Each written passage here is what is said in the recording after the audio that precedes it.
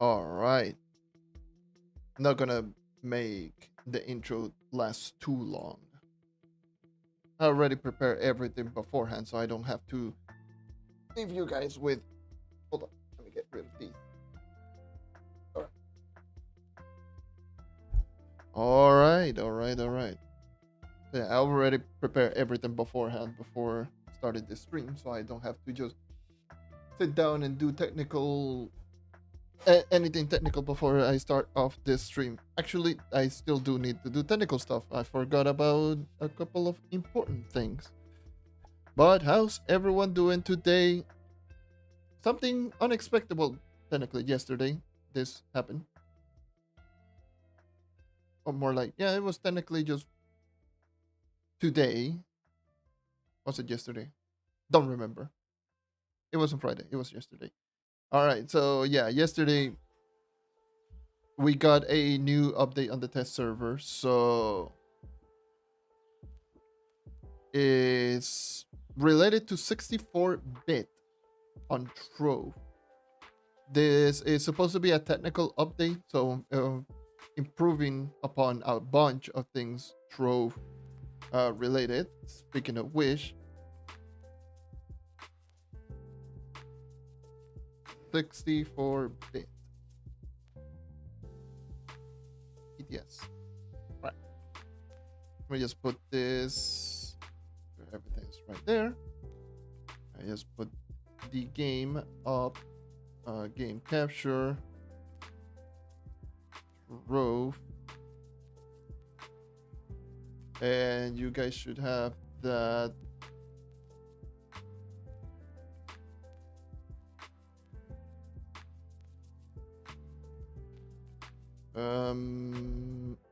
Hold on, everyone. I am currently doing some technical stuff, just making sure everything is watchable, and then I'll just watch chat and just answer all of those questions.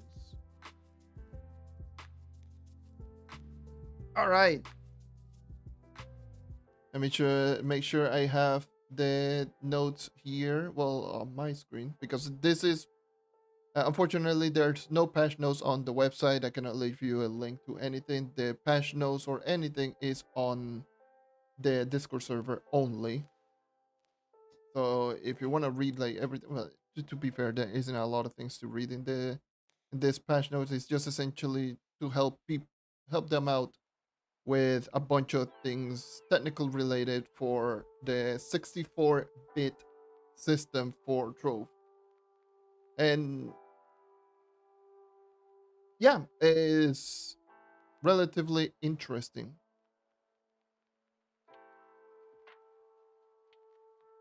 All right.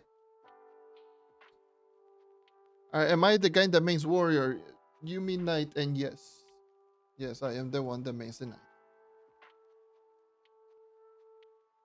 And yeah, have I seen the knight buff? I have. Yes, I have. I did. I was one that was doing the testing during, the original test server a little while back before Mystic Rings came out. So, yes. There is one thing that I want to check. Well, two things, in fact.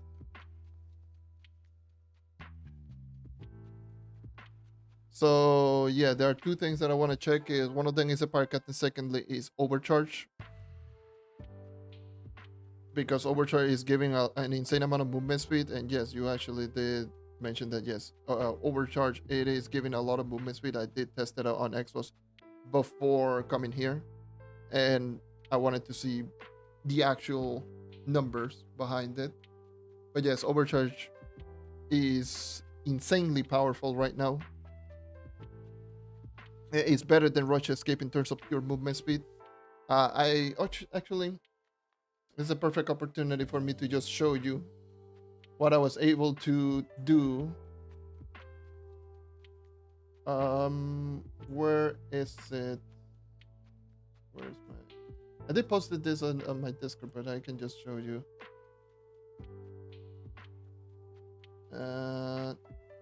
Actually, why am I doing this like this? I can just go find. Do I have image. Do I have something like an image or like an extra image? Because I know I had two images. This is, oh, this is this.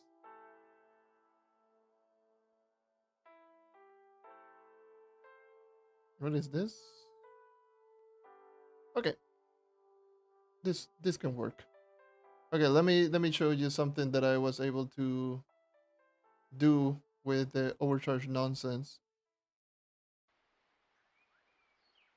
Uh, done image.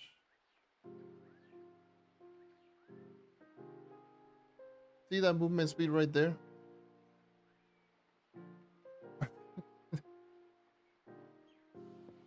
Yeah, that was my night. That was me just doing testing with overcharge. There's the movement speed that I was able to get. I did some quick ring swaps and I just saw my movement speed jump up to 521. I was like, oh.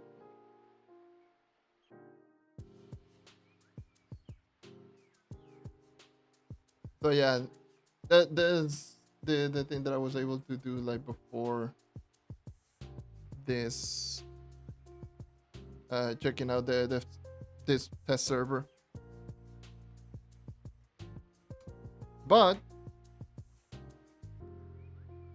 in the meantime, I do have a lot of rings. So I will try to get an overcharge. That was relatively quickly. What rings do I have? I have momentum shift, rush escape. Do I have mystic ring loops? Overcharge.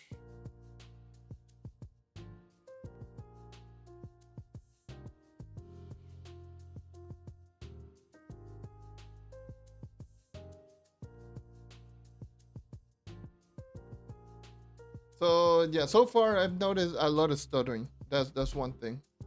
There have been quite a bit of stuttering. Been problem loading in the game, at least for me. And keep in mind that I do have a much better PC that I used to have. Granted, yes, I do have plenty of like some tabs here and there, but I was getting lag spikes even before this, all of this. So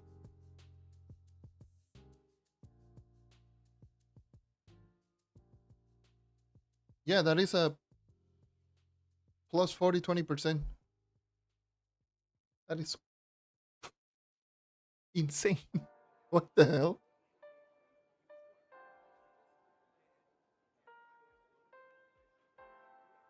That is actually insane. Because you're seeing right there, that is like on the left is 131. That's my actual base movement speed. And then the base that you're seeing right there above, that is with overcharge. That is plus 40, 20%.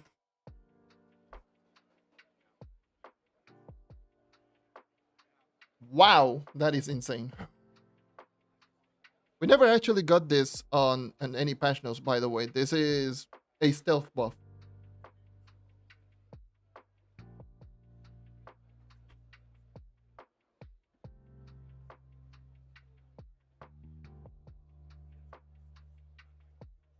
I was able to test out and max movement speed. I have close to max movement speed, and max movement speed overcharge is better. It gives. I believe my max movement speed with overcharge was like 405, and max movement speed with rush escape was 399. So it's like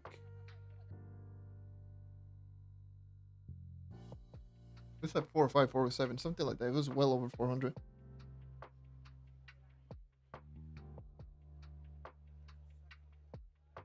Like with both.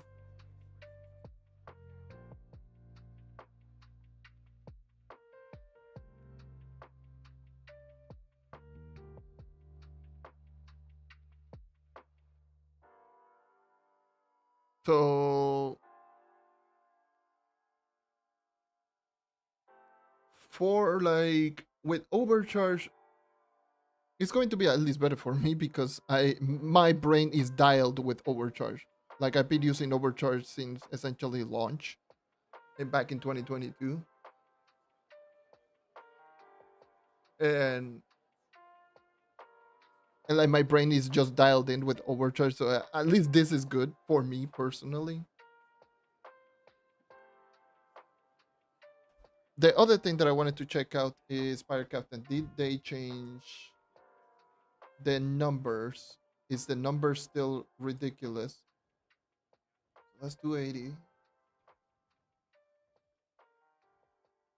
Come on, level up. 14. 14. Yeah, they actually nerfed the Pirate Captain once again. Or they went back down in the damage because with this exact same stats with the Pirate Captain before this update came into the live server, I was let me just check. I can actually just tell you how much damage I was doing because I haven't changed anything with the Pirate Captain. Because that was something that I was just very curious right now. So let me just go over here. Do I have...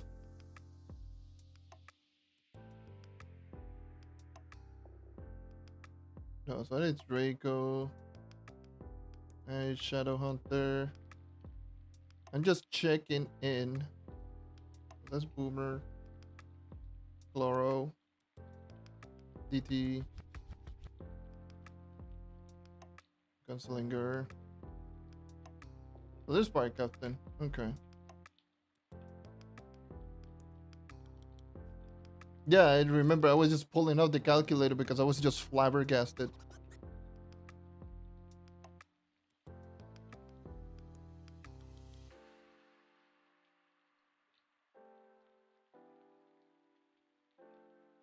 So let me just pull this right here for you guys. So you can actually see that I am not lying when I'm saying this.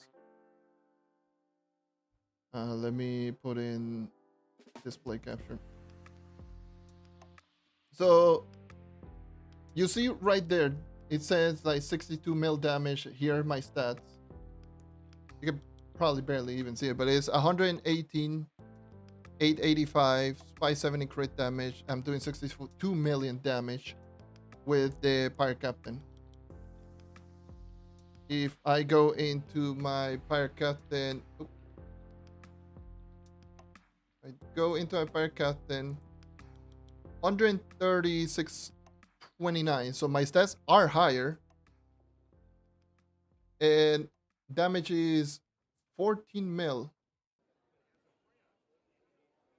It was 62 million damage with less stats, and I am doing now 14 with a little bit more stats. But yeah, the Pirate Captain did get tuned down to what it used to be. Let me just pull this up. So you see that I am not crazy.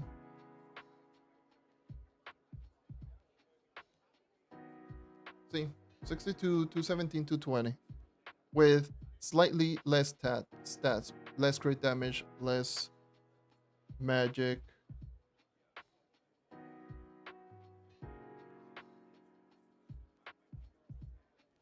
One 876, 629. So that I have like 12,000. I'm checking the difference right now. 12,000 more magic damage and 59 more crit damage. Yeah, 59 more crit damage, 12,000 more magic damage, and the damage is way, way less. That's really interesting, to say the least. Okay. So that is definitely a thing that happened. Maybe there's a lot of other stuff that we don't know about this patch note. Those are two things, two pretty significant changes that we got from test server to live, and we never got patch notes. So good on the devs. But what is more impressive is definitely the overcharge changes. Now potentially, I don't know if this is a bug, by the way. I don't think it is a bug. I think this is one of those buffs that they added into the game but never mentioned it, which happens quite often. Which is what happened with like Boomeranger with Blast Ball when it got nerfed. It's the same thing. Now, I would like to just point out certain things. Now, actually, in fact, I pressed the wrong button. Do I have my controller?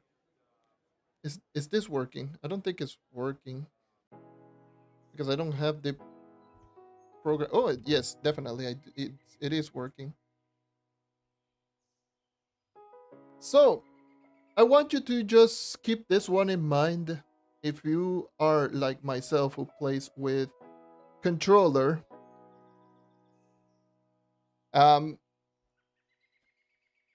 they kind of messed up some of the buttons with the controller,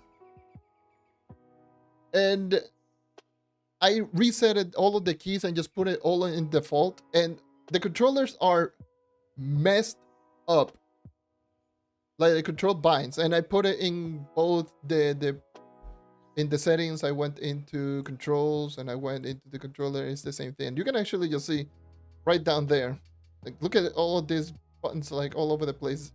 Dodge is on shift on a controller setup, which is crazy to think about.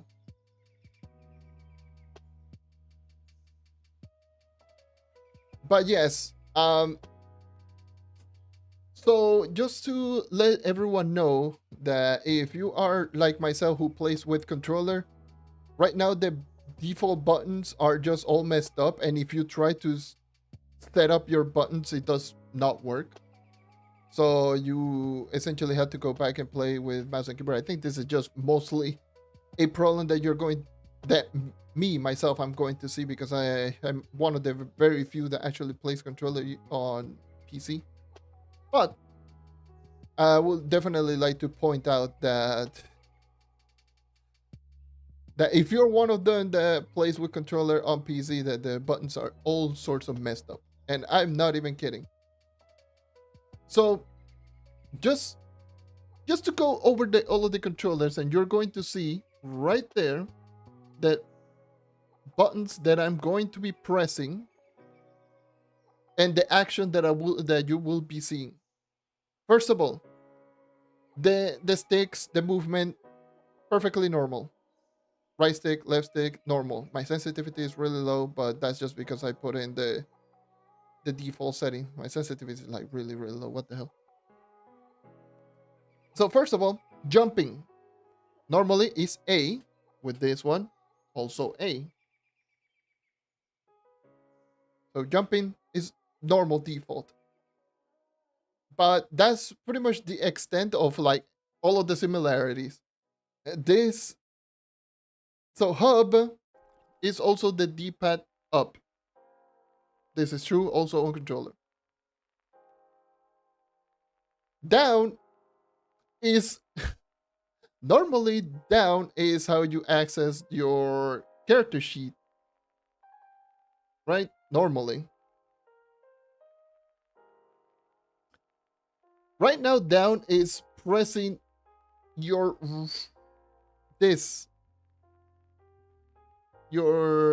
second hotbar.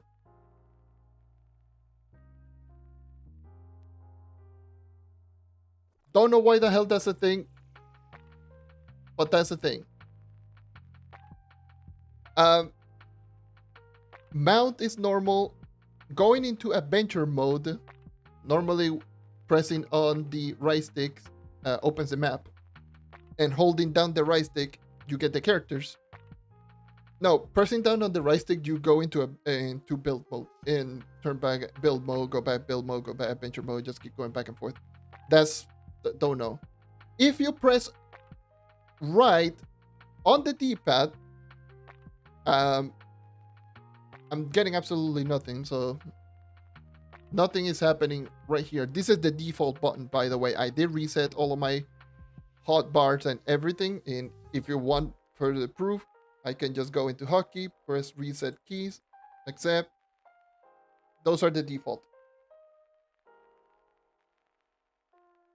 If I press right, left on the D-pad, I also get nothing, even if I hold down. Let me see if I just check on controls and go into controllers, see if they do any other function. No map, no nothing, nope, nothing. I don't know how the hell did they manage to mess this one up so badly.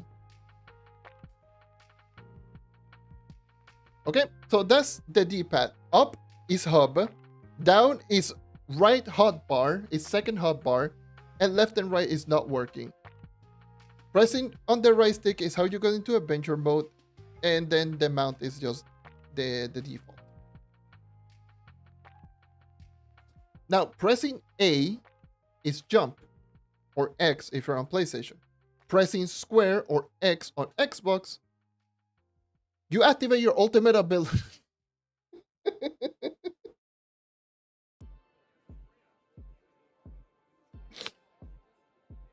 So yeah, pressing your square on PlayStation, X on Xbox is your ultimate ability button. Pressing B or circle for PlayStation is your secondary ability. So secondary ability, your Spirit Squire, your Stasis Blaze, your whatever. Essentially, the second ability is B or circle. Y is normally flask. By the way, B is dodge.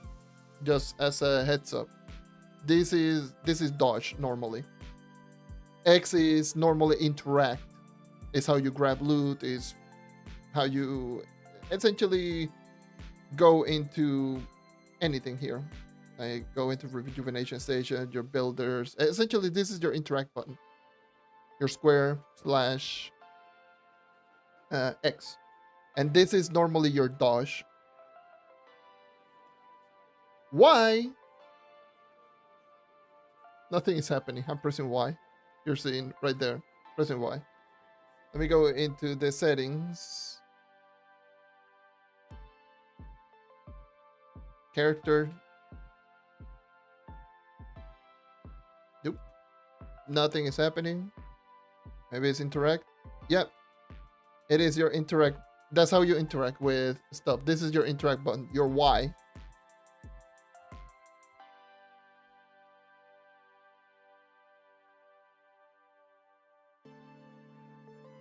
So Y is interact, not your flask. Your R1 or right bumper is your left hotbar. So in my case, it's my bombs. Your L1 or left bumper is your flask. That's where your flasks are located. So your flask is going to be your left bumper or L1.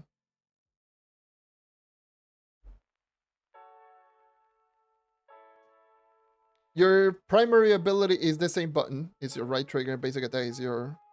Well, basic attack is right. First ability is left trigger. And that's it. There is no dodge button. There is no opening your character sheet, no opening your map. Like, none of that. Like, there's nothing. Pretty much everything is so messed up for a controller player. Hopefully it gets fixed. So, because the controller is all sorts of messed up, I will be using mouse and keyboard.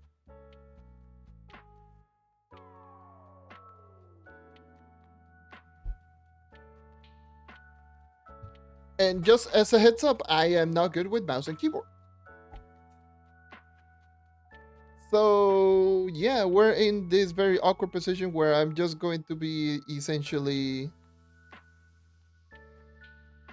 playing weird, awkward as Trove because I'm not used to just playing mouse and keyboard like at all. I don't know what the hell happened with all of the keybinds, but I what in the Frankenstein hell am I just witnessing? I have no clue. Now, let me just explain what is the 64-bit well, if it's 64-bit or as far as we know. Jesus, I can't speak to save my life. So, 64-bit tech test incoming, or the tech test. This is a technical update essentially, which is going to add in a 64-bit system. Well, it's going to make Trove into a 64-bit system instead of a 32. Normally, Trove is a 32-bit system. Now it's going to be 64. So, for those who don't know, let me just again, it's just essentially better support in general for like the game, better technical support. But just to read it out here out loud, it's just essentially to help the game process a little bit more, if just to put it in more simpler terms. But just to read it right here, the actual definition, it says a 64-bit combat is a modern computer architecture that process data in 64-bit chunks, allowing it to handle vastly random access memory, or RAM, and performs complex tasks more efficiently than a 32-bit system. So essentially, it's just going to perform everything just a little bit better.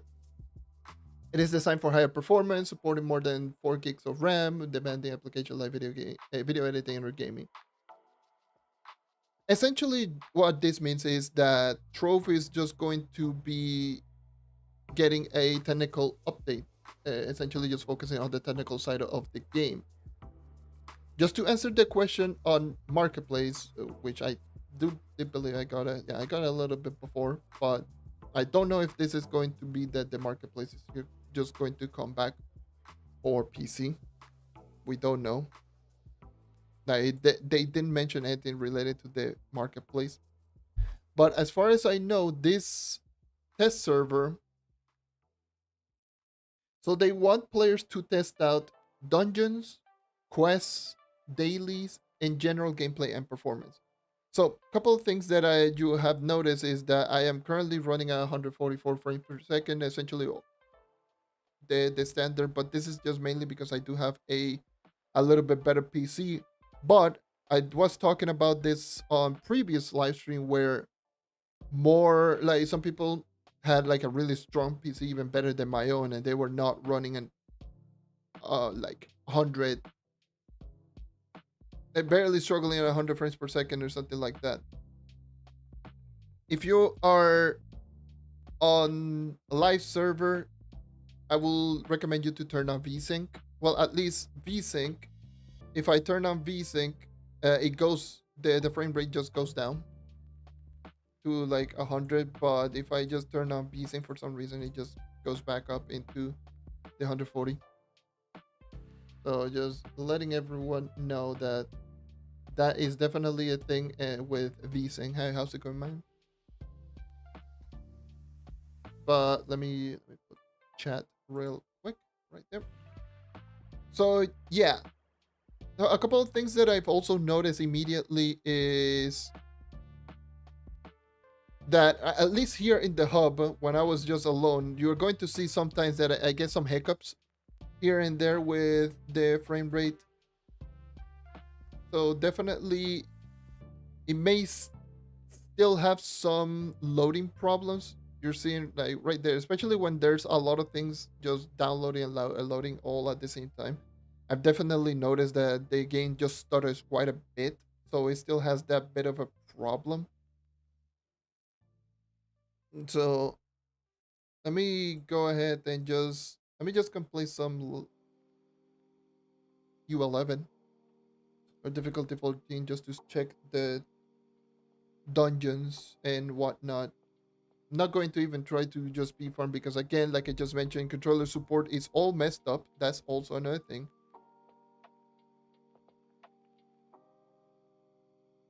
I will be using the insane overcharge, which I'm so surprised that's a good thing that about like being able to check the proper stats on PC, because I did not know that. I did not know anything about the overcharge. I definitely noticed that my character was running really fast, but I thought I was like, you know what, this is something that maybe I'm just used to, or I'm not used to using the character as much anymore because I haven't been playing the game as much. And I was like, oh my god, my knight is just way faster, or like really fast. But no, it turns out that Overcharge is just really, really good right now. Like insanely good.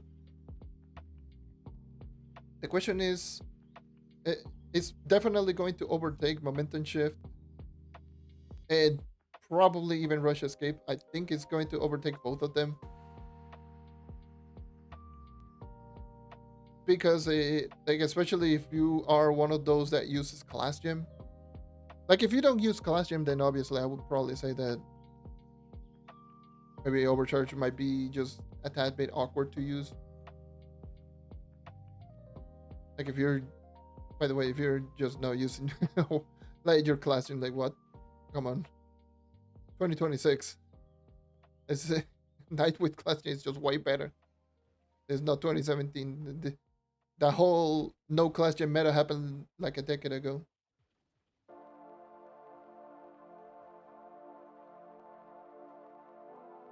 I'm so bad with like completing with mouse and keyboard. Like I am not used to playing with MK. Like I'm not noticing the hiccups every single time that I complete the dungeon. That's one thing to keep in note. The run, like you can actually just see that the frame rate is running very, very smooth. At least over here. Oh, that's definitely a hiccup. It's like very small sometimes, but I definitely, it's just way less than normal.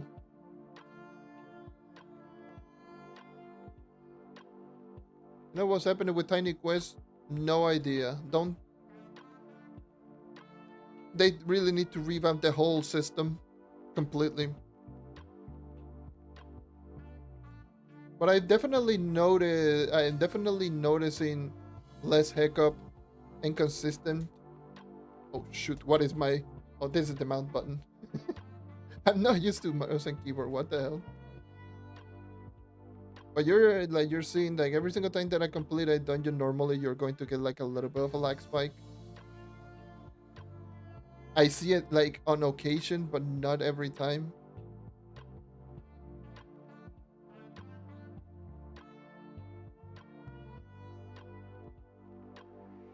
God damn, I feel like such a scrub.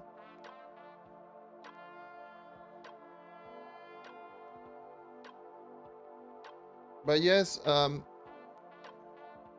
this is a new update called, it's just a 64-bit tech test. Is something that we got on Discord. It literally just appeared yesterday. This is essentially to improve the whole system in general with Trove, just to make it more god damn it, pressing the wrong button, just to make the game like smoother. This is a technical update essentially. So far in terms of dungeons, like I'm noticing maybe some hiccups here and there, but not so much whenever I complete a dungeon. Definitely the hub, I was noticing a lot of lag spikes, like really bad. Definitely on the hub. I also need to check out store. Let me just buy the news pack. No lags, none of that lag nonsense. Let me just go into a different world portal.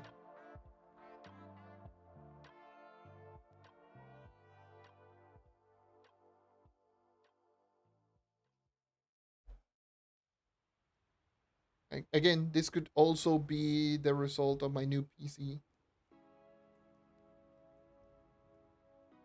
I just complete 5 dungeons. There we go. Do 10. Complete a quest over here. Also checking out some loadings.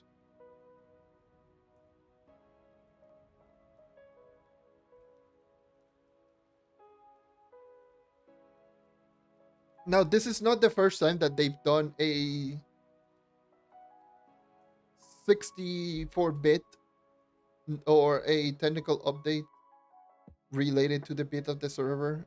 Uh, Previously, the last time that we got something like this was on Shadowy Spotlight, like back in 2022. Like in 2022, we got Shadowy Spotlight where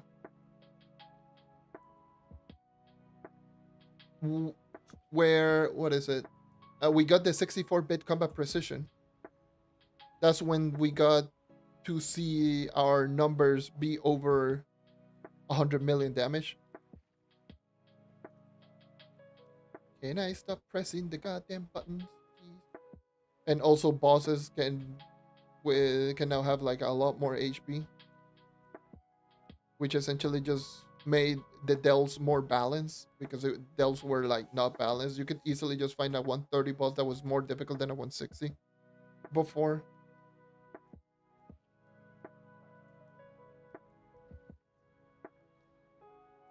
So with the 64-bit combat precision, that was that, and I believe they improve upon like a bunch of the projectiles. I believe this is not going to this is going to mainly focus on the technical side, like the how the game loads dungeons and the frame rate.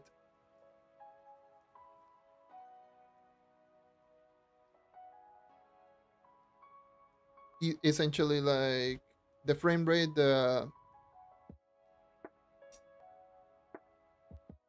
it's pretty much just everything that everything related to the server. I don't think it's going to be like what is it like internet, like the actual internet lag. I don't know if they done anything like that, and even if they have, like it is difficult to test because there aren't very many people, if any, considering like it is so bad to enter the test server right now. Like in order for you to actually enter the test server, you need to download the latest update, go into your program file folders, delete, not delete, like rename the name for the Trove test server. Like in the test server folder, your Trove's exe file got renamed to Trove underscore 64-bit. You had to remove the underscore 64-bit and just put it back into Trove, essentially Trove.exe, and then go back into the live server language pack, copy the language folder, and then just paste it on the test server. So you have to do all of that so that you can enter the test server. Because otherwise, you're going to get nothing but just like errors and whatnot. What the hell am I going?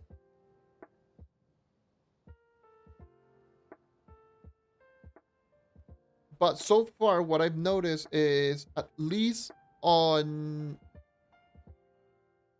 the hub is definitely noticeably laggier than everything else. Let me go into a club world that probably has a bunch of VFX and a bunch of like buildings and such.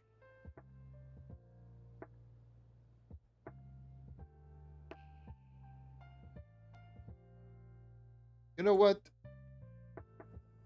Go ultra. Let's go ultra graphics.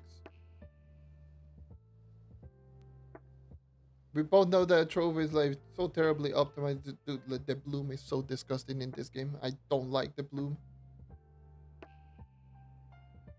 This game with ultra graphic like really just doesn't work. Just doesn't look great. Just like SSAO and Bloom, to me, those two are just so ass.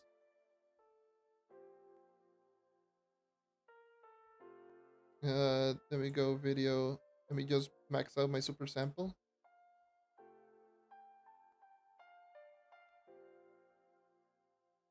Like, normally super sample kills your PC, and this is with a lot of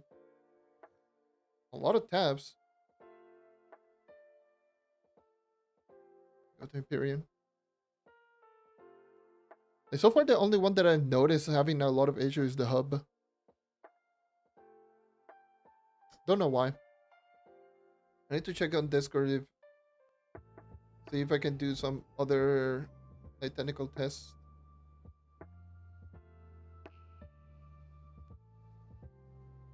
Let me check on Discord.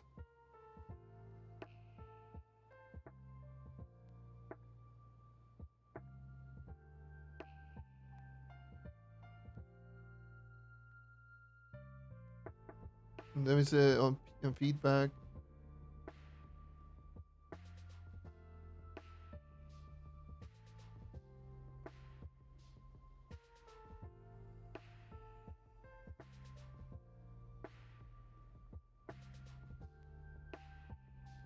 A lot of people are just talking about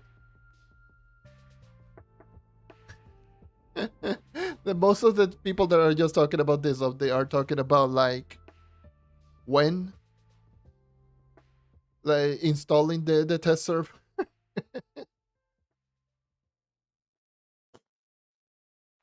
Yeah, it is. It's just it kind of sucks, but hey, they did explain that in detail, and it is very easy to check it out.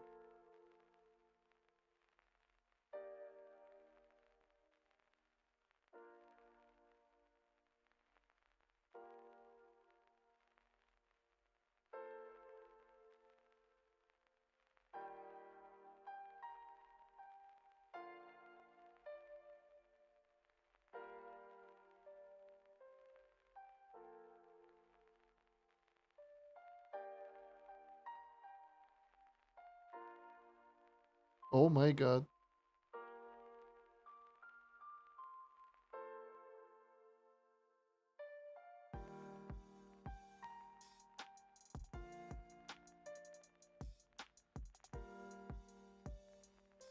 Hmm.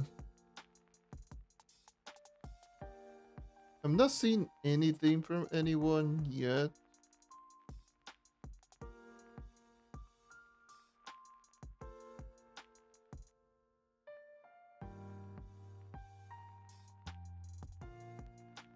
Just feel yeah, it feels more reactive, less like that's probably supposed to be what the update is all about. It's supposed to be the game supposed to feel. Let me go to the hub. Now that I have max graphics, let me go to the hub. That I noticed that I was having a lot of trouble.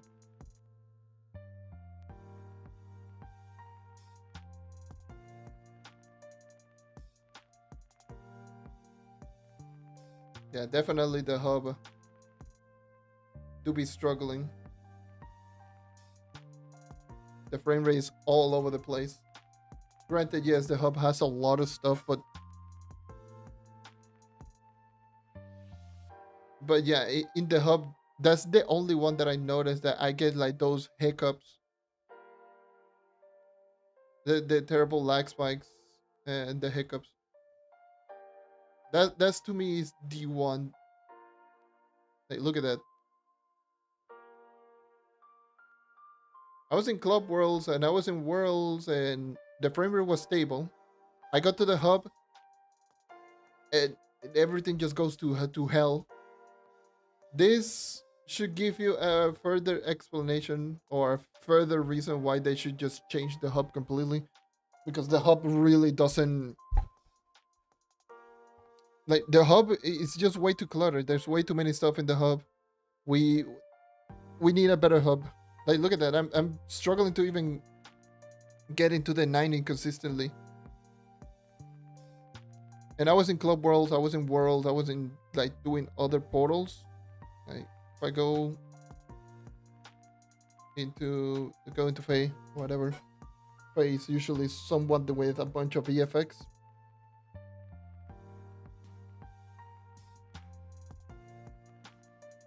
Go over here. went back to stable 140. Same with maximum graphics.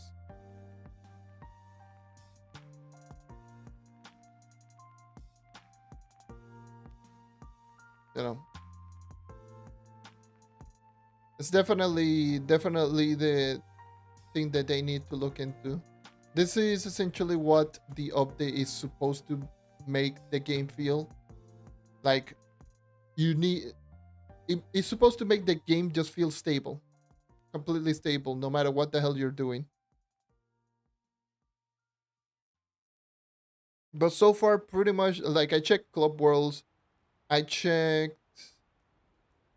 regular adventure portals, and granted, yes, I haven't checked a place with a bunch of players because there aren't very many players. But pretty much everything thus far, it seems to be stable with the exception of the hub.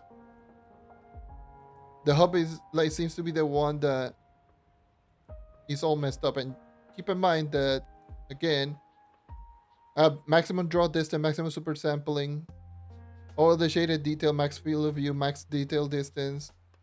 Let me go into max VFX quality as well.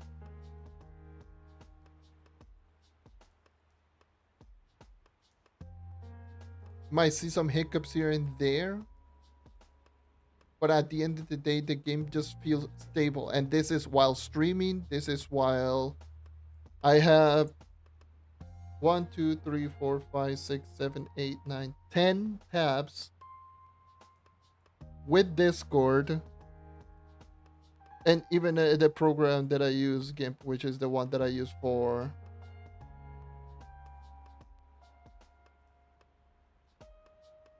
for to make my thumbnails and such. I got way too many programs, way too many stuff, and the game is running stable at maximum. And a crash. Okay, I spoke too soon. First crash of the day. That's just Trove.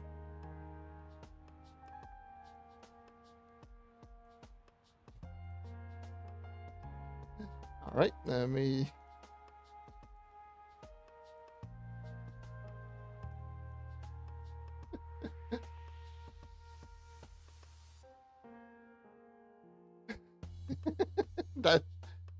That's just hilarious. That's just Trove being Trove. I spoke too soon. Why is it having so much trouble booting up?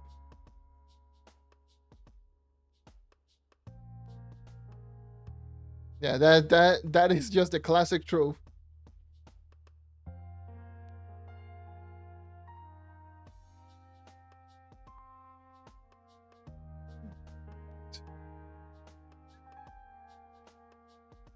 Yeah. The full Trove experience. You had to crash at least once. Ooh, I'm noticing some hiccups now that I just logged in. Just moving my camera left and right a little bit.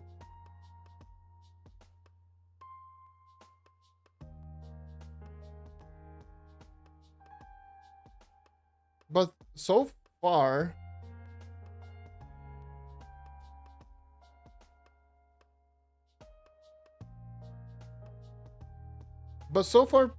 technically, it still functions. I still don't like these being in the game. I think this needs to be changed.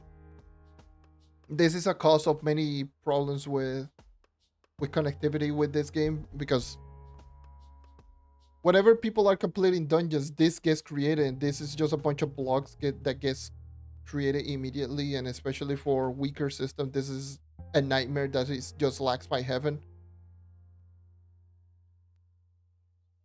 I think that needs to be just either removed or just changed into maybe like VFX or something, so that you don't have to be loading in a bunch of blocks every single time that you complete a dungeon, especially for areas where you're speed farming. If you're speed farming, then naturally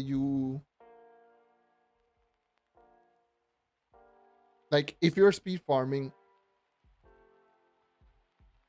you're going to be completing dungeons like every 8 to 10 seconds.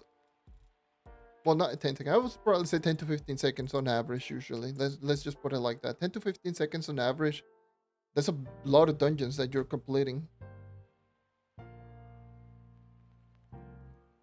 and that could easily just cause lag more and more and more as time goes on. That to me is something that needs to be removed completely, because it's just downloading a bunch of blocks that it can just create so many issues with the server.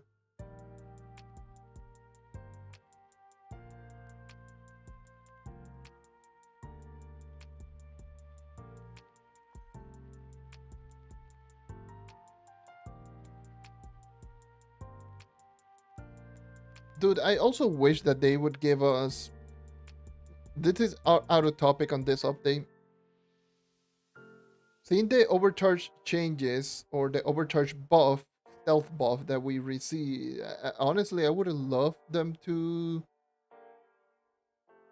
give us, I don't know, more like the patch notes. Be really nice. Yeah, I would probably say that would be really nice, but it's difficult to test it out with barely any players, especially considering how awful is to open up the test server. It's going to be like really really difficult.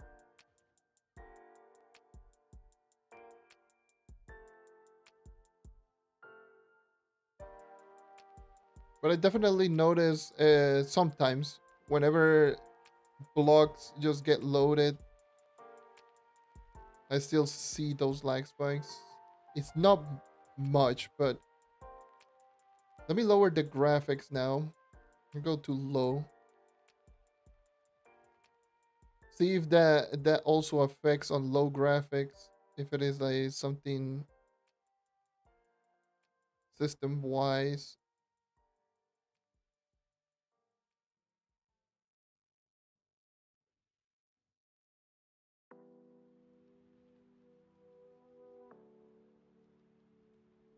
Hmm?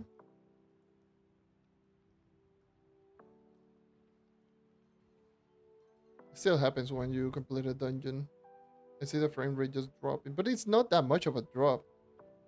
But it is a drop regardless. So yeah, that should give you a pretty good reason on Jesus Christ. The draw distance is like non-existent on low graphics. I'll go high. Uh, detail distance. Super sample shader detail. Can I? I got like 60 detail. IO like let me just go into 165 when the anti-aliasing. I'm pretty sure this is like mostly like the standard that you're going to see in something like console. Or more like people play with SSAO. I hate the SSAO, by the way. I don't like SSAO. This is what most people you're going to see most people end up using. For the most part, SSAO is this shade that you do see next to the blocks, which also appears on your character, giving it more shading to the character. Like me personally, I always play without it. It removes all of those shading. Like I always play without it. But I believe the default on console is with it. But I remember removing it because since I used to play on like old Xbox, like the very first gen Xbox One, I would just remove that just to better a little bit on the frame rate.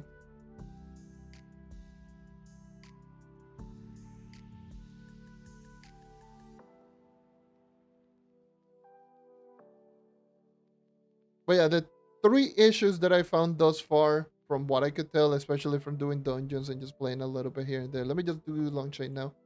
Do 5-star dungeons. Let's test that one out now. Um, the couple of problems that I noticed is first of all the controller is all messed up. Like the hell is this Frankenstein as BS? Like why the hell am I pressing my right bumper just to throw my bombs? Like what? Okay. Like the controller setup is all messed up. Hopefully that gets just fixed or just turned back to what it's supposed to be. Those lag spikes when stuff loads in is definitely noticeable.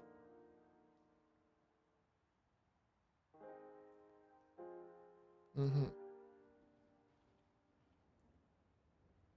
I do see certain hiccups here and there for the system, but it's not that much. It doesn't.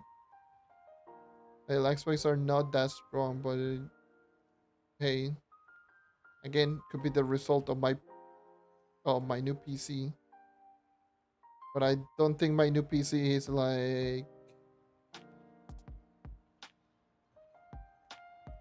so insane to the point that even with 10 tabs plus streaming plus many other stuff in it,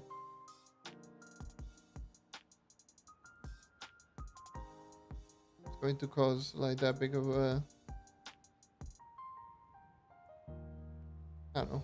I think it doesn't make it less problematic, if I would say. Like, I think those are really big resource consumption. Jesus Christ. They've also just changed the knockback on the knife from what I've noticed as well. Remember, like on the test server, that the knockback was just absolutely horrid on the night. They seem to revert it back to what it's supposed to be. Thank God. Because I was just sending enemies across the map on the test server. Now I can just easily just stand still and just whack them.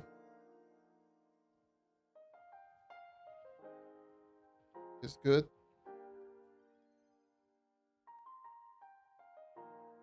But yeah, this is this has to go. This X has to go. Unfortunately, I know it's been a part since the beginning of the game, but that has to go. It creates so much lag spike. Definitely notice lag spikes every single time that a chunk loads in, but it's not as bad as it normally is. But it is there. It's still there. The hub is still ass to navigate. The hub is like the worst part yet. And we cannot still test that with multiple players because there aren't very many players. And that, like, look at that. Those chunk and load errors are definitely noticeable. And also, please, for the love of God, give us patch notes or whenever you do changes, because holy Jesus, what the hell are you doing? Just not saying that Pirate Captain's damage just went back to like, or at least on the first main turret, went back to being ass, and also the nice overcharge is so disgustingly broken as hell. Now it is no longer overcharge, it's super overcharge.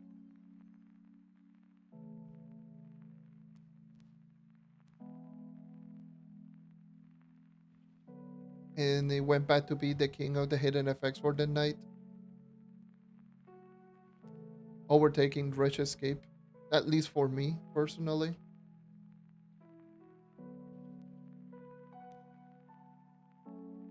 Now I had to get another Mystic Ring, and now this time around with with Overcharge. God damn it! Like I believe on live, I'm like very close to getting Prime, but I need to get 2 Primes again, or at least a minimum of 2 Primes.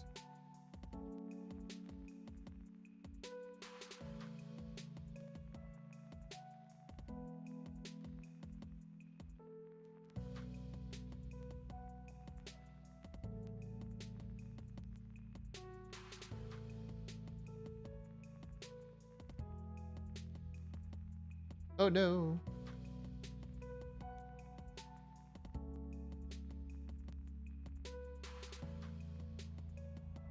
that I hate.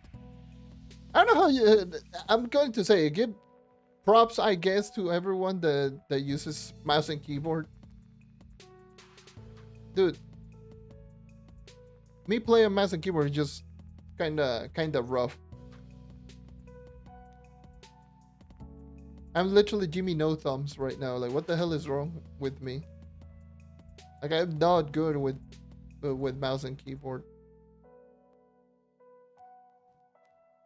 Oh, what the hell? Why did I do a smash?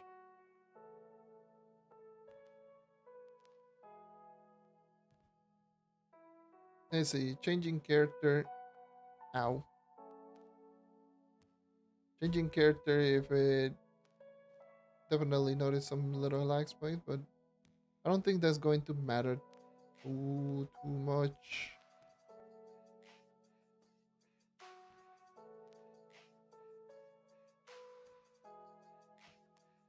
With that, I need to also, I don't need to, but checking out all of the hidden effects on all of the characters now is something that has to be done, because if we got some big changes like for Overcharge, something else needs to happen. They really, really, really should be giving the players all of the changes, at least for the patch note. Like I did mention this in my previous live stream. One of my problem with devs is like they think that they leave the players to be the one to discover literally everything and anything, rather than them just giving us the information. Rather than like the players don't even know how to read, let alone,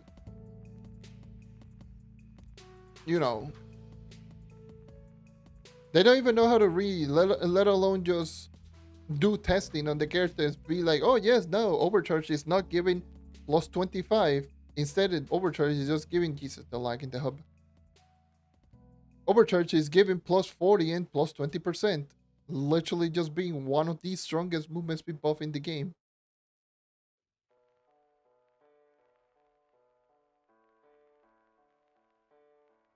Making the Knight one of the characters that can reach 400 movement speed. Like, no problem. Well, not necessarily no problem, but it is achievable.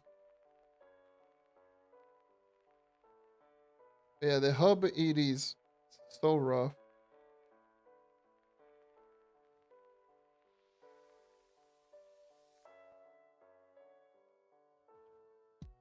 The hub is kind of rough.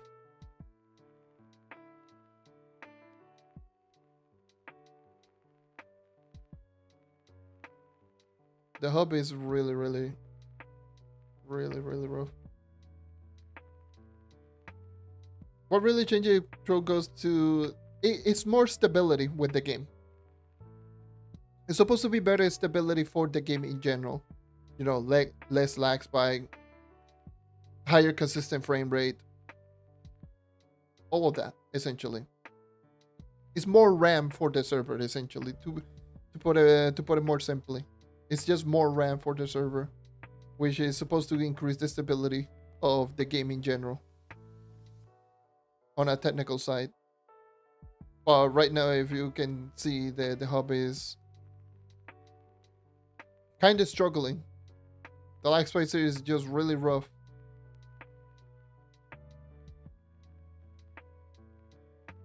It especially happens a lot when I'm just running around here in the middle. Even after all of the things did load in.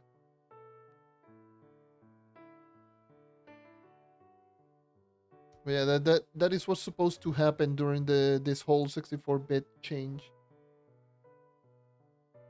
So they did tell us, or they added, we need your help testing dungeons, quests, dailies, and general gameplay and performance. This is to improve the stability before the release. So I would assume this is going to release sooner than we think.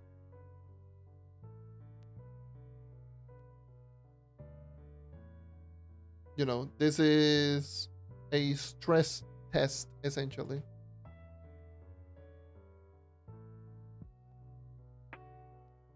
On 500 piñata. Let me do that. Actually, I should have plenty of piñatas on me. I don't. Maybe. I don't know. That could definitely be something to check it out. Maybe I don't have piñatas. Actually. Hold on. Do I not have piñatas? Like a lot of piñatas. Like I think I like. There's 5 here. 5 here. There's 200 here. Do I have? I got 6. I got 300. I could throw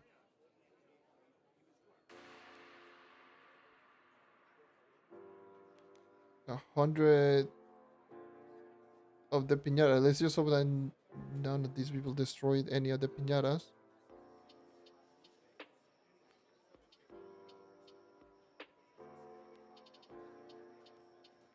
But I was doing dungeons relatively fine. The frame rate was just consistent. I even put it at the highest graphics possible that the game has, with 4 times super sampling, maximum draw distance, maximum details, shading, everything. And the game was stable on regular adventure worlds.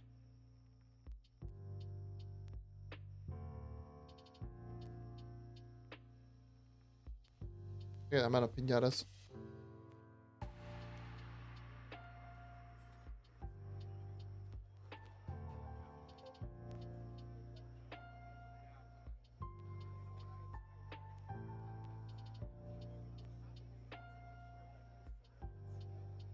I don't know how many I had, but I think this is like 120 of them, give or take.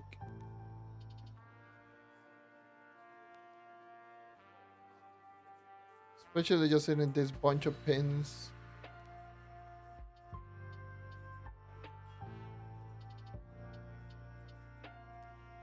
Hold on with the barbarian. Do I even have candy barbarian? This class gym? I don't think I do. No, I don't have class.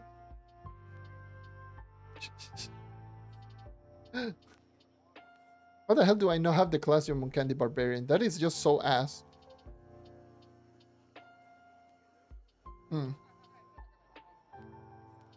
This is awkward.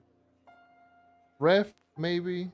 But Ref is going to destroy them because it's going to do damage.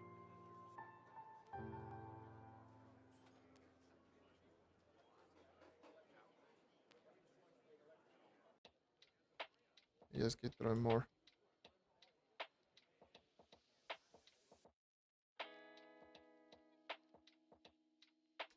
Do I have chrono? I don't have chrono.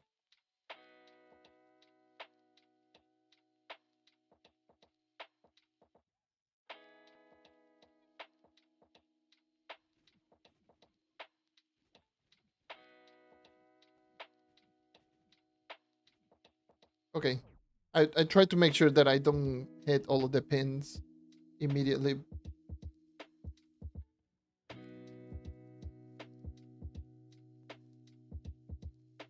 Yeah, that.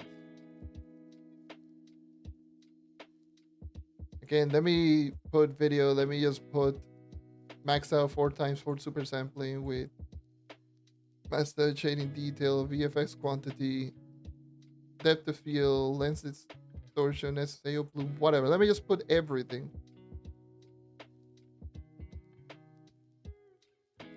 Ew. Trove looks a little bit gross.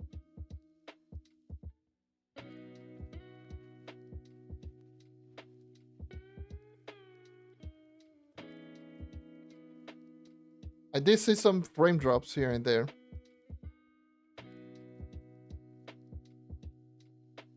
I wait until all the pins just recover a little bit HP.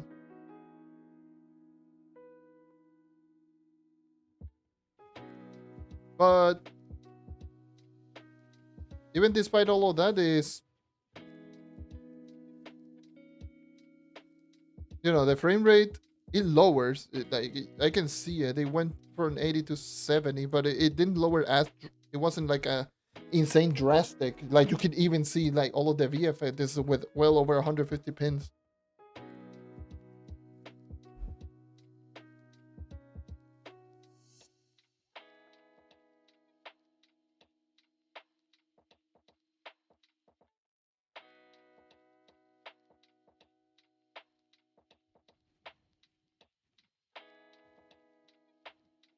Genuinely, Pins, can you just recover?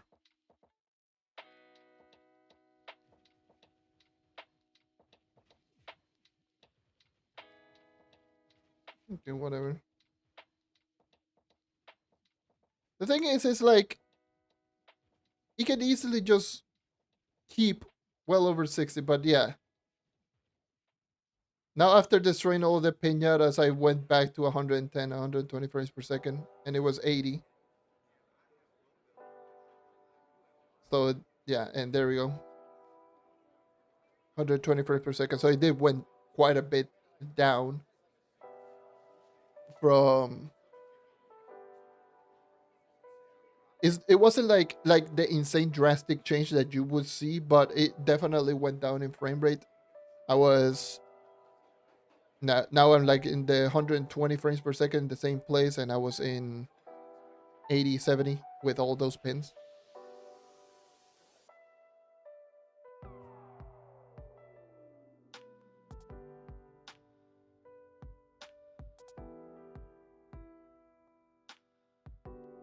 Still, regardless, that's pretty impressive, not gonna lie.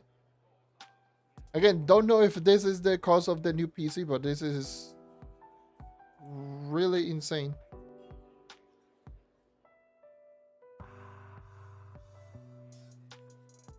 Oh, there's a pin. There's some pin that just lying around all over the place.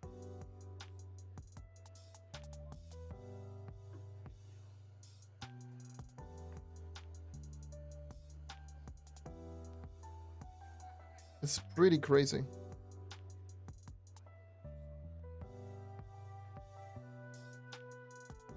I has to be meta. I want to know with that movement. Overbank Guardian, don't think so, but it's definitely pretty insane.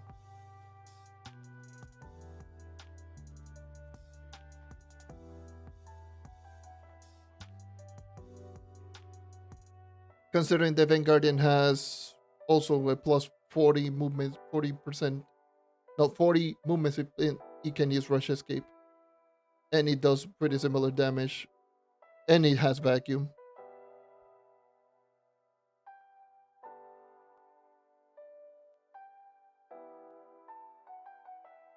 But yeah, most definitely Knight with. I mean, Knight has always been one of the best speed farming class. I've mentioned this when Mystic Gem got added into the game. I was like, Knight is one of the best speed farming class. I know this for a fact because Knight has always been one of the best speed farming class.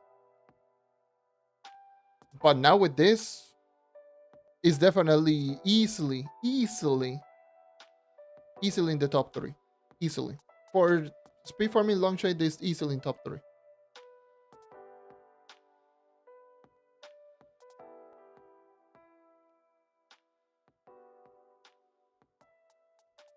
Because it's where like the only thing that the Knight kind of lack is, oh my god, the lag spikes on the hub is like it's so bad.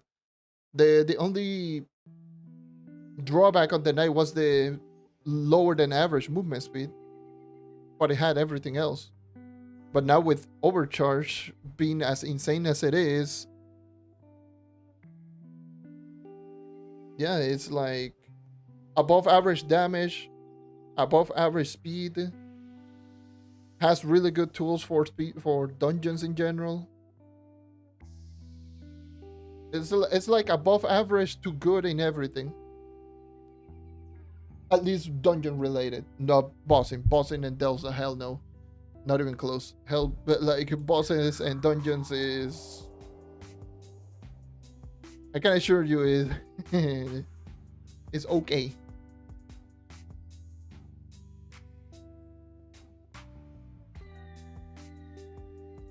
Like it literally just has the Knight has literally everything that you want for a dungeon class. The thing that the class didn't have was a very strong movement speed. The strongest movement speed was Overcharge before this buff, before this whole changes. Why is the music so freaking loud? It's so loud on my headset. Let me just take away my headset. I just trying to speak and the music just destroying my ears. But what I was saying. So yeah, then I literally had everything that you wanted on a class. It had an insanely strong basic attack. It had a really good ability. It was extremely consistent overall because pretty much the only thing that you do is basic and spirit square. Those are the only two things that you do. And since the damage was high, the movement speed was very, very consistent, and it had really good consistent burst because basic attack was fast, spirit square is instant. It's essentially had everything that you wanted on a class. The only thing is that with the previous overcharge or overcharge before this update was plus 25 movement speed. And plus 25 movement speed, it was above average, yes, but comparable to a lot of the characters, like it wasn't even necessarily that much higher. Like for example, before, again, let me just talk about before this update. So before the latest update, Bard had a plus 40% movement speed. Vanguardian had a plus 30. Dinotamer plus 40. Lunar Lancer plus 85% with Need for Speed. Boomeranger technically has a plus 30, but I really don't like the Boomeranger movement speed buff. But yeah, it technically has a plus 30. Candy Barbarian with 50% total movement speed plus 40% plus base 40 with the passive. Neo Ninja with plus 50% and the forward momentum with the Shadow Flip. Shadowhunter with 40%. Ice Age with plus 50. Was it 50? Or was it 40? I think it's plus 50. But it's from old, regardless. And then there was the Naya plus 25. So pretty much essentially every other class had like an equal or stronger movement speed buff than the Knight. But then all of a sudden the Knight with Overcharge now has a plus 40 and 20%.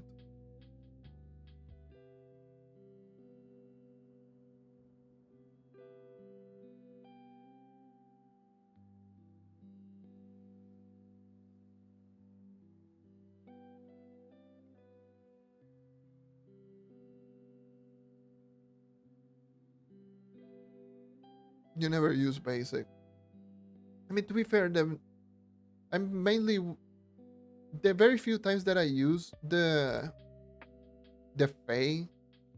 I don't use this class very often. I would mainly just use the basic attack for building speed.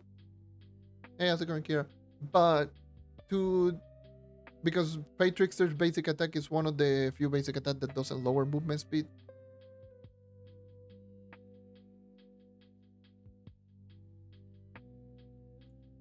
You know, can do this. Yeah, it doesn't lower your movement speed whatsoever, like at all.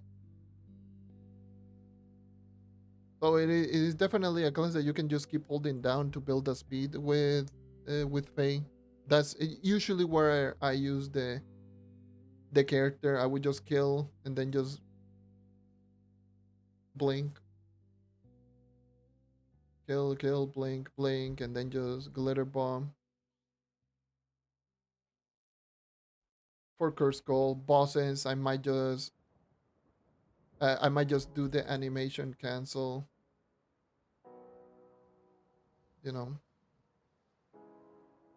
because Fae is one of those classes that do have animation canceling.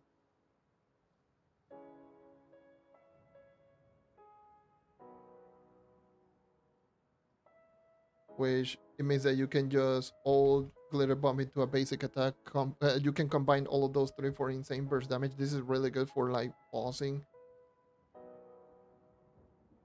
It's a thing that I do sometimes with Fae. Let me just get rid of the bloom. Holy. Let me just get rid of all of these.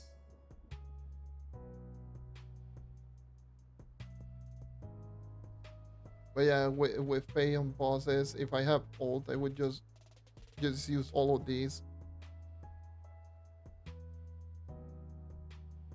But yeah, at least for Fae, I don't know, Fae could be an interesting class to pick up sometimes, if I'm being honest.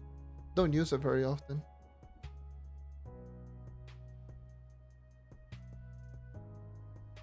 But right now, I really want to get a Now I really want to get an Overcharge Mystic ring. I still have my Overcharge C4.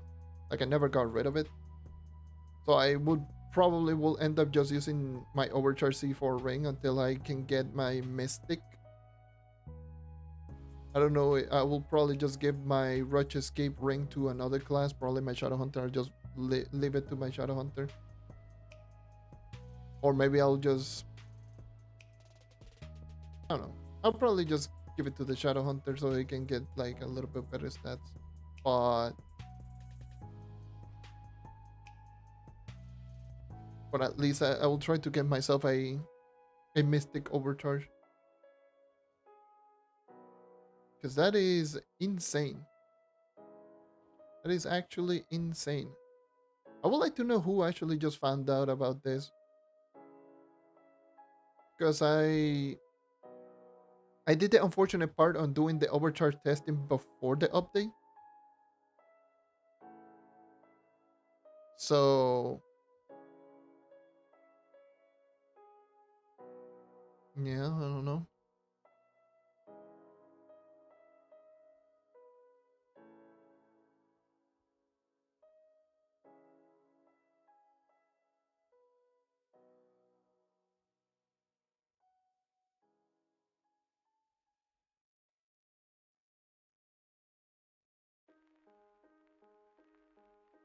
And from what I've heard, it's like 240 movement speed. That's when Rush Escape starts to overtake Overcharge.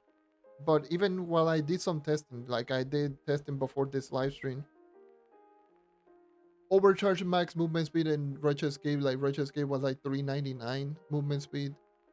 Overcharge was still 405, and I have 149 base movement speed.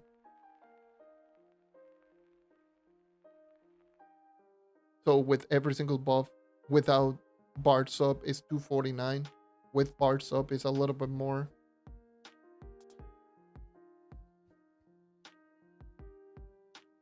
Probably is going to be better for those who don't use Bard sub, because I use Bard sub. That's the thing. I personally like to use the Bard subclass. I'm pretty sure most people will end up using Solarian subclass. So I think Rush Escape is going to be better for that.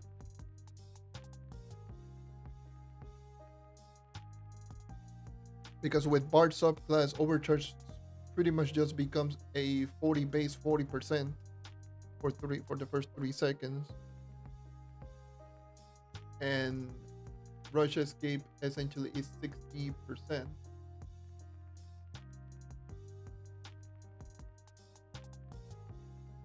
with Bard sub for the first 3 seconds. I need to double check. Hold on. I don't even care, honestly, if I'm being honest.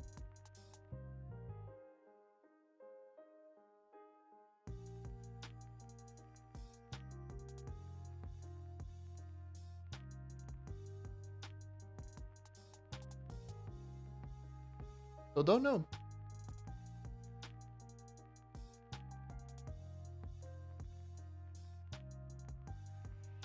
I guess I'll just stand here for a little bit.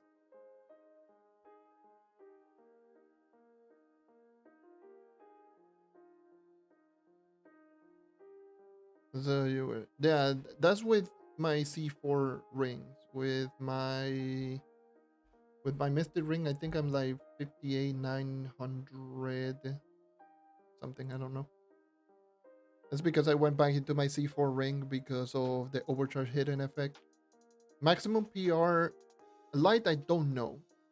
I don't remember the light maximum. It's not that much different than it used to be before.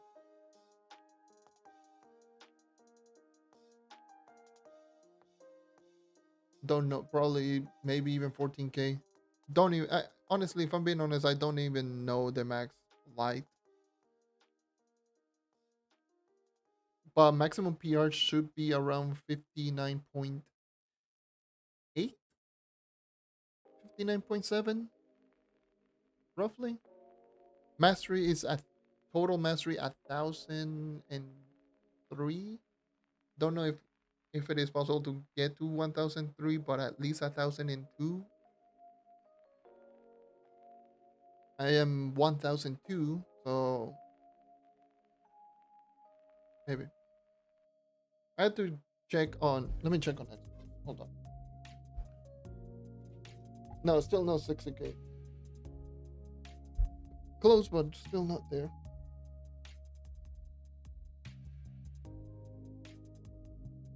Just God damn it.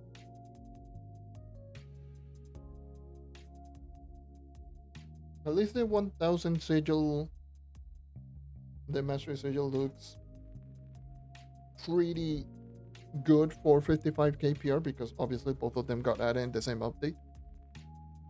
But looks a little bit small, if I'm being honest.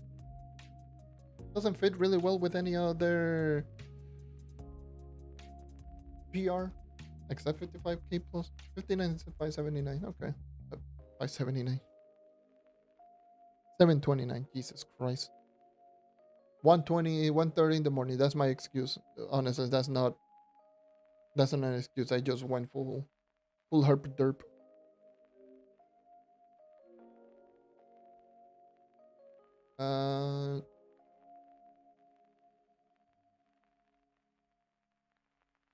Did they scrap Tiny Quest? They pushed it back, yes. They push Tiny Quest back.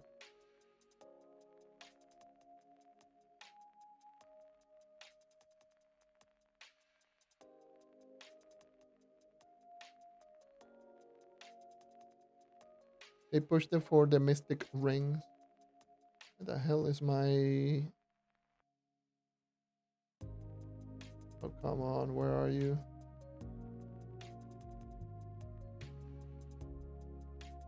Yeah, that was the ally update.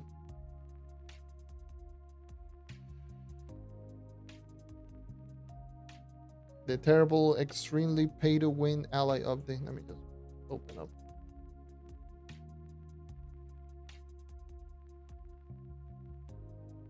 Come on.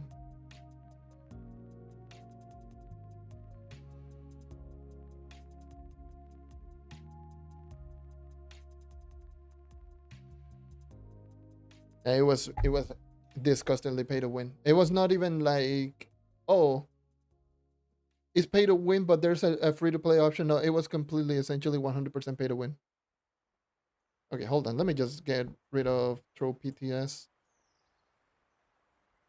Like, I cannot even, like, my capture card is not even loading in.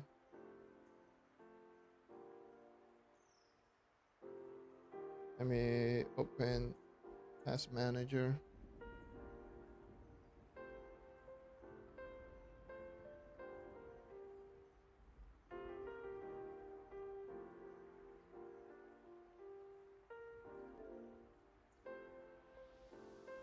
Let me go ahead and just, yeah, lose connection to the game server.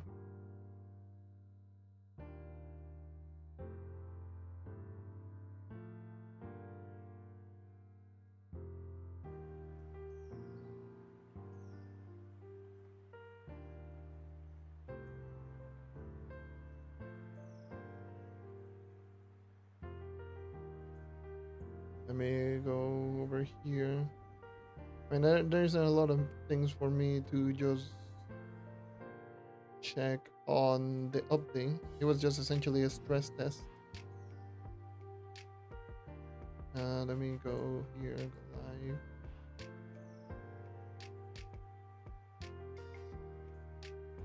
Holidays, green.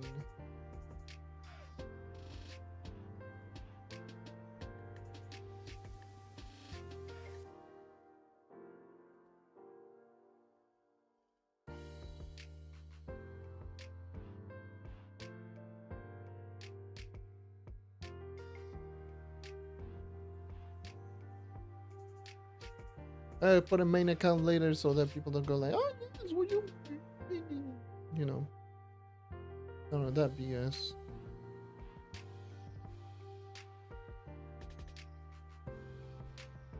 There we go.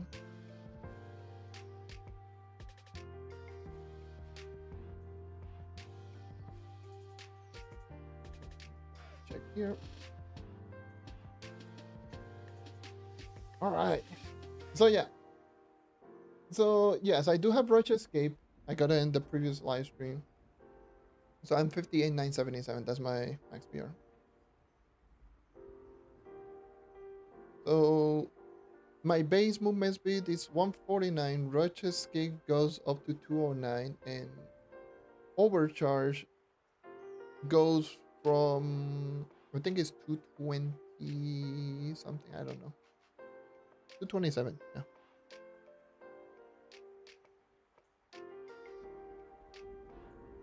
And for me to actually just check out max movement speed, I will go into like Geotopside, go into a swarm or something like that.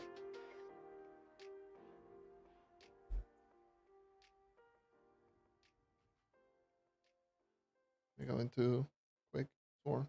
This loadings. Hopefully this update, this 64-bit nonsense actually fix these stupid ass loadings that are like this bad.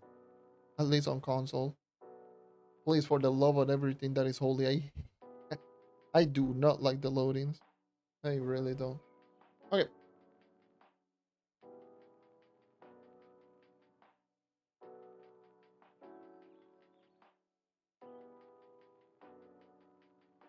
Let's see if I can just find a swarm. What's the curse called? Let me. Can you like stop this swarm? Are you a swarm? You're not a swarm. I would prefer the the whole thing to be a swarm, the curse call, because there's higher chances of proccing Pyrodis.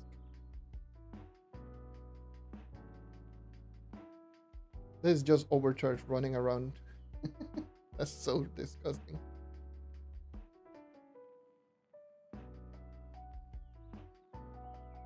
I think this is swarm. This should be a swarm. Nope. Never mind. You know what? I got higher chances of finding the swarm here.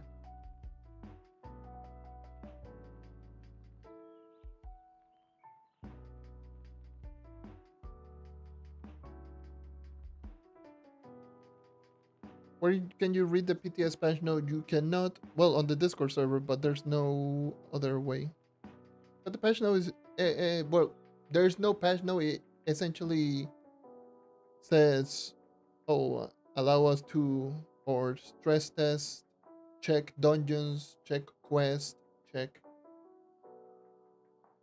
Um, Essentially just check the performance of the game,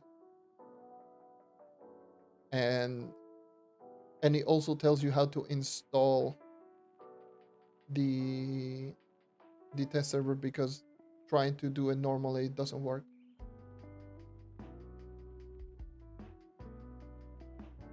I just grab and focus on class rebalance and refinement. That's what I've been saying for so many years.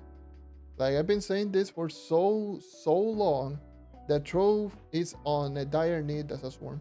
A dire need of quality of life. Trove doesn't need any more like big update, big changes. No, it needs quality of life. They need to focus on quality of life more than anything in this game. I've been saying this for so long, like I sound like a goddamn broken record every single time I had to bring it up. Like, Trove needs a quality of life. Quality of life. Focus on refinement. Focus on everything that makes the game work. But yeah, to actually just check out my max movement speed, I will just go into a swarm like this, and then yeah, 405, and kill as many enemies as possible at once, so I can actually just proc, so I can guarantee myself all of the movement speed buff, like Pyrodis, Vanquisher, and obviously Barsock class, but Barsock class is 100%. But yeah, it was 405 with Overcharge. Now I had to wait around 30 seconds for Pyrodis cooldown.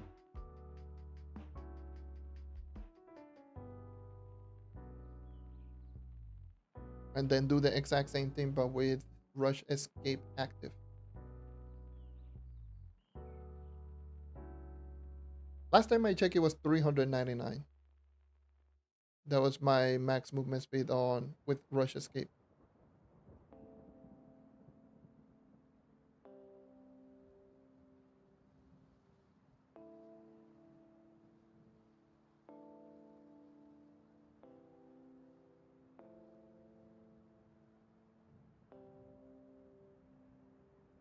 We could do also some long shade speed farming, like actual dungeon speed farming.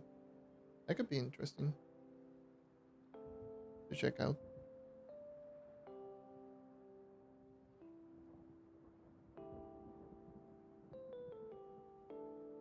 Also, maybe just get like a. Now that I'm very close to getting a new ring, because at 89 I will get my new ring or a new mystic loop. Wait, this should be enough, obviously. Let me make sure to have rush escape. Yeah, 399 is my max movement speed with rush escape. 405 with overcharge. So overcharge still technically is better. Oh my god, this is with both of them active. You can actually, if you are fast enough in doing ring swaps, you can do both. Because rush escape is still 8 seconds duration.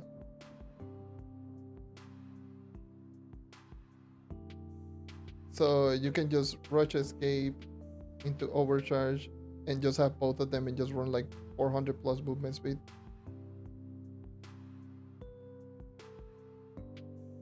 I believe I did both of them, and that's how I got this screenshot. That's how I got this screenshot that you see right there.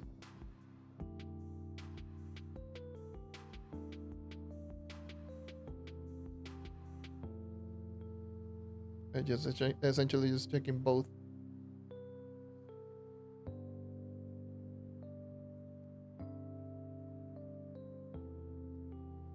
That is such a, that is like, that number just makes no sense. Let's see if I can just pull it off, since that dungeon in particular, that swarm is open, so I can actually just run from that point and see how fast I can actually run. Let's see, what was the dungeon again? Where is the dungeon? Where are you? Where are you at? Need to find the dungeon. Oh, there you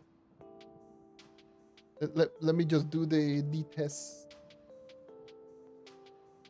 Let me just destroy all of these so I can just run immediately all the way to that dungeon.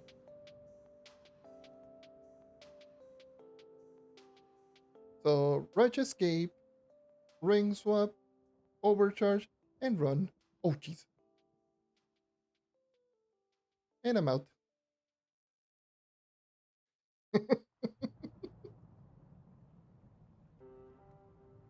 That's so that is so messed up. I think I can even take it even further. Actually, I can actually take it even further. Hold on. We can actually take it even further.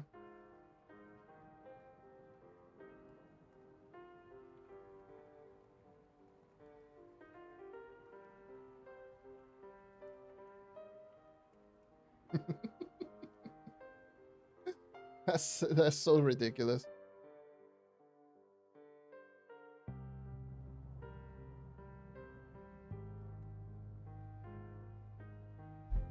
Who's ready to see like a 600 plus movement speed knight moving around?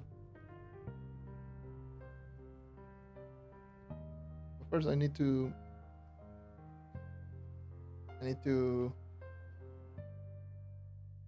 wait for Pyro Disc, essentially. In fact, hold on. Let me just get rush escape. Ready to go.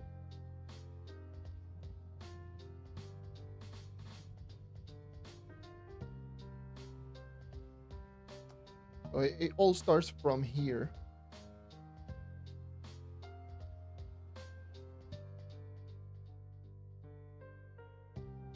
Okay. The timer will just refresh. Rush escape. Overcharge. And I'm out. Oh my god.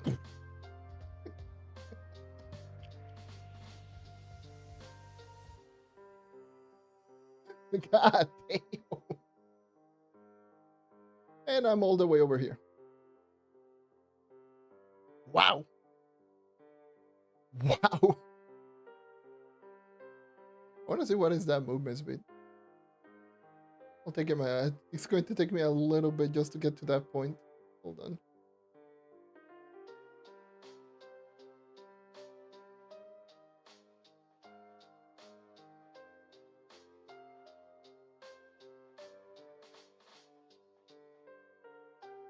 Maybe just try to avoid just killing enemies so I don't proc any movement speed buff.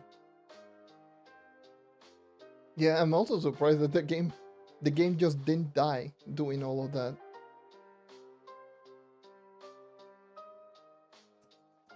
Let me go into Bard. Wait for Alt. I want to see what is the movement speed.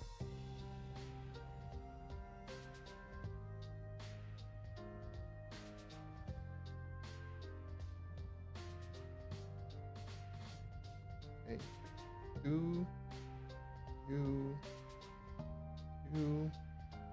637 movement speed. That is the movement speed. That was the movement speed that I was running. God damn. That is insane. You know, just your standard 600 movement speed knight.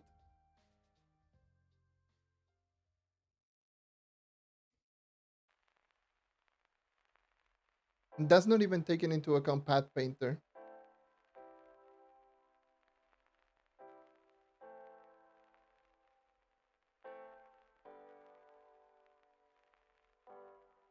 Like there's, I believe, two things I can actually just that I could do, but they are just way too specific. I could do the boat, the lava movement speed, the dragon sail as well. Speaking of which, hold on. Let me go into the igneous island. I could probably somewhat pull it off. I think I went into long shade. Let me just restart this game. I need to restart this godforsaken game. It's so bad.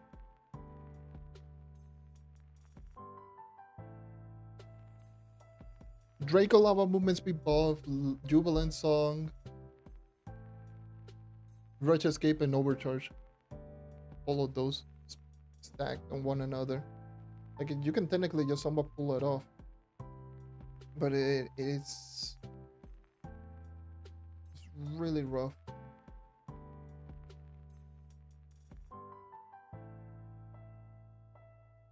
Do I feel any different from the 32-bit version? I don't know. Like I'm on Xbox, so those two are relatively different. At least on Xbox, I never have too much trouble with frame rate, considering because it is capped at 60. And in many cases, I'm just doing dungeons. I'm like never in the hub. But I'm in long shade. I don't want to do long shade. I don't want to be in long shade. I want to guarantee myself the one shot. It's going to be like really difficult to pull it off, or at least get Pirates to proc.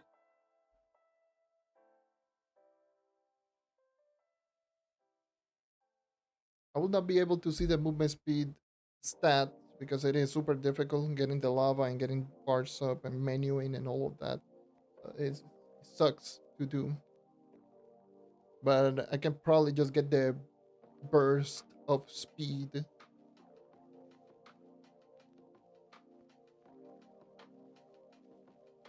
Let's see if it still works. Yeah, it still works. The Dragon Sail still works. You can have both of these just proc active at the same time. Already is like this quick.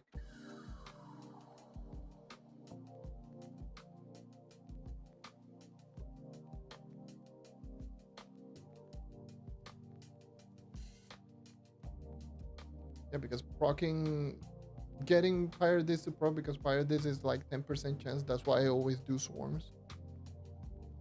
But getting Pyre this to proc is already a pretty annoying task.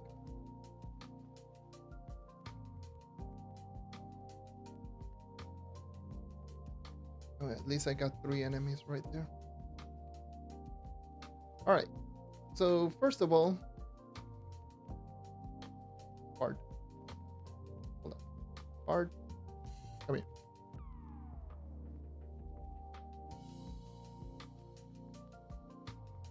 Okay, Jubilant.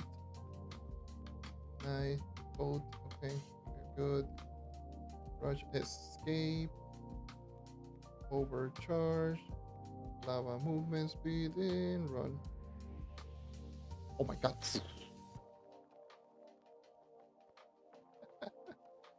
He didn't even proc fire this.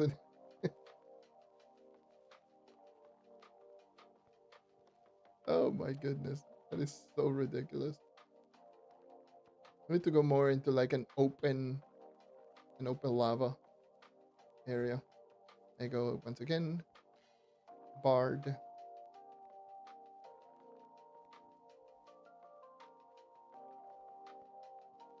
So ridiculous.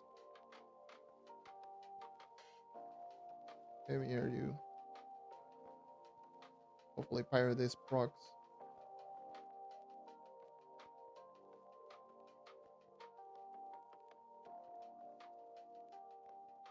Praying that Pyre this actually procs.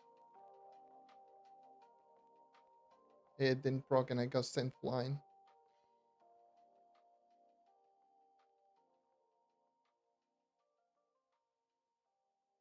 I'll probably just get it one more time. Rush escape. Overcharge. Pyre this proc. I'm out. Oh my god, that was... I just saw their map. I just saw my map just zooming in into the first wall. That could easily just be, well, like 750. I wouldn't be surprised if that was like close to 800 movement speed.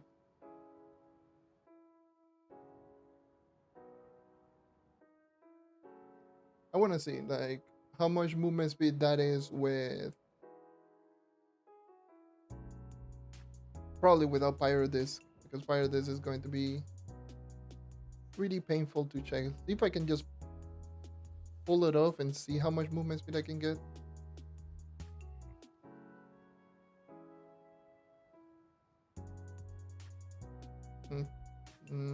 Come here.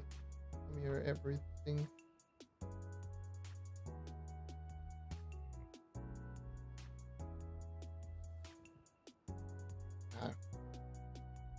I saw it for a little bit. It was 796. That was the movement speed. And I think that was without Bard sub.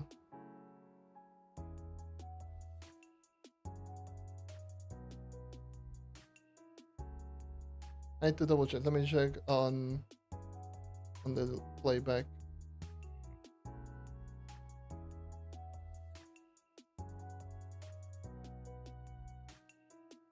Yeah, it was 796 movement speed.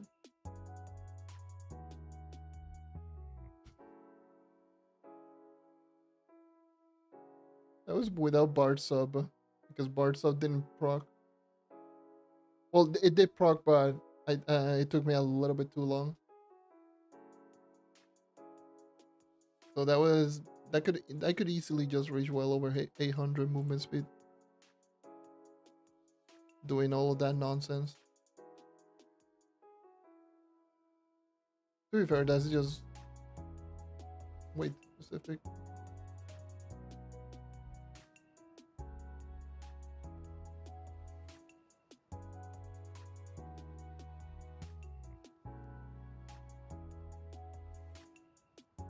That's just a little bit too specific, but that was crazy. That's crazy.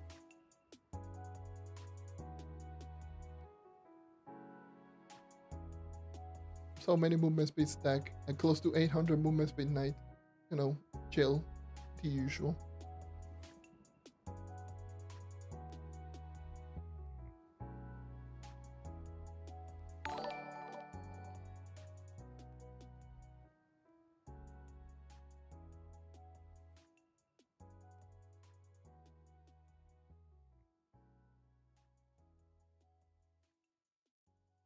That's crazy. Let me go to long shade for a little bit.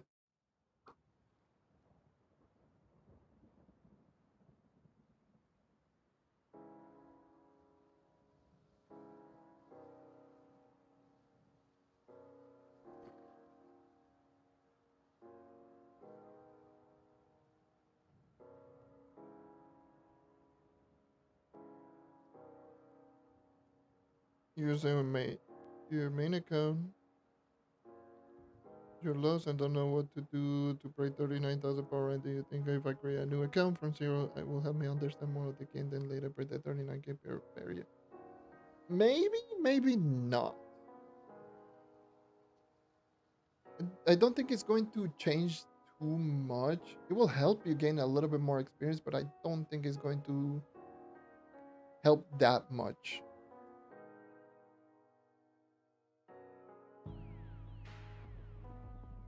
Because unfortunately, Trove, there's a lot of waiting in Trove. So regardless if you gain experience, that doesn't change the fact that you still have to wait quite a bit for many things.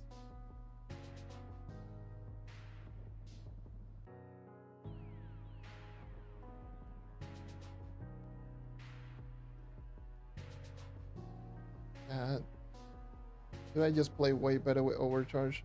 I just play way better with Overcharge. I just feel much more consistent.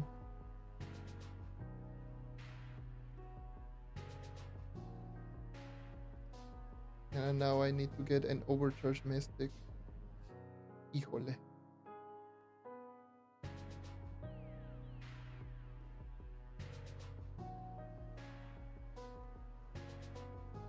You're cooked.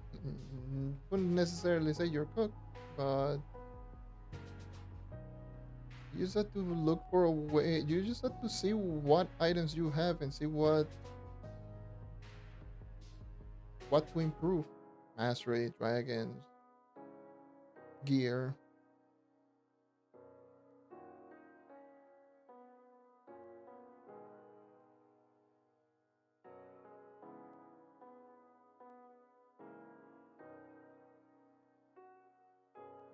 You know, pretty much everything.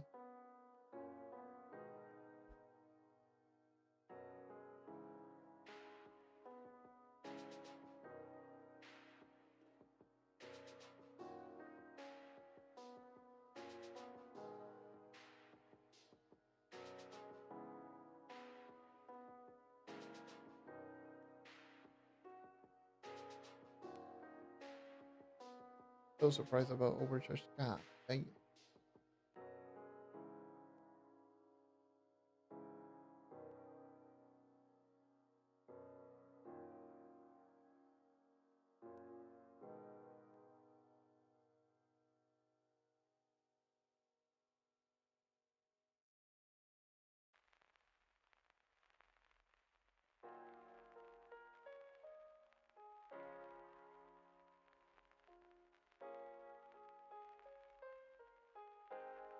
I just feel way more consistent just using Overcharge as my speed build. So it's good that Overcharge it is. Like at least I have that. Like I don't mind Rush Escape, but I like my brain is so dialed in with Overcharge that it just work way better personally. Just I am much more consistent with Overcharge for sure.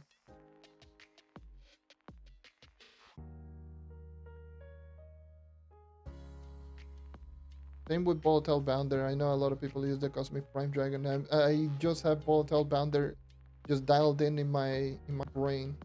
Need a cornerstone. Need a cornerstone. Need a cornerstone.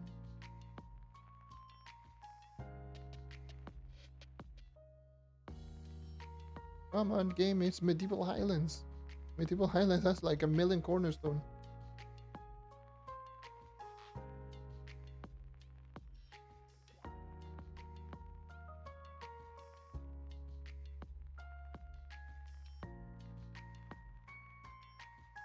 Have been so many changes in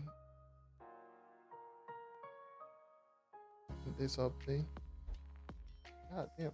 Like, I'm so surprised with the amount of changes that we receive. Ring crafting, mystic jeweler, praying. There we go. Overcharge. Gonna overcharge mystic. There we go. Getting got pretty lucky. Now I need to know what is prime. Prime 1 to 100. My next prime is at 97. You gotta be kidding me. You at 97 is my next prime. Híjole. That is still quite far. 8 more levels.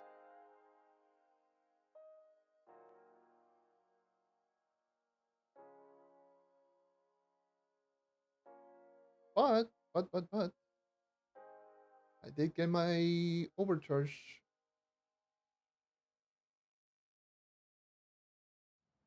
My mystic overcharge. And it's also magic find, which is interesting because my rush escape is also magic find. I don't want it to be magic find. I would have loved if it was energy regen.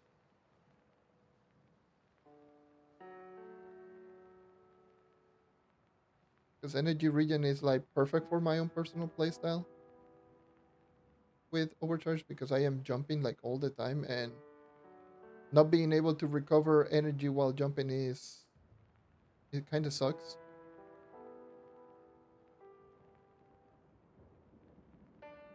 Considering that even though it only takes 20 energy per overcharge cast, is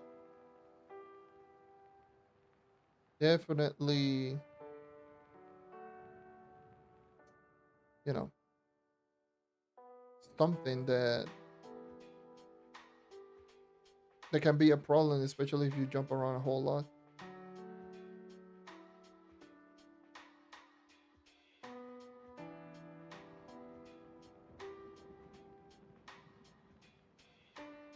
It's a good thing that I have my mystic ring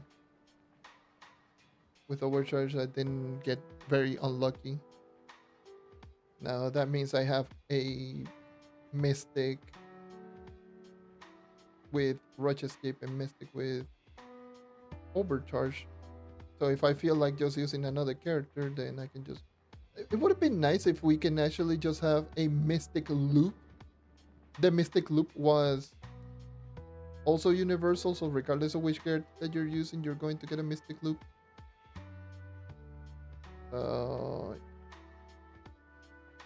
Yeah, that would be.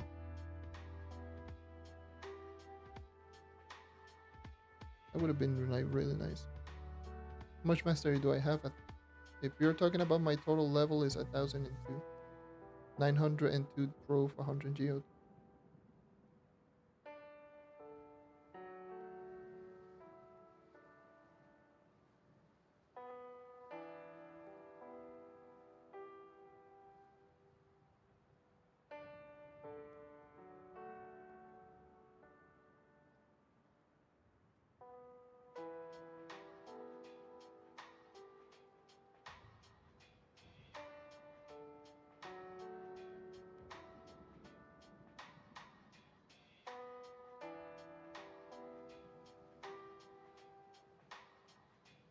No wonder I was feeling very snappy when I was using Overcharge previously.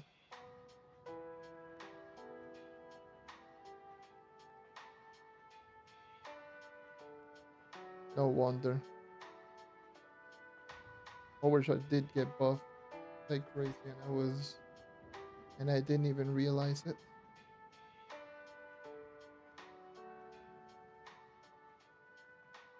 The good thing that got discovered like so early because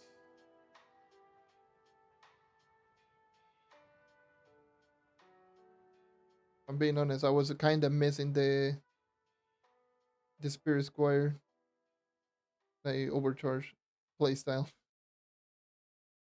Like I enjoyed the rush escape, and I don't mind doing the dodge because I use Shadow Hunter.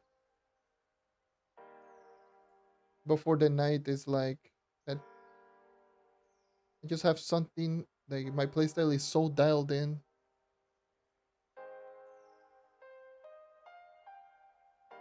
Just applying dodges, it just feels off.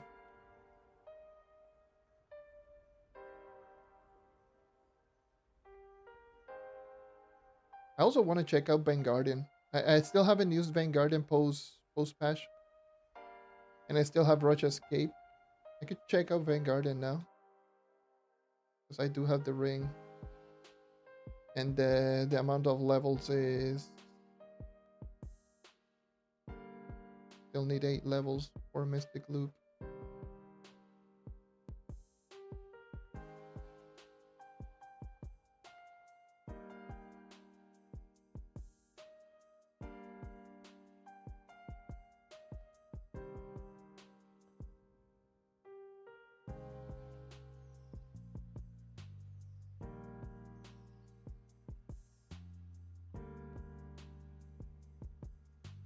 I'm just thinking, which characters do I normally do a lot of dodging?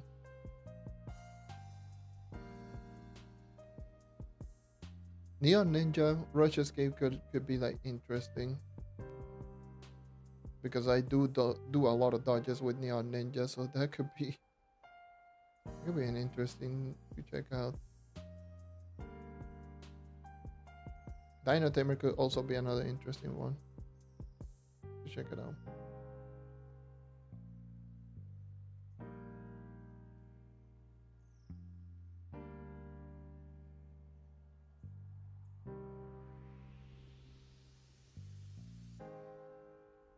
With the new days, is it possible to get Vanguard and Mice? If with Energy Regen, no. Just Energy Regen, no. With double Energy Regen, no. You need to use Zealous Emblem. The ability has no cooldown and it costs like 60 plus energy per.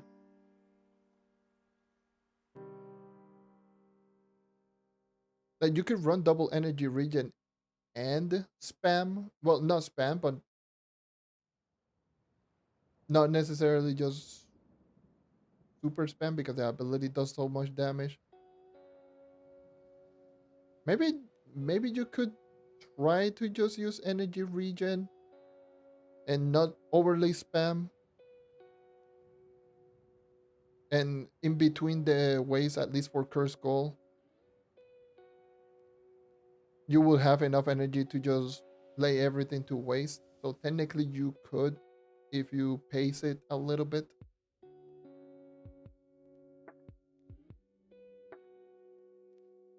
So I don't know. Yeah, yes, Plasma Blast. I know. That's what I'm referring to Plasma Blast. Both of them cost the exact same energy, anyways.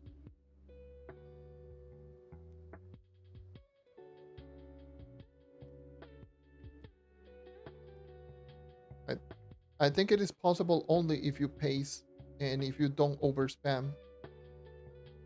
If you don't overspam, then I think you can.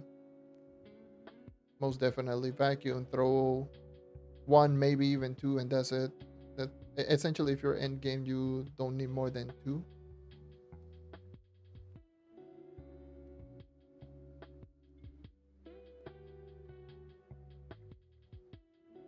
For low portals, stuff like the top side, then double energy regen is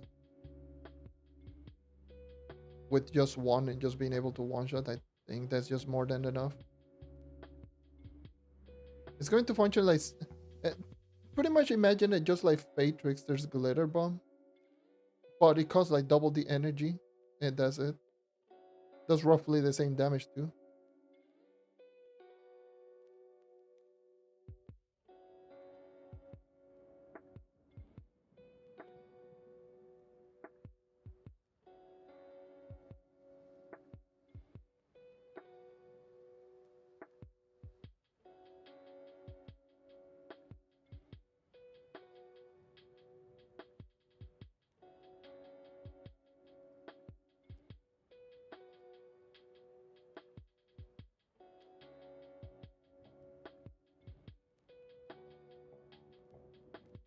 Pretty efficient solo fives.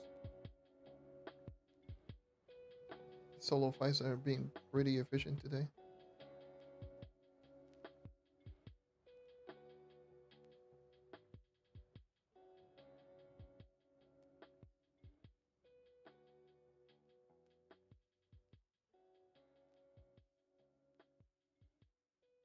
Let me hold on. Let me change something real quick.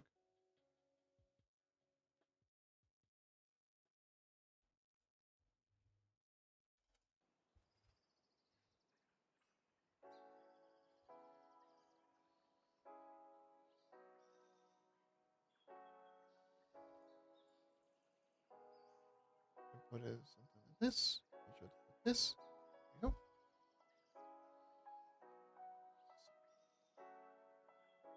Need to drink some water soon.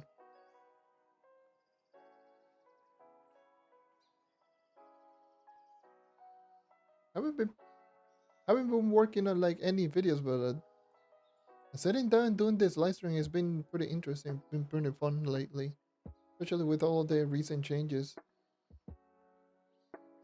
I did mention this on my video. If there was like a big enough update, then I will just sit down and might do a live stream. And here I am. This update have been pretty interesting enough for me to just come back and talk about a little bit more about this game.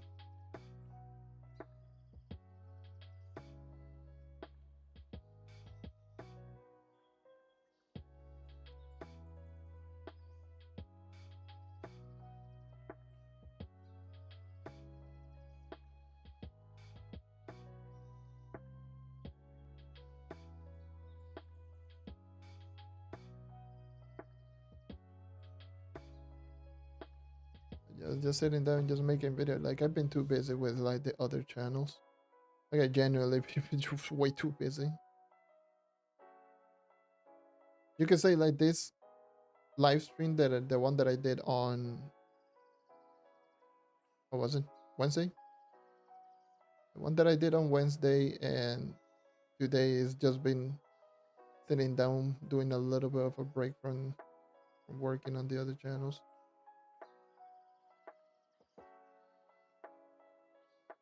So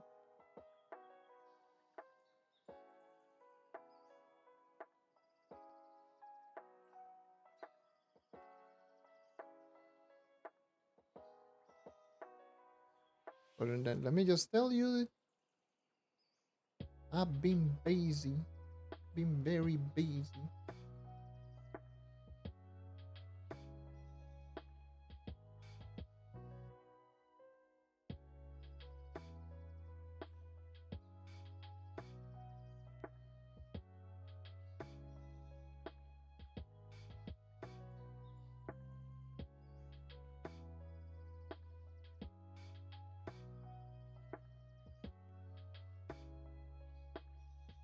And I need to drink some water.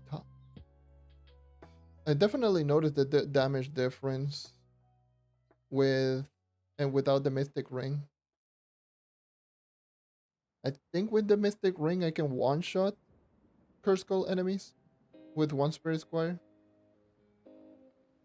versus I cannot one shot with a C4 ring. Kind of sucked that I just got rid of my C5 ring, but whatever, I don't care. Not that big of a deal. I can do dungeons relatively quickly with a C4.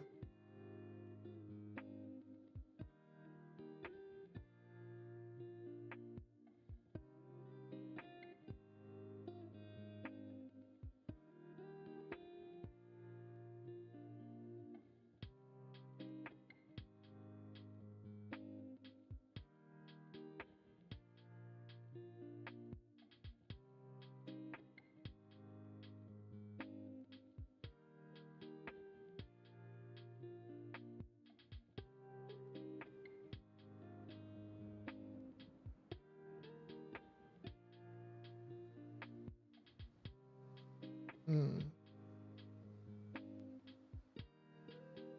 I want to see how many depth cores do I have. Actually, I really want to check it out. See how many depth cores I have.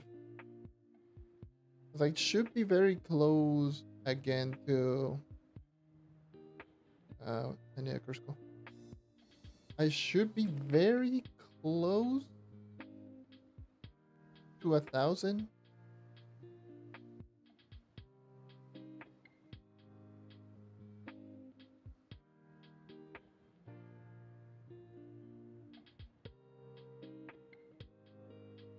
I should be very close. I have 1,000. I have 1,035, so I should be able to upgrade my Mystic again to a 3-star. I think it's my hat. Yeah, I should have full 3-star set Mystic already.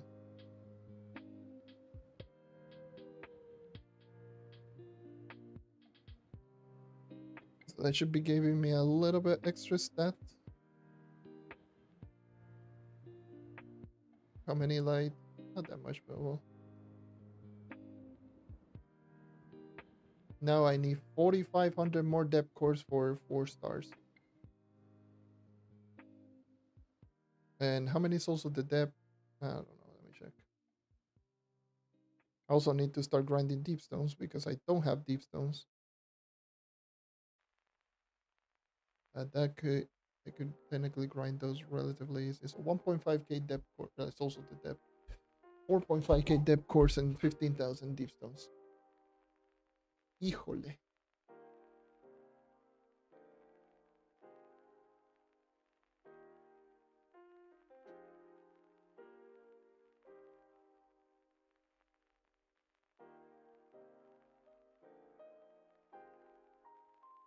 I should be 59k with this. Yeah, 59k.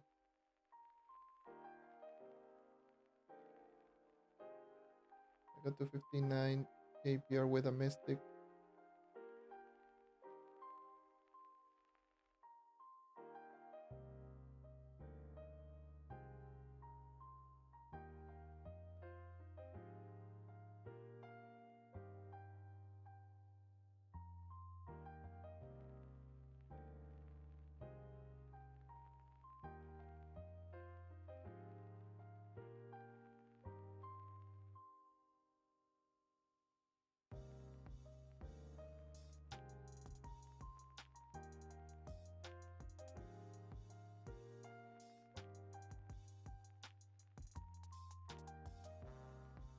$59,000 power rank, almost 59.1.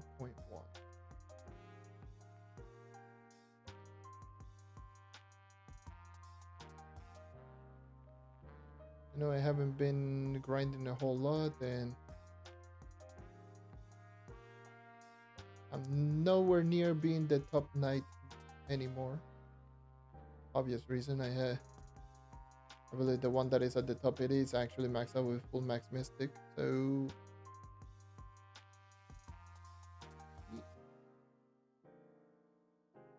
that's entirely fine. I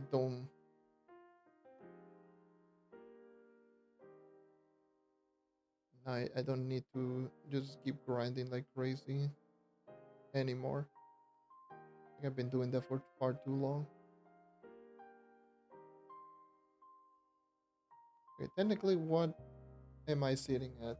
I would be second if I equip Mystic Ring. Second place.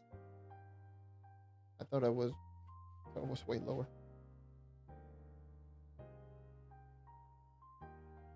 Hold on. It's 59 point. Technically 59.6. So yeah, if I do max out, that would be number one.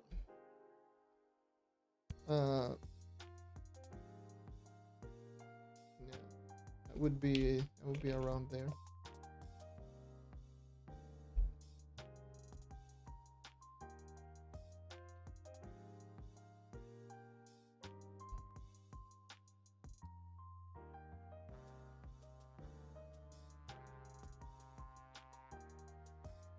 That would take a little bit.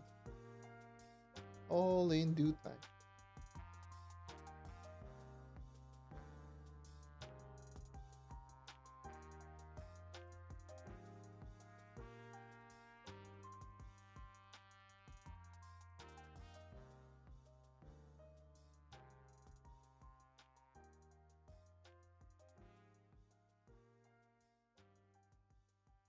In due time, I would be able to just get to that point.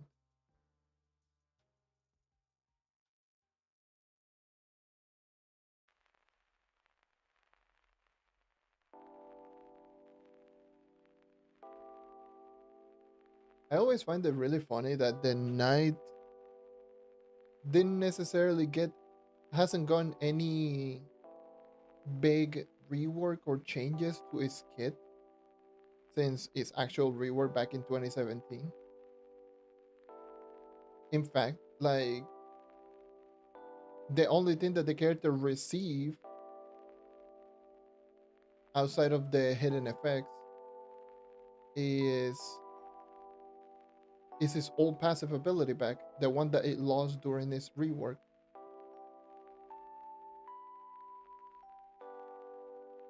Outside of that, like the nine hasn't necessarily received any changes to its kit. It just damage or number increases.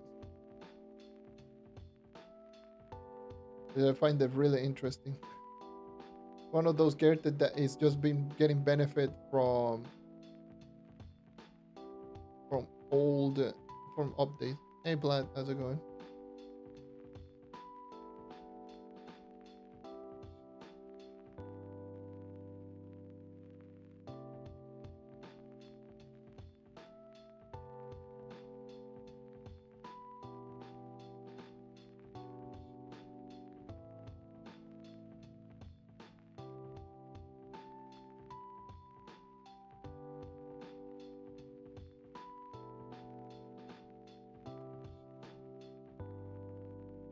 But yeah, find it very interesting. And now everyone's like, "Oh my god, wait, Knight is like kind of good," and it's like it's always been good. It's been pretty underrated and ignored.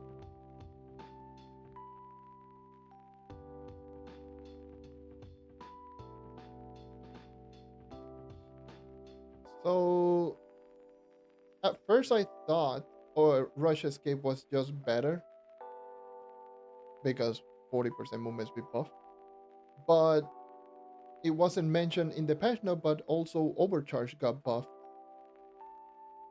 and the Overcharge buff is really strong, and it is better than Rush Escape.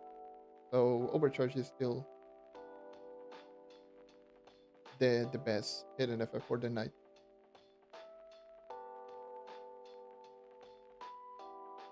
which is why I am back at C4 ring, even though I do have a Rush Escape Mystic.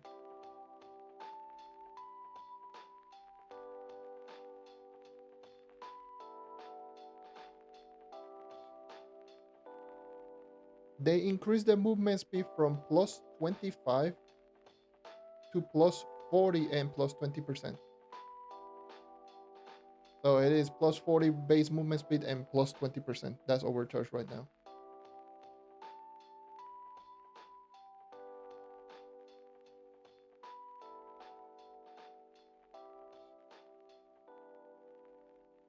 And it was not mentioned in any patch notes. It got discovered by players. I believe someone from PC found out, and then I just checked it out on Xbox, and then it checked it out on the test server.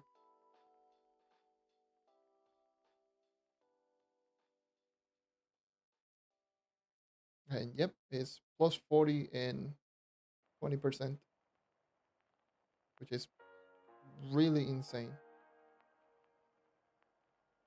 My like the maximum movement speed from Rush Escape, at least on my night, is with Rush Escape is 399 and Overcharge is 405.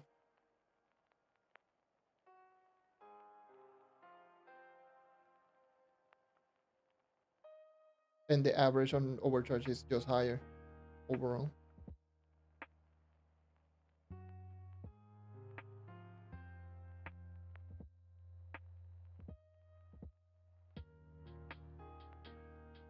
Just like slightly better than Rush Escape, and of course since it's tied to class gem,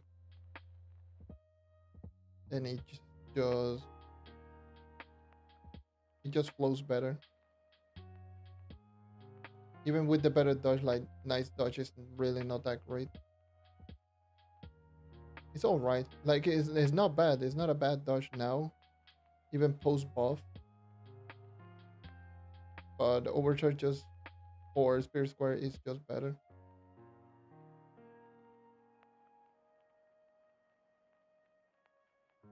What the hell? Coral the Krabby. Coral the Krabby, where the hell are you?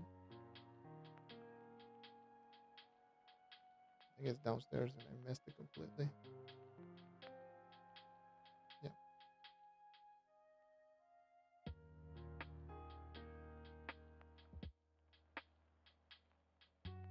Like so far, there have been two changes that they made that is not been mentioned in the patch notes, and one of them was obviously Overcharge, and the other one was um, the Pirate Captain's turret that is doing like way less damage than it's supposed to. Like it went back to release date on the test server.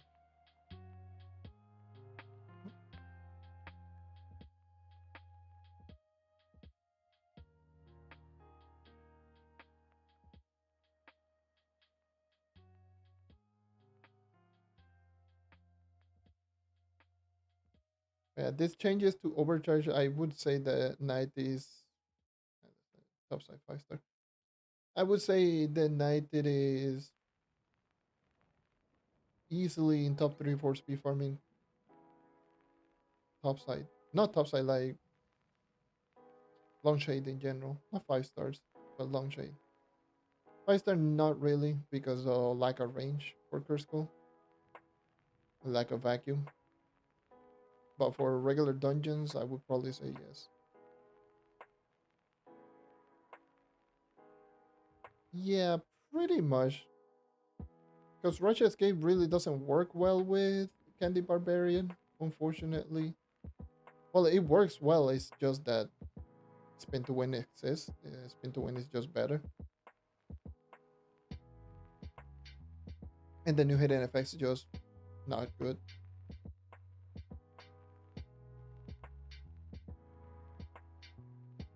Unfortunately, it's mainly because the devs still go like with the oh, Candy Barbarian is the almighty powerful and is way too powerful when Candy Barbarian has obvious weakness,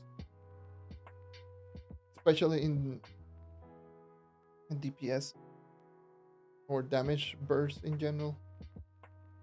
Like it would be better if they like it would be nice for me personally that the Candy Barbarian receive damage increase. I think Candy Barbarian would benefit greatly from the increase in damage in general.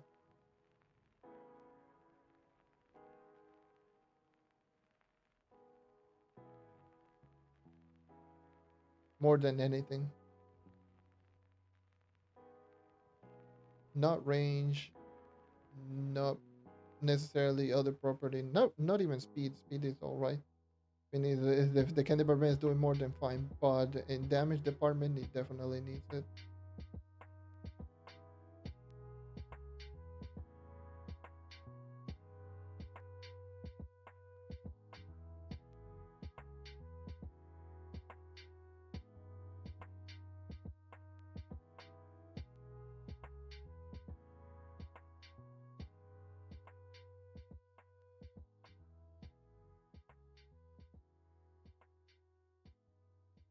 The new ring of F49 good. If you're talking about momentum shift, it's alright. It's alright. It's pretty decent, like on paper, but it's like it gets overshadowed by both Overcharge and Rush Escape, but especially Overcharge.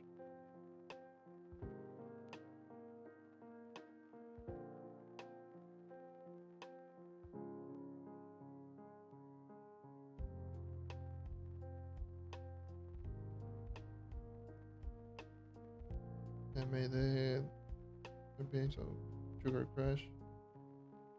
Give Rage Candy and Control on cooldown.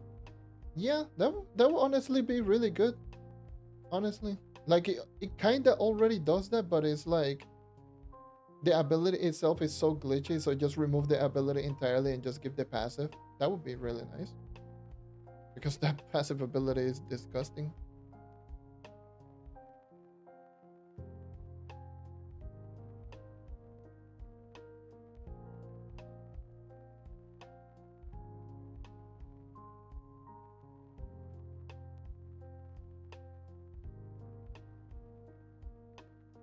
Yeah, that would be interesting because right now, like it gives the rage candy like when you activate that ability, but it's on hit, which kinda sucks because the ability is kind of glitchy. It's very susceptible to lag, and if you activate it underwater, then GG, you're just stuck for like 3 millennia.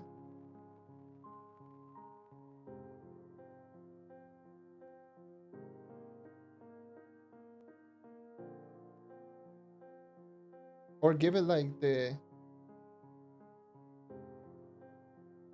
instead of like the flash animation, just give it like the ultimate ability animation. The animation is just so sick. Just throwing it down, running around Candy Barbarian, just throwing it down, just bowing. Give me that rage candy. Just like, give me that rage candy. Give me that rage candy. It's going crazy.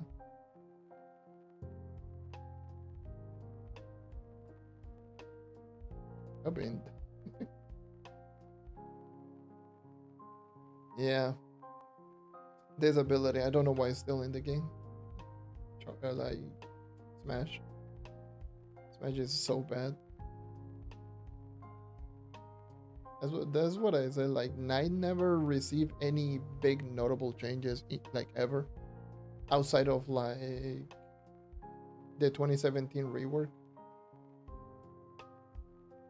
So it still has like very outdated kit.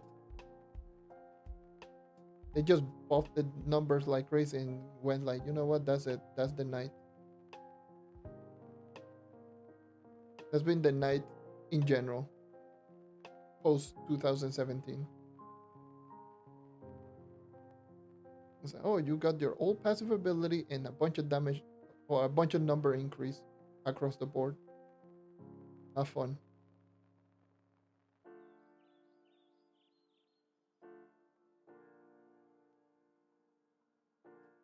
And to an extent, same with Candy Barbarian. Candy Barbarian is the same thing. Even though Candy Barbarian has never received a rework, Candy Barbarian has always been the same character. It just has been like, oh, here you go, damage number, damage number, damage number, number, and numbers. That's it.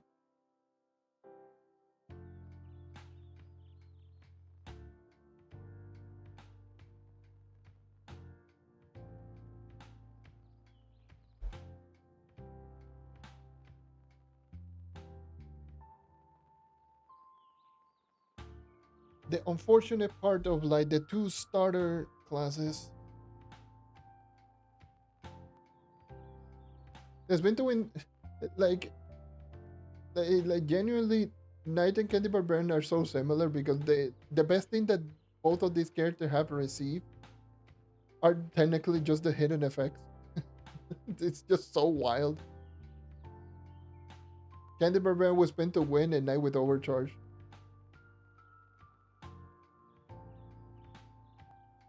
It was the change to Spirit Squire back in 2017 and Overcharge. Those are the two things that the two best things that this class received. Or rather mainly the two main things that this class has received, and that's it.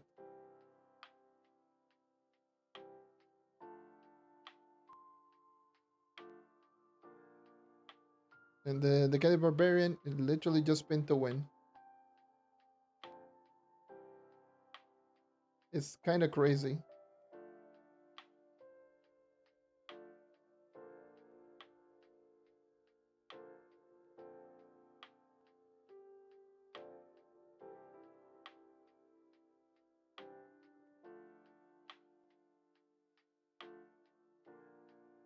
Yeah.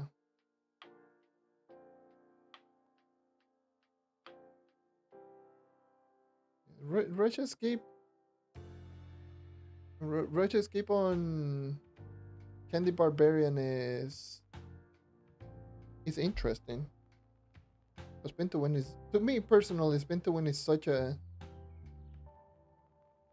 they made it so perfect because it like not only is it, in my opinion, like really fun to use, it's also extremely effective, and it works, and it makes the character just much more efficient and much more effective in general.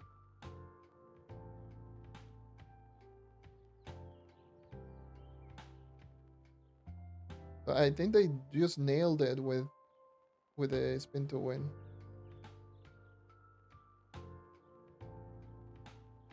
I think they nailed it with that ability.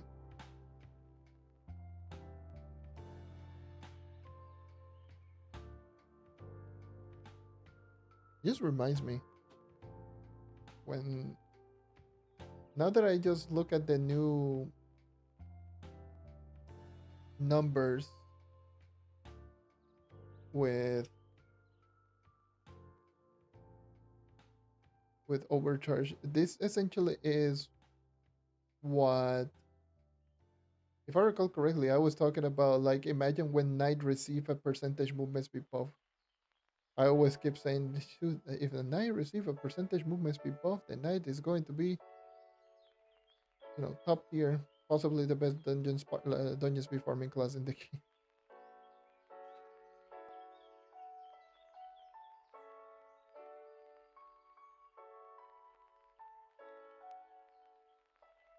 I still haven't done like regular dungeon speed farming in Long Shade, but doing 5-star, like, it's been really fast. The thing is, like, 5-star are just not great for this character because of the lack of range, and the curse call are just literally so bad.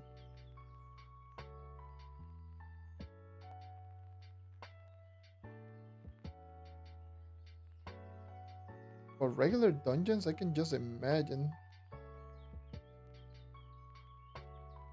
Full.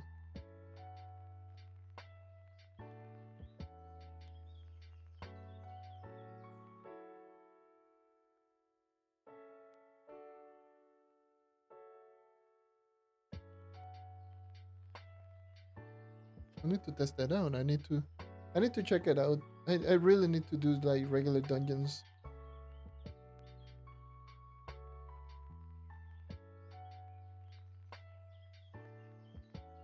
Like, it's running faster than Rush Escape, so technically it's running faster than Shadowhunter.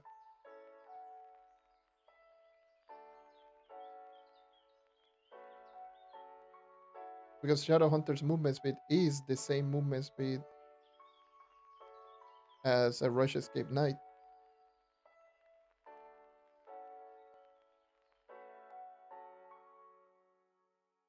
Hey, look at this. It's just regular dungeon farming.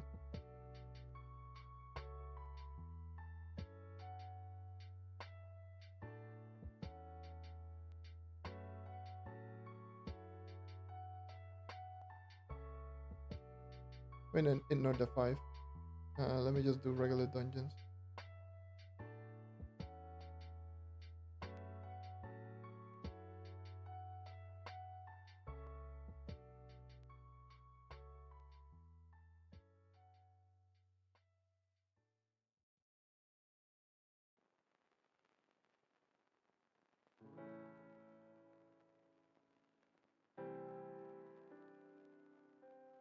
I'm getting like a lot.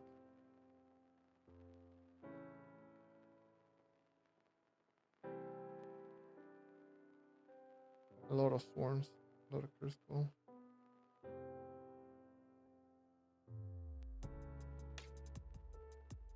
think I saw, yeah, I saw these one.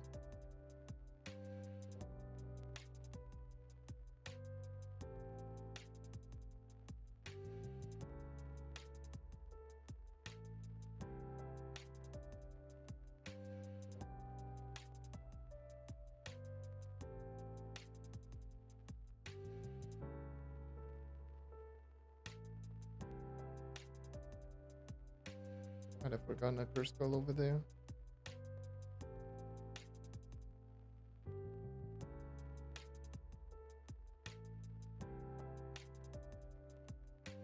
I gotta love medieval highlands. I need to the one that I need to just check out is Geo Topside. My god. Medieval highland just sucks so bad for speed farming sometimes.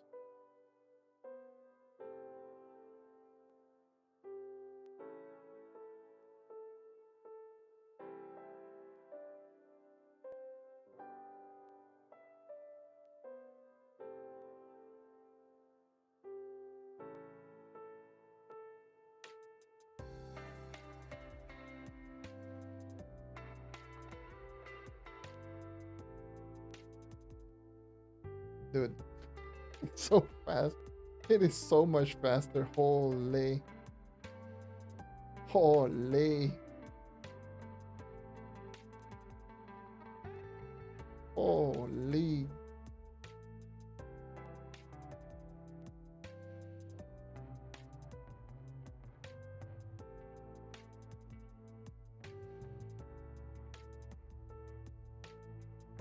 Like 9 top tier class? 9 metal? Like it really makes me wonder like about Vanguard, and I'll go to Geotopside. Vanguard is that's another class that's gonna be just so disgusting.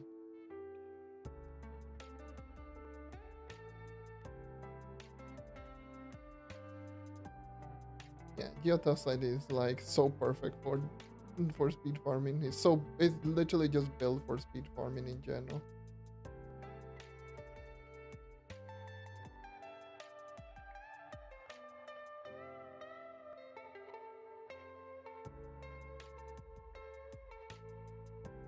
It's literally just built for speed farming. Kinda crazy. So many towers.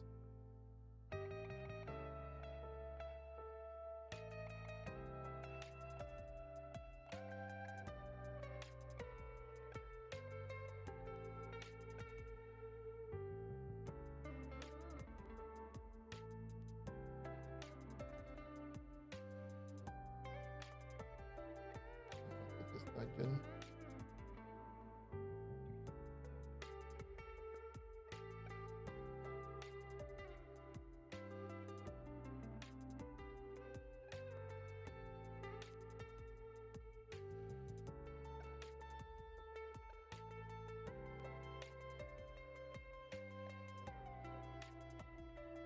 I had to wait until I get my mystic ring.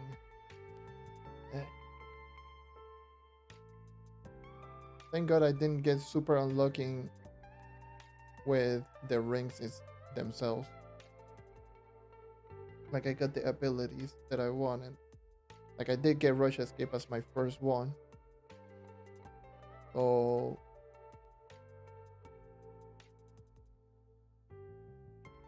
at least that's good.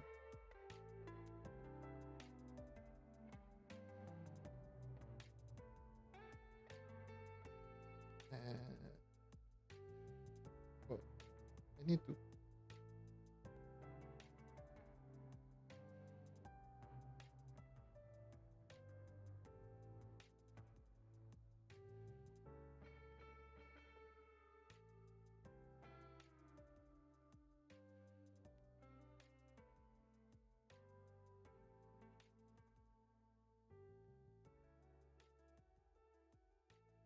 I think I've seen it. I've seen it enough for Geotopside.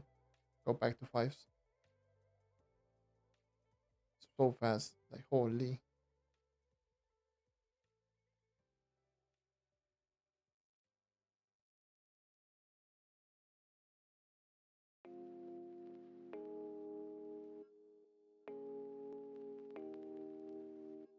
I think I've seen enough. Seen enough.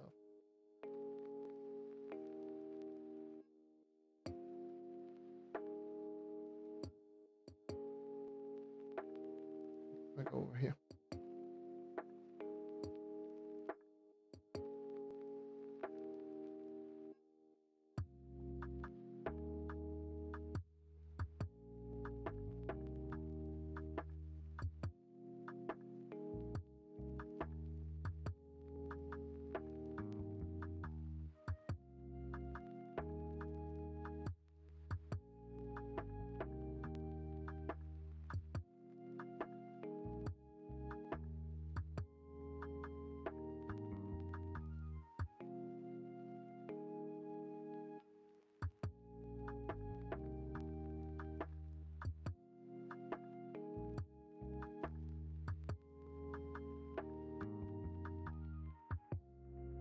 world boss.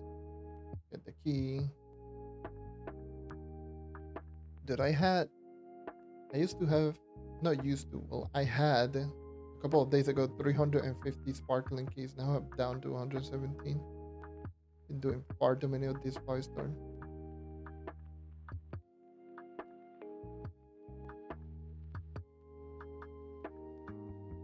Holy. Well, thanks to that, I was able to get a 3-star, essentially. 3-star set.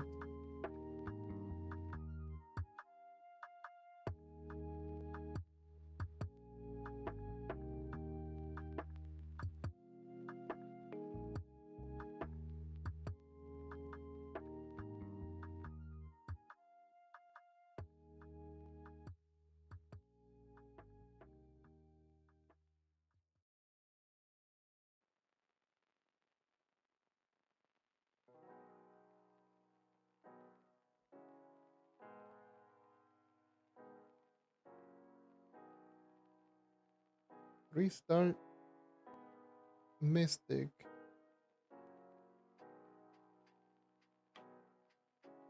It feels like I'm not even halfway through all of the resources that I need to max out.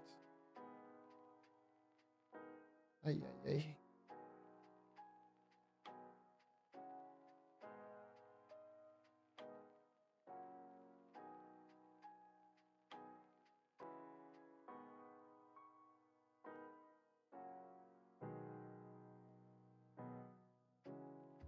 Definitely a good thing that even if I wasn't playing, I was still logging in and just grabbing my keys. Because these keys were very helpful. A big boost.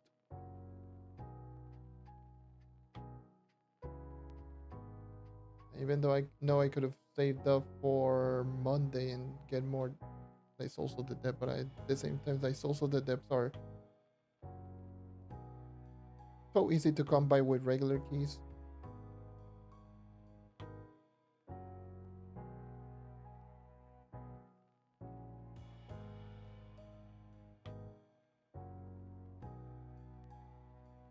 And I don't think I will be spending all of my 116 keys today nor tomorrow.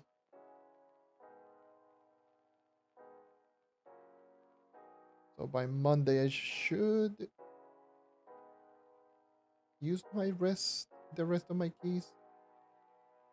That is if I wake up a little bit early and just sit down and just get it all down and over with.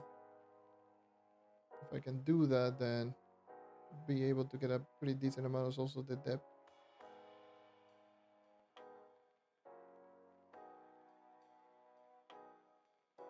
Because I still at the end of the day I still need what? Um 4500 depth cores for full 4-star set. So and I already have this also the depth for the 4-star. So by the time I just get the 4500 depth cores, I should have plenty enough for more in the future. And I'm getting also the depth with the encrusted runic trunks as well. But it's not that much either.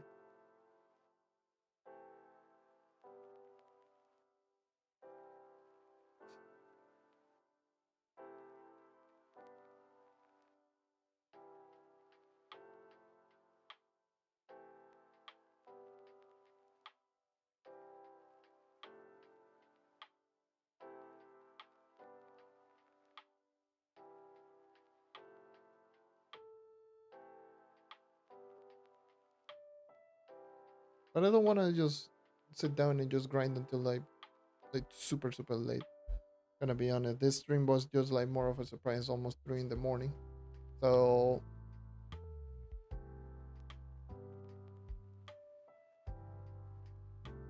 I think it's just in my best interest to maybe just stop for now. Like I already got like the two things that I wanted to check out. Like I already checked out like 64-bit, a little bit on Trove.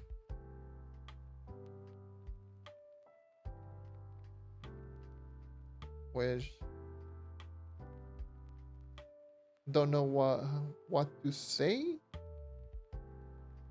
other than it's okay.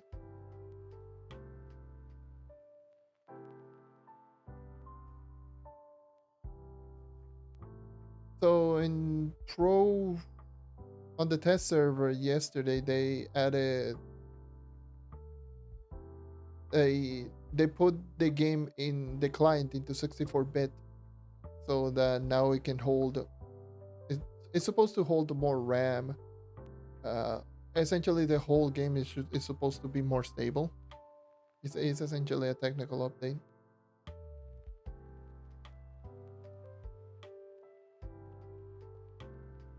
Even though I checked it out, like there were still some hiccups here and there. Like the game was much more stable. I was like I put my graphics all the way to the maximum. I do have a brand new PC,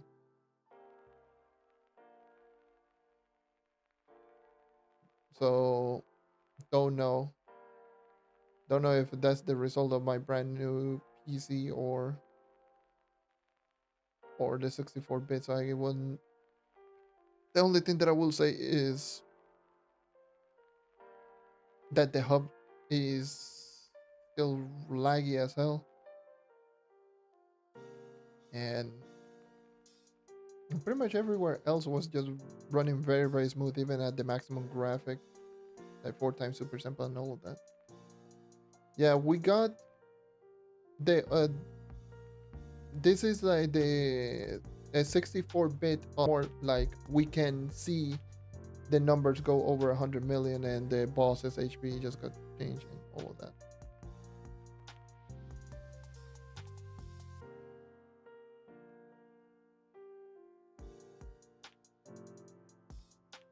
Whoa, that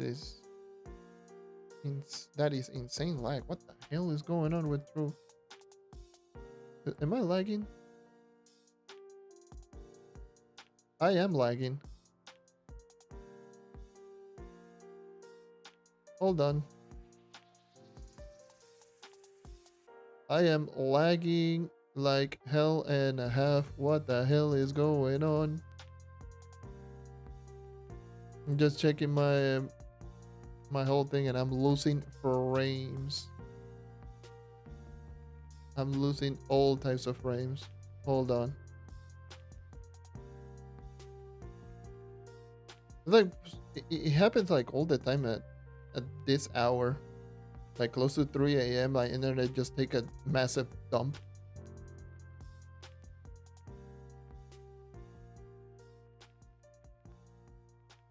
It should be fine now.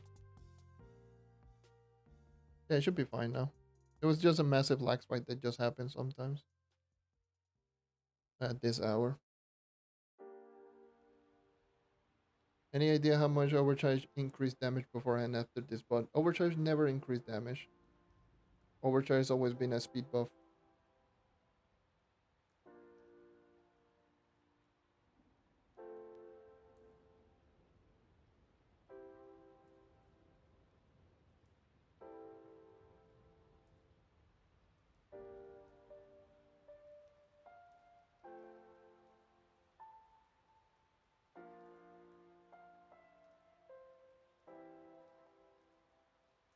Holy, that was just some hefty lag. Oh, but yes, Overcharge has always been a pure speed buff ability.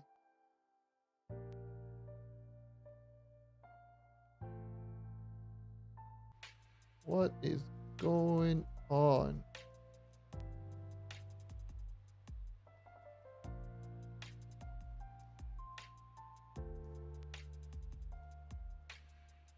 Holy. And I'm lagging again.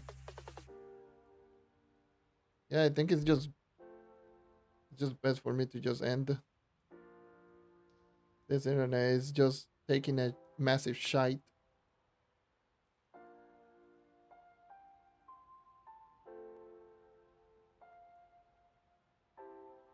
It's just like disconnecting, reconnecting. It's like lagging really, really bad.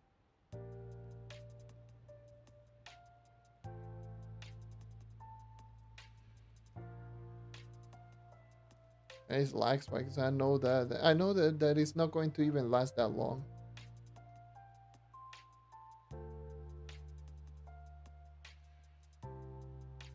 I know this is going to be lag that is going to be there for maybe like a half an hour at most. Let me just finish this dungeon.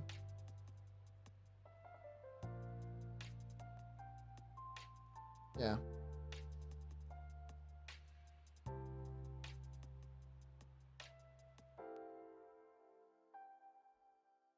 Just dropping frames like crazy.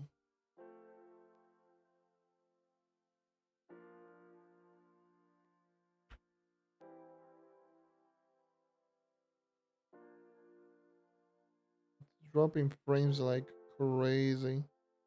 It's like working normally and then it's just a massive lag spike and nothing is working.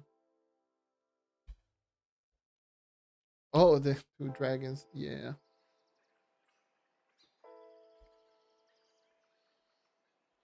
Yeah, they were awful. Yeah, they were complete awful. I normally, grinding like to me like honestly like the fragments themselves didn't take me as long. I believe like every Friday I was able to get at least one of those two dragons. But it was like the extra resources like the depth and what is it like pretty much this stupid thing depth sand ink bladder and all of those things fishbone those are like those resources suck.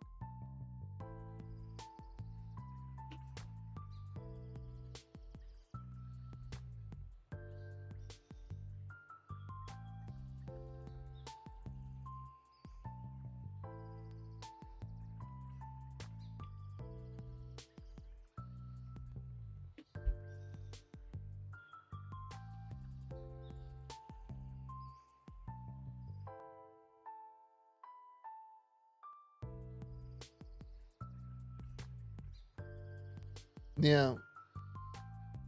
Yeah, those for me it took me so long to actually just get those resources for those dragons. Those were terrible. The only problem is like those resources that you don't get so many of them and they're only used for like one thing or like two things. It's like one of the amount on the outpost and literally the dragon.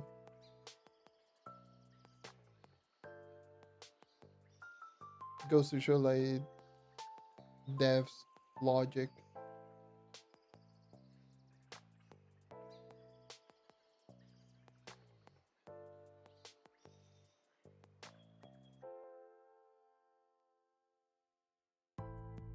The devs logic.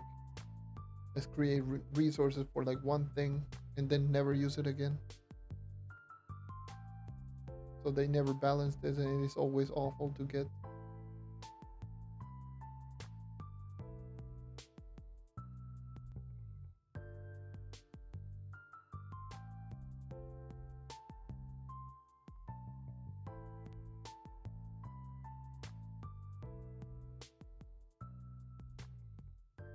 There's only three things I can right now, no, it's not related.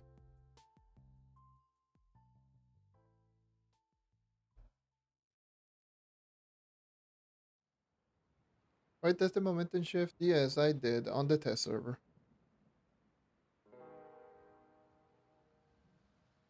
And it's okay. It's not great. Like it's not bad, but it gets overshadowed by both overcharge and or rush escape or rush escape.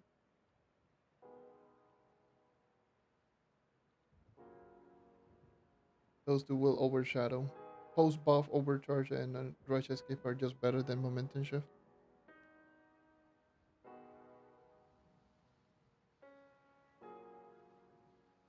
Yeah, pretty much. Make them also really rare. Only gotten from either the depths, Delph biome, and then crusted runic trunks, and that's it.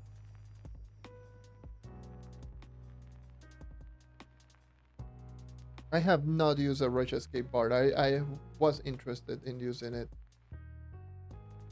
I would assume that would go crazy. An 80% movement speed bard.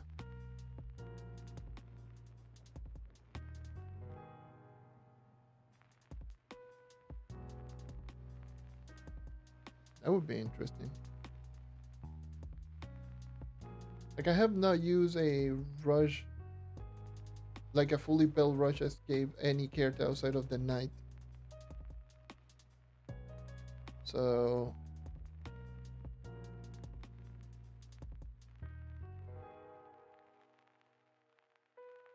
yeah.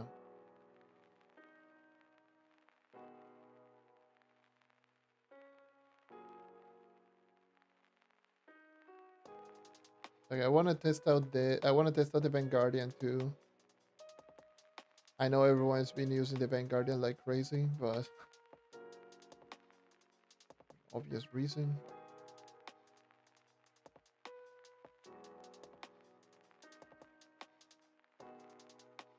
Vanguard is so disgusting.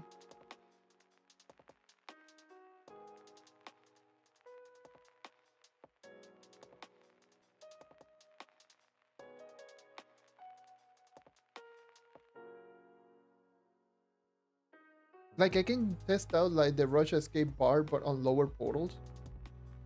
That's what I can do. Like I can test it out, can test out all of those characters, but on not long shade.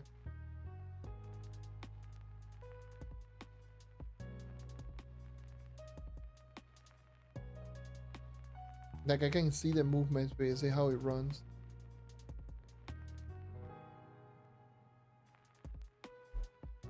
Am I muted? I don't think I'm muted. No, I am not muted. I mean, probably you can't hear me, but hey.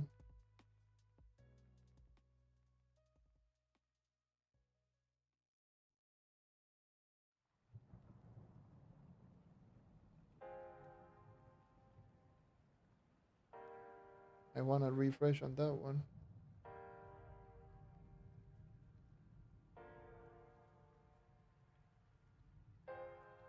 So let's see. Hold on.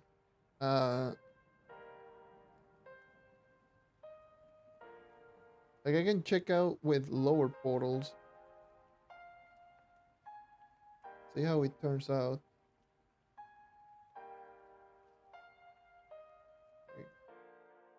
The problem is Vanguardian. The Vanguardian is. I want to check out like long shade. That's the thing. I don't want to use low portal Vanguard. Bard I can is not that big of a deal.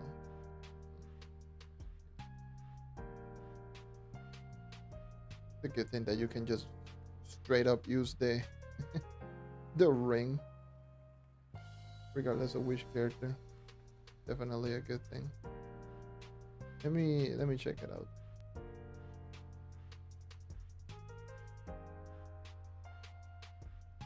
Let me check out U11 or something.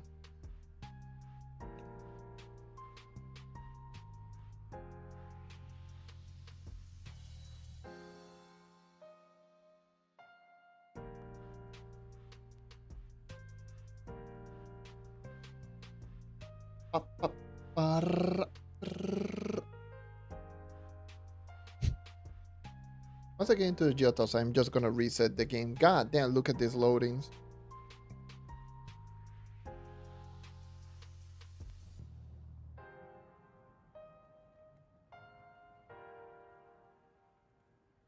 I would assume, yeah, like Musical Master is like My Musical Master is going to be very hard to beat. 35% crit damage is really good. Like that damage is just very unmatched. It's really, really strong.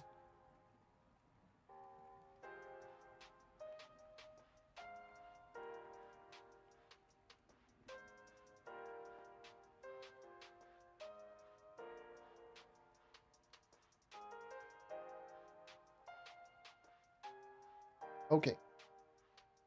Let me test out low portal Vanguard. I do have Roach Escape. My base is okay. It's 141, so it's not that low. I do have Vanquisher, still have a crystal set. And I do have Pirate Disc, so it's not. So at least I have my movement speed buff. I do have Staruble, Trail, Marshall. Hi. Hello.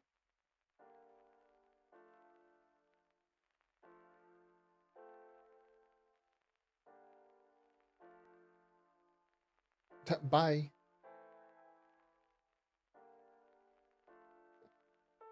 That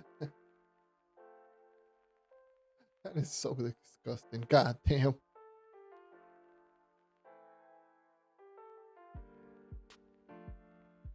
Hello. That is wild. That is crazy. I want to see.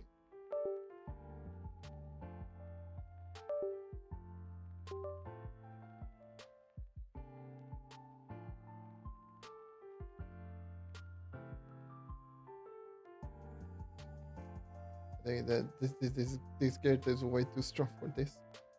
It's way too strong for U11.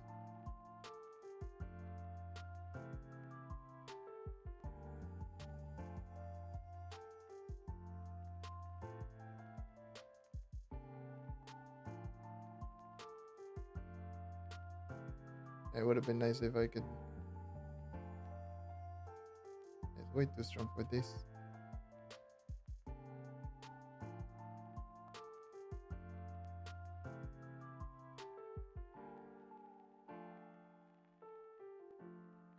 I had to do gem swaps.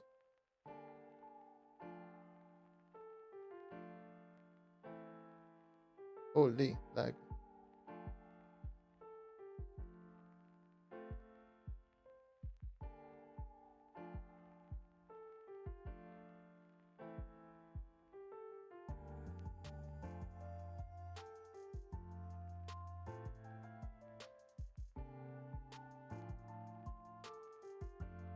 Hey.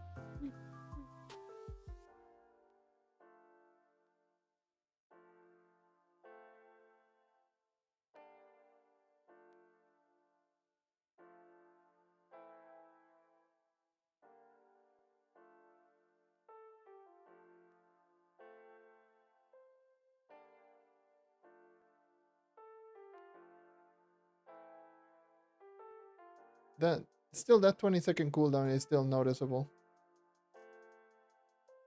Yeah, I definitely noticed that 20 seconds of cooldown. Oh god damn it.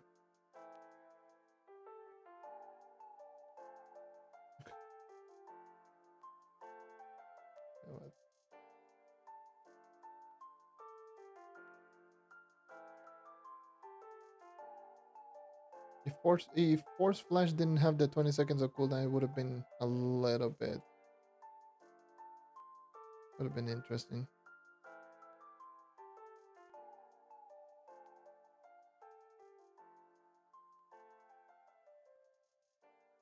Not interesting, but at least it would have been a little bit better. It's just nitpick in my on my own personal opinion, but it just being nitpicking.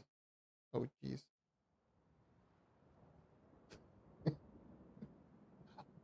End game player right there, by the way.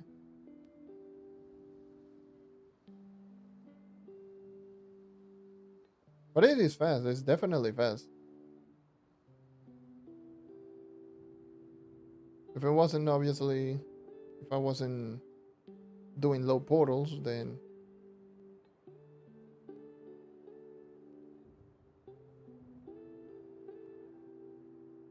yeah. Yeah, run chronomatic at least on this portal since I don't need the damage.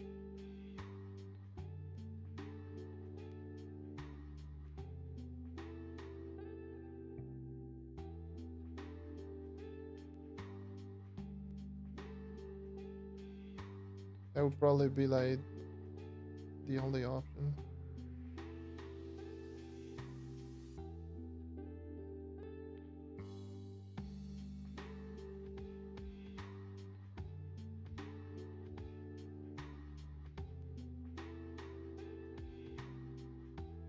The other one is, how about Dino Tamer? Dino Tamer low portal, it would be interesting. Let me check Dino Tamer now. I want to check Dino Tamer.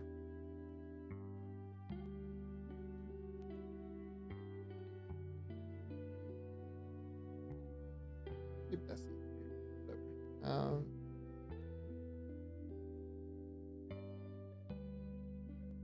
Let's go DT.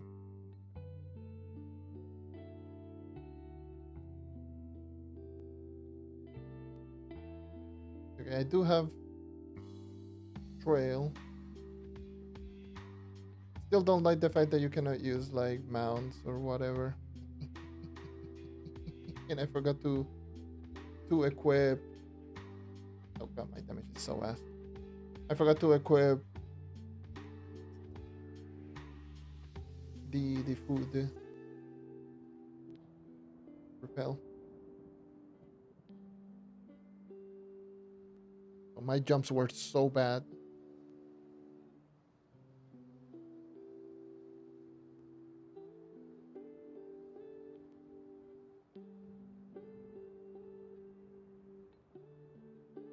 But I can definitely just see people using DT every now and again. Just that Dino Tamer is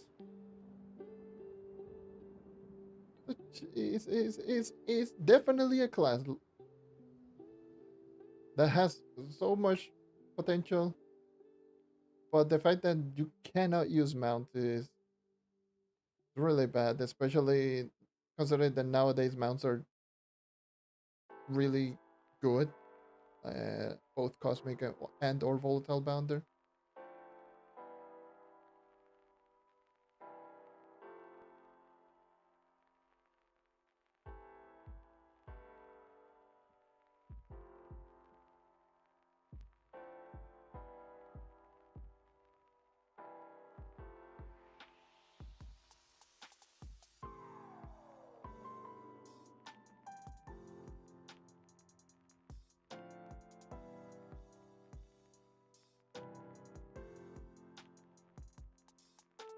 God damn.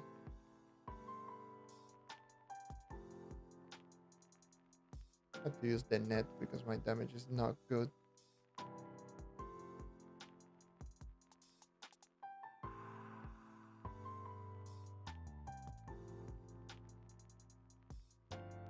And I tried to use volatile bounder.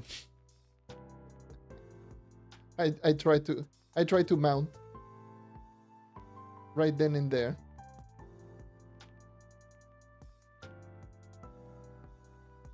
I was like, wait, why am I not getting any bump jump? I'm like, oh, okay, Dino Tamer forgot.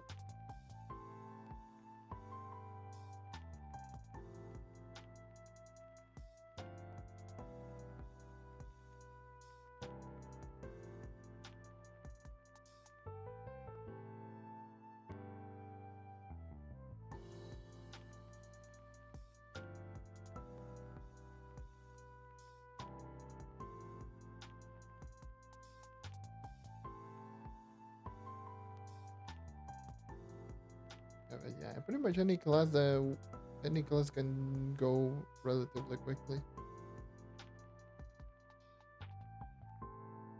I had to go ahead and use the Bard for a little bit and see.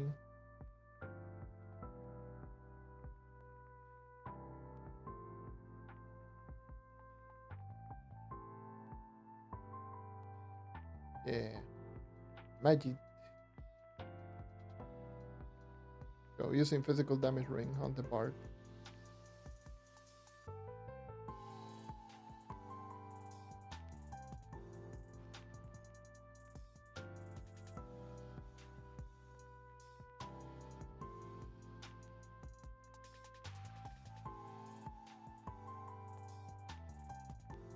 I haven't used the bard in so long. I remember like this was one of the classes that I used a lot when it came out. Like I like the bard quite a bit.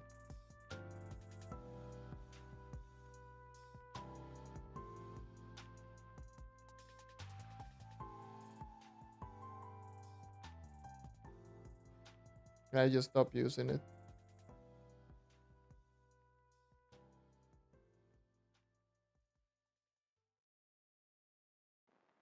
Definitely noticed that damage. I keep forgetting I'm not using Arcane Emblem, even though I can use an Arcane Emblem.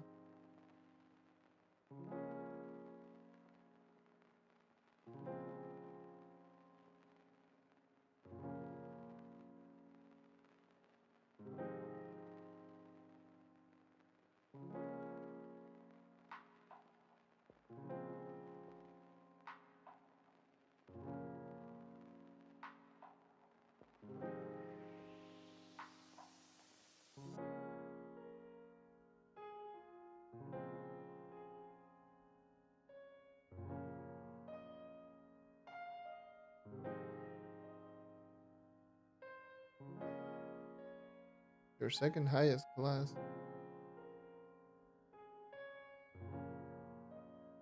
Oh, I lost.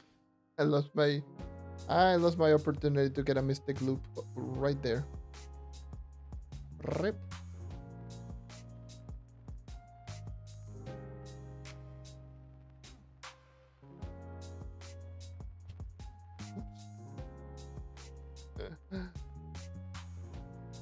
No, I could have gotten a mystic ring. Darn it. Dang it. Dag nabbit.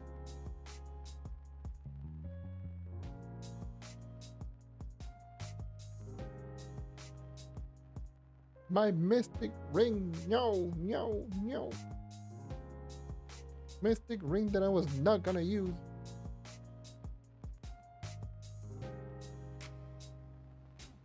Are people even selling the mystic ring boxes? I wonder. I'm pretty sure that there are already people trying to sell it for like 50 mil. I haven't checked.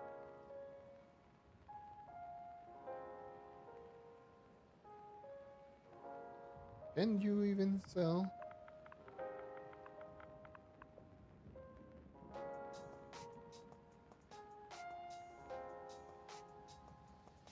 You cannot even sell. Brr.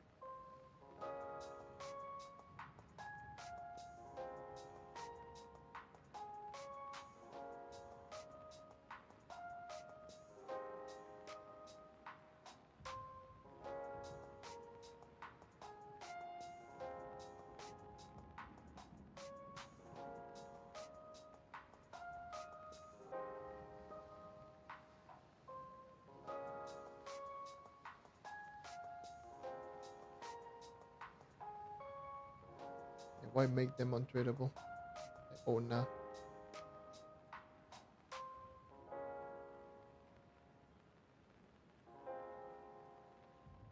Like a burr.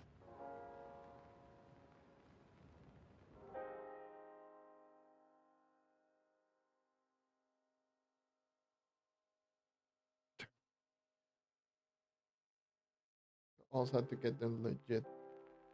Already have them. Oh, nah. How about you? I can just imagine. Hold on.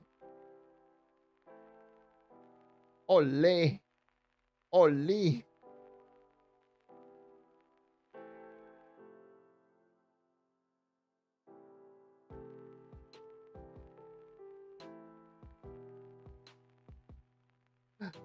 God damn.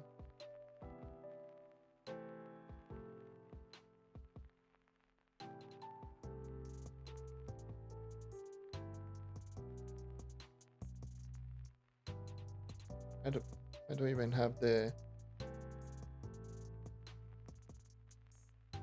I don't even have the cell assembling or anything. Where was a dino tamer? Give me my food.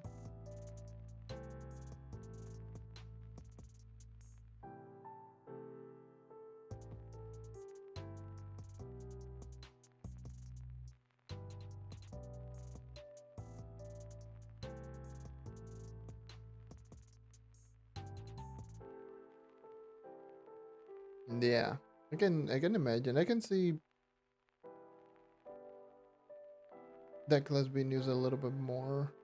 If it was stronger, then yes, it would have been like an interesting alternative. But Neon Ninja is just far too weak right now.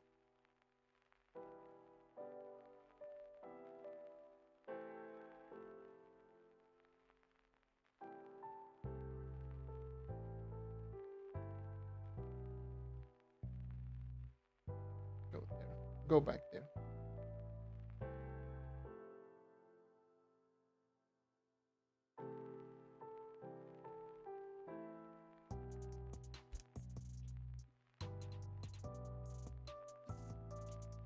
I think I forgot to even restart this stupid game. I think I did. Yeah, I did. Totally forget how to restart my game.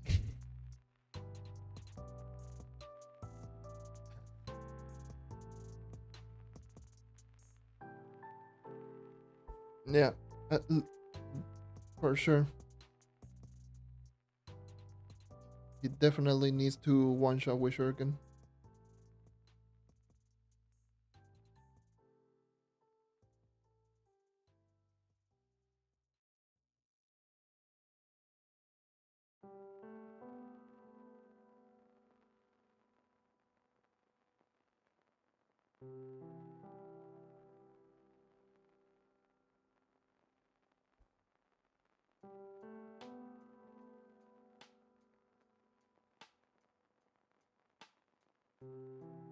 Oh, crazy! This is a crazy, crazy day. Let me check something real quick first. I think I'm pretty much done for now. I don't think I need to. Ow. Oh, I need to stretch. That's one thing that I need to do. God damn. My everything hurts.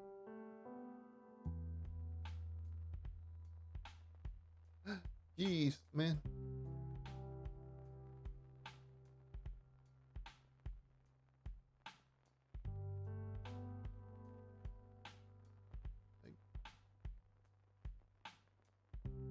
I really need to stretch. I've been just sitting down here like a crazy person. I can just sit down, chat for a little bit before I go. I don't mind doing that. I don't mind just doing the silly little chatting every once in a while. Hey, how's it going? But considering all of the changes, considering all of the changes that we receive in this update, like, or at least with the overcharge being buffed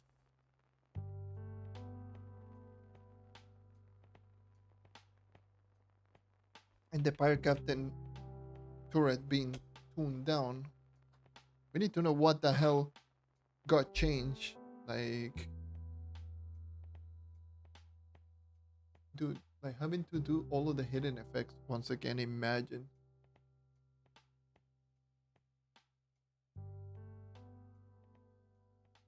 Like I said, though, like I have a full playlist going over all of the old hidden effects.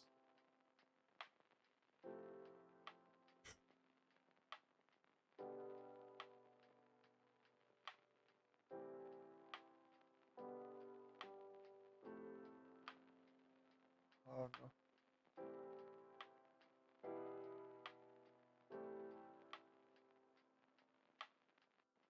Get a small recap. So Trove is going. So they have been doing strats So if you're talking about all of the things that happen on this stream, or talking about the 64-bit on Trove, the devs are just doing a stress testing with a 64-bit client for Trove. So essentially just giving it more RAM, essentially. Let's just put it more simply. It's just giving it more RAM for the servers. So a lot of things will load faster, less frame draws, better frame rate, more stability in general.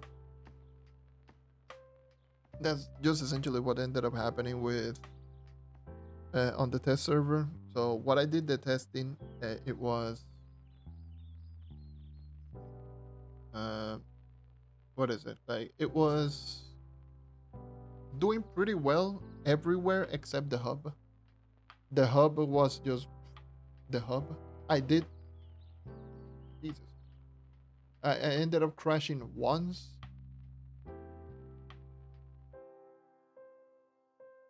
but that's just Trove being Trove. But yes, I did crash once. So crashing is still there.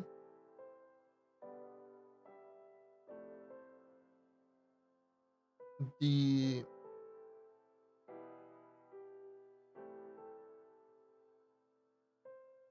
what is it?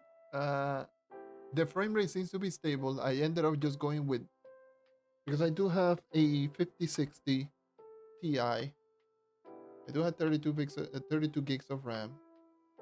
My PC is still technically brand new, and I was running 144 frames per second with max graphics.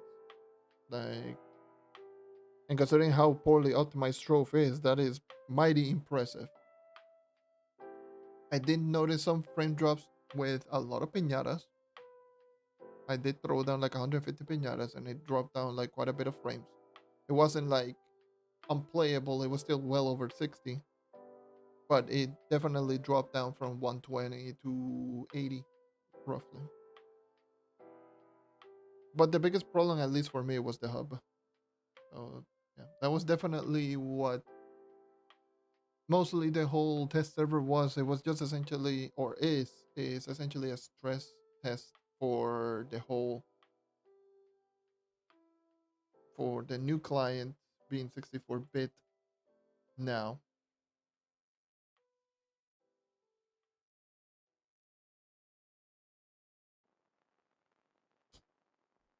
And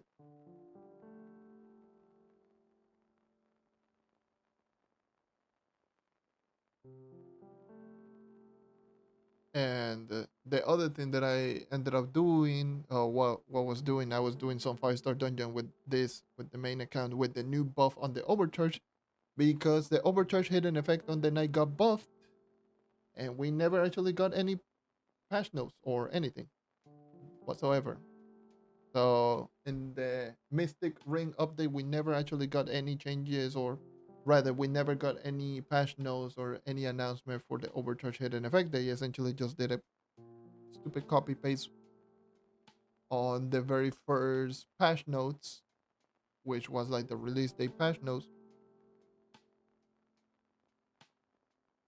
And the Overcharge hidden effect got buffed, but it never got mentioned. Now, I wanted to test that out to see how good it was, and yep, it is definitely really, really good. So I ended up grinding a little bit on this character, get a prime to see if I can get a mystic ring with Overcharge, and I ended up getting it, but I need to get all the way to Paragon 97 to get another one.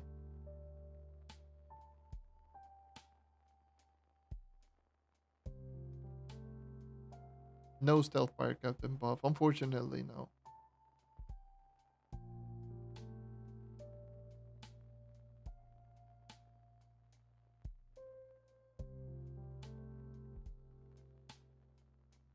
Yeah, the fire captain actually, in fact, got buff, and then got essentially stealth nerf, not buff.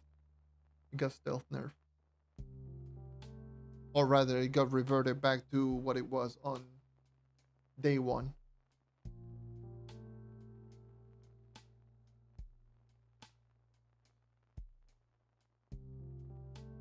Yeah, I don't know why it doesn't look like into a mystic loop. It makes no sense.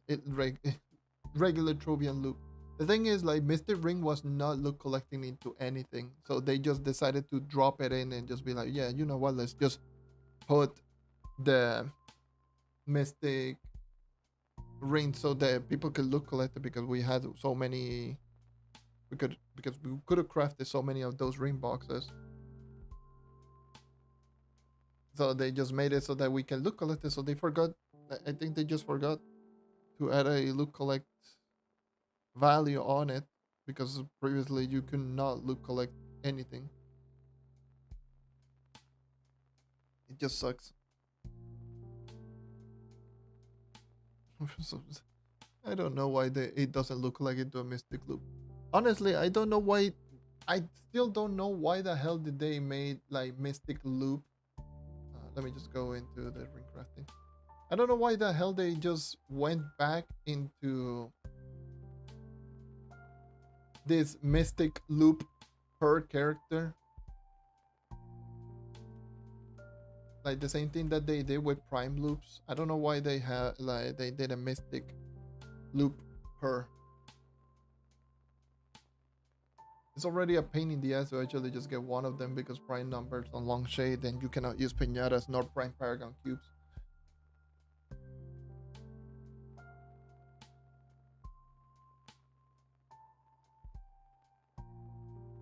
Yeah, the crafting recipe, thank God that it doesn't cost like 1,000 depth cores or something ridiculous. At least they just made it plausible, or not plausible, at least quite easy. The only problem to me is like the mystic loop.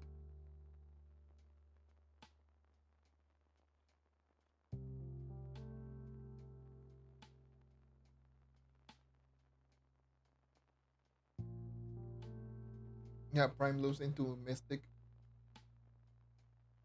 I'm pretty sure they didn't do it. They didn't do that because of you know who. You know those type of players.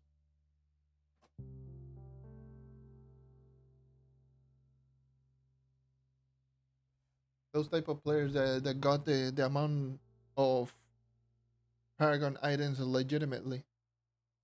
Koch, koch, nudge, nudge.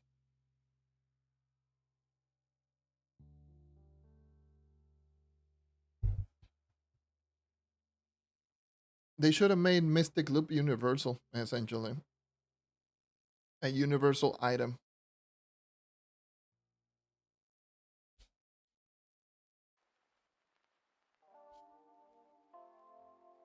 That should have been like what they should have done.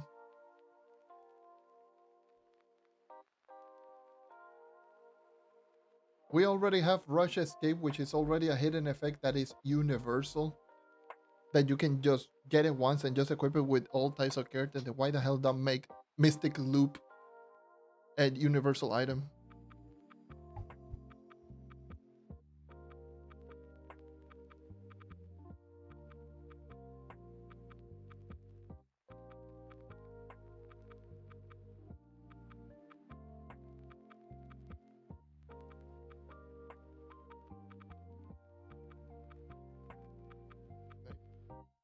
Like, I just don't understand that logic. Because at the end of the day, you need to have a character at least to enter. Like, you already have restriction. Like, you need to be in long shade to actually just get it in the first place. Not everyone is in long shade. Like, it already makes no sense to have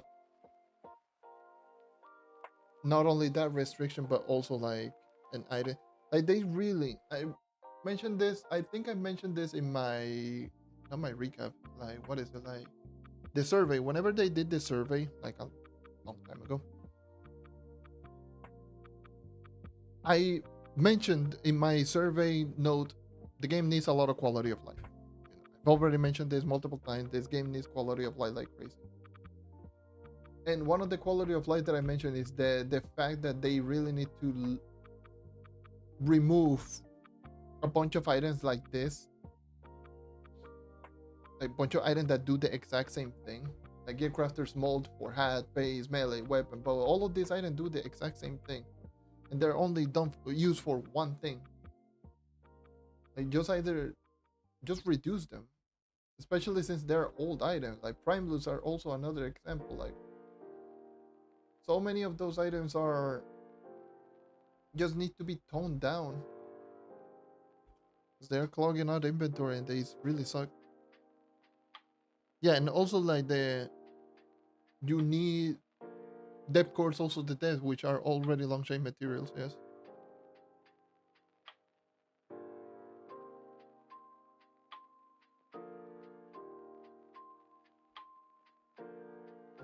There's already, you need deep stones, also the depths, and depth cores, which are all long shade resources. Then you need to be in long shade to actually just get the mystic loop. Then why the hell do you need to get there's a mystic loop for each of the characters rather than just being one resource for all of the characters? Same with prime loops. I don't know why there's one prime loop for all of the characters when prime paragon cubes exist and people duplicated them like crazy already. Cherry Bomber, yeah, it's really bad. It's pretty bad, honestly.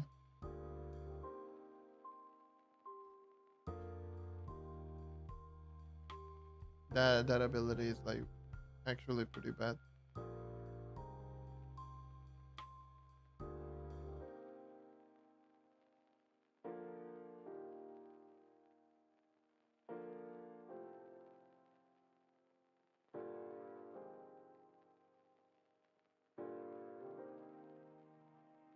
Like it doesn't. It's like it doesn't do enough damage, and you have to do so much just to actually just get one. Like 3 times damage, I believe it does. Like roughly 3 times damage.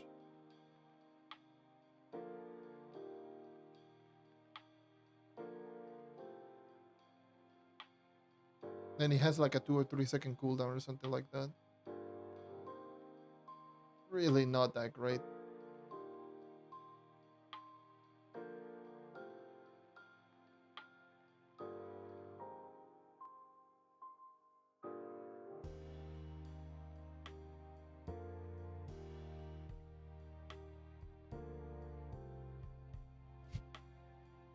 You're seeing Cherry Bomber right there.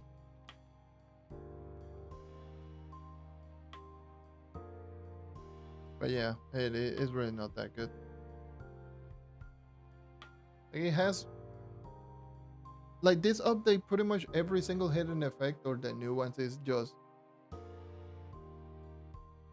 um is it better than Rush Escape or is it equally as good? And 99% of the time is no. They just essentially just added Rush Escape and that was it.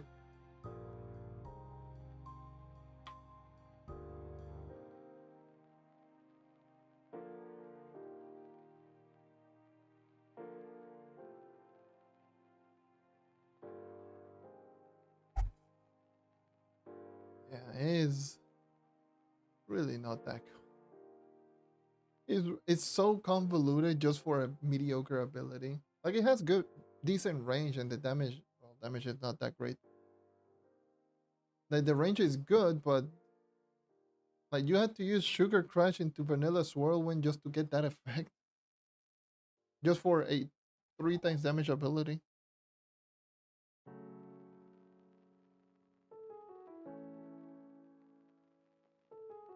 Like it is. A lot of the hidden effects are like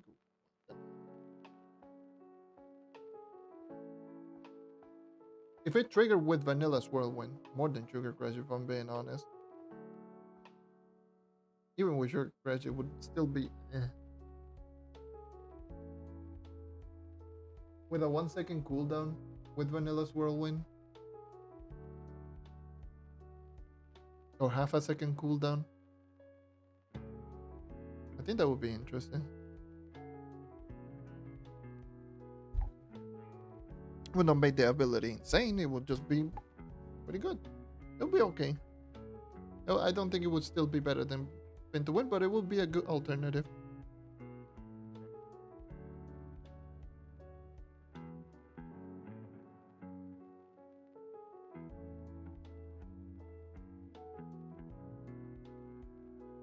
Because we have to take into account that all of these hidden effects are tied to mystic rings only.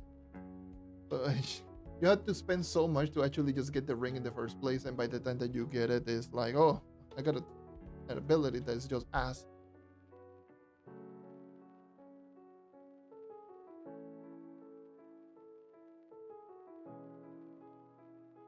Unfortunately, this update it was rushed. It was definitely just 100% rushed. They didn't take the time and do. And by the way, no pun intended with rush escape. Just saying, but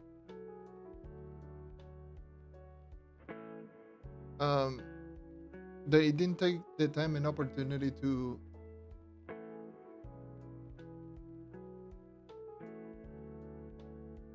do like a proper rebalancing. They just essentially did one patch note, then a secret patch note apparently, and that was it.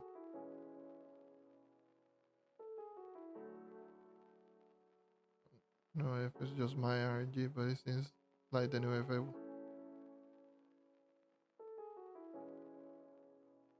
That's interesting. Alright, dude.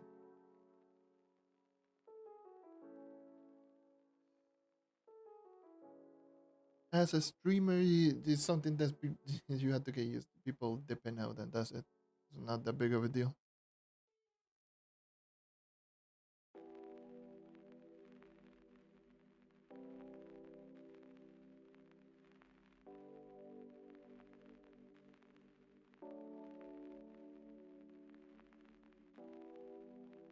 Hmm.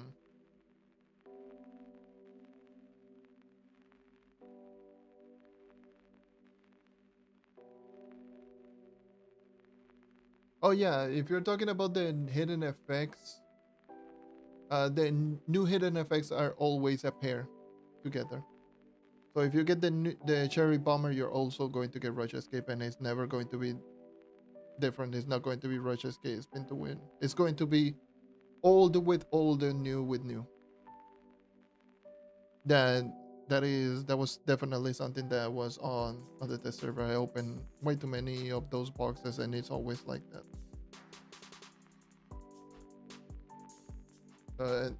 That's just a part of the mystic ring. So if you do get the new hidden effect, is always going to be the two new ones, or the new one with rush escape.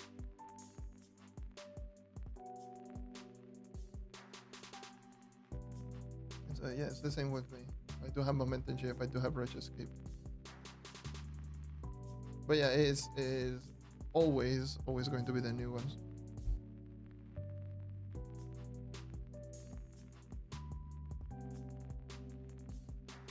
Which kind of sucks, because if you wanted rush escape and an old one, then that was it. So you had to get essentially two rings, which is what I ended up doing. I got two mystic ring, one with overcharge, one with rush escape.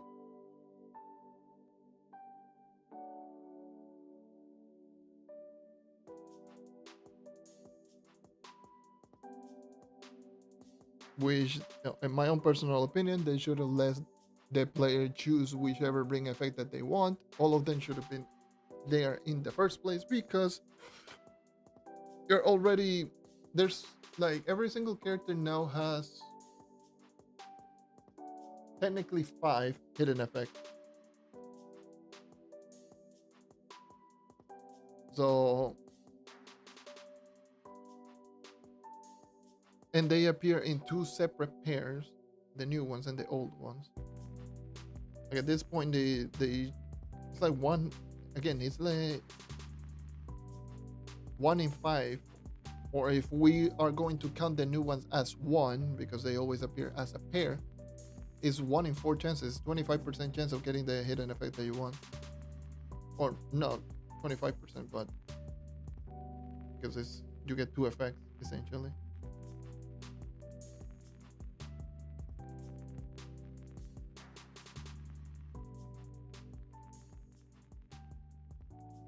Just the effect, but one. I literally just. I don't. Here's the thing. I don't like the fact that there is a time limit. Like the time limit to me is it feels like so unnecessary. They could easily just be like, oh, if you want to change the effect, you can just change it to by using a mystic loop or a prime loop or whatever. But why add the time limit? It just makes no sense. Like the hidden effects are good, especially for certain character, but my god, at the same time it's like it feels kind of pointless to have a timer.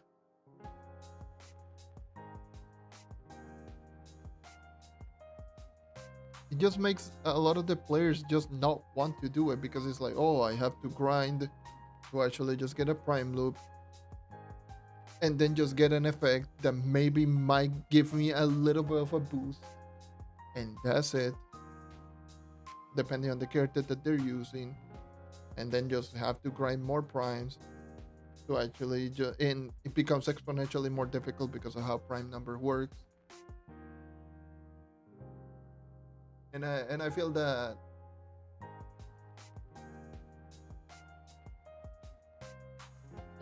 I feel it's just kind of and yeah, exactly, like the fact that you now have to, if you want to get the ring for mystic, you had to essentially do that but for long shape.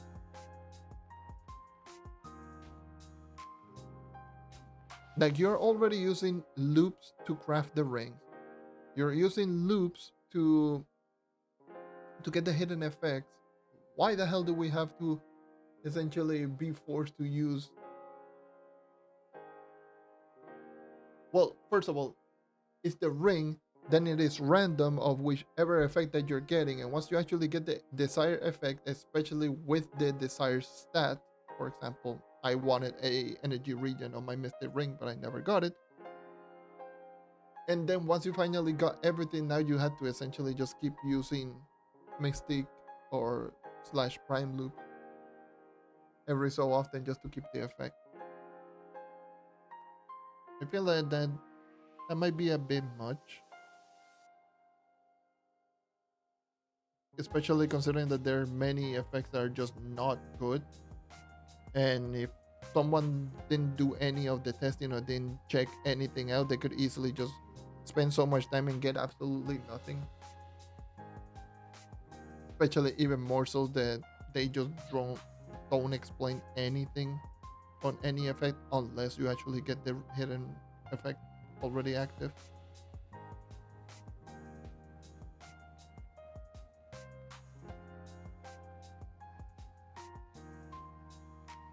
Yeah,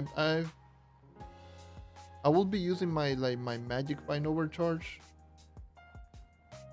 but I want to just keep trying until I get my energy regen overcharge mystic.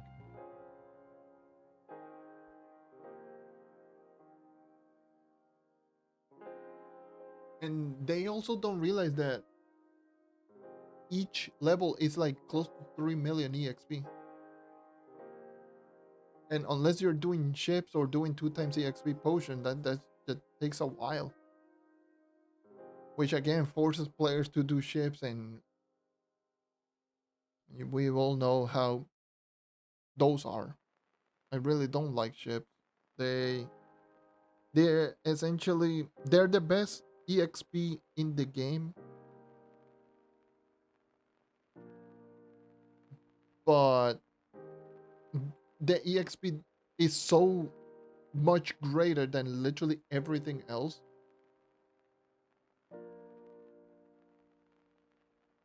that you're essentially just either do ships or grind for half an hour just for one level, and you need like what? In my case, I need, what is it? What was it? It was at level 97, I think it was. I think that was my next prime, level 97. Yeah, at 97 is my next prime.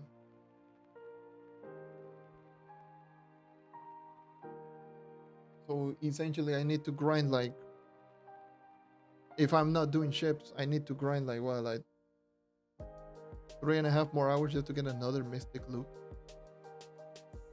Imagine if I didn't get the overcharge ring. I was essentially 3.5 hours for another attempt.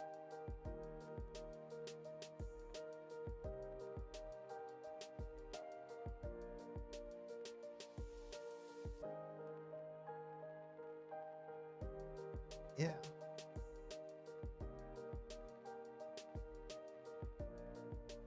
And they could have easily just made it like, instead of like, so that people are not essentially doing ships all the time and make them grind long shade. They could easily just make it so that once you actually reach a certain amount of EXP in long shade, you get a mystic loop. Essentially the equivalent of 3 million EXP in long shade, you get a mystic loop. There you go.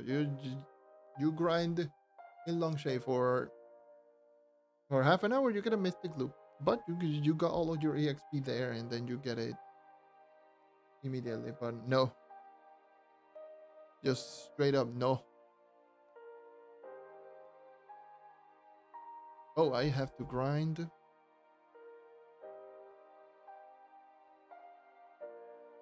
3 hours, or just grind maybe, and maybe just sit AFK for like an hour in ships, then go back to long shade to essentially claim my reward. That's just not balanced, and not great in general. Like, the concept of ships for EXP and all of that, like, I really, really, really don't like. Like, I think the ships are just one of the worst things that it is in this game right now. Not because it's because they're just essentially, they're so good that you're essentially forced to actually do them for the most part.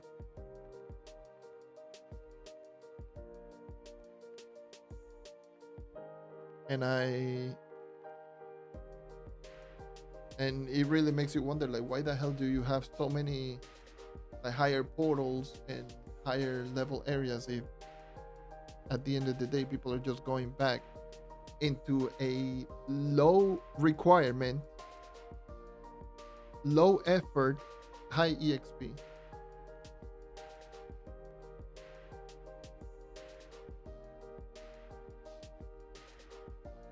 Yeah, essentially, wanting more EXP. That's also another suggestion. Just give more EXP that is equal or better than ship. Not even equal, it should be better.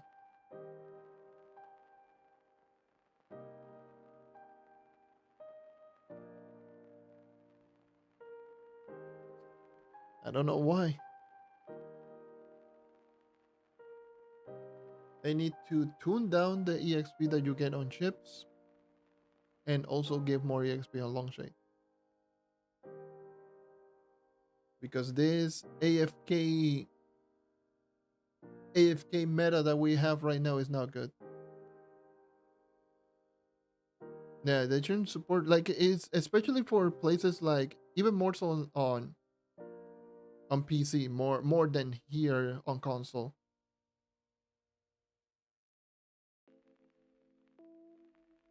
Because on PC there's the bots and the auto EXP, the not the auto EXP, the auto invites and the scripters and all of that. Like, it forces players to do all of those things. Like, those shouldn't be a thing. Or at least that those shouldn't be the best thing in the game.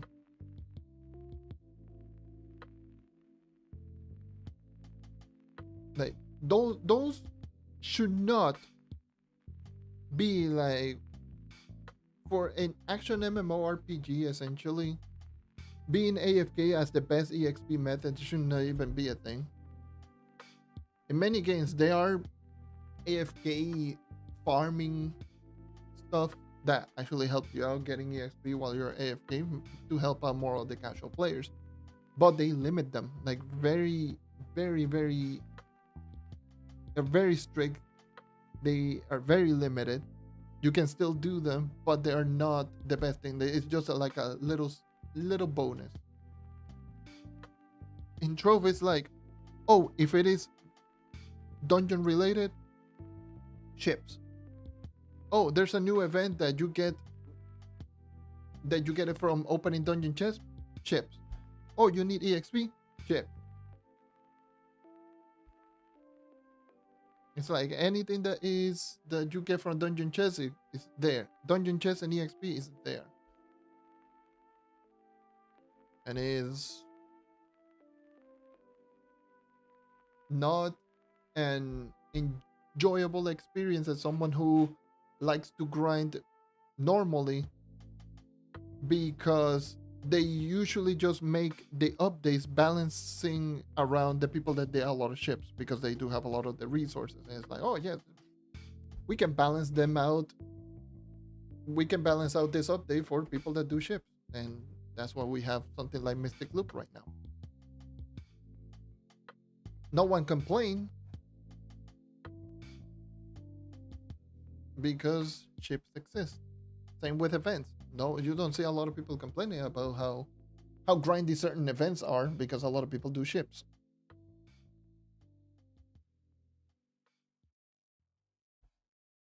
It's unfortunate that we are at this point, but many people, if you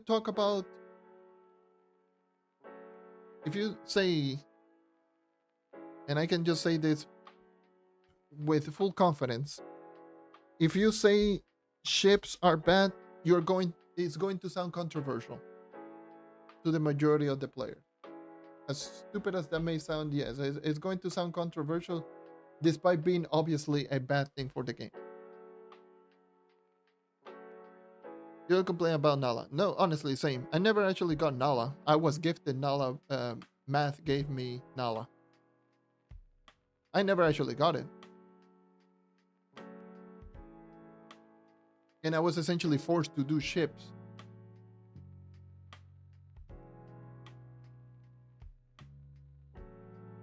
Because regular dungeons were not dropping.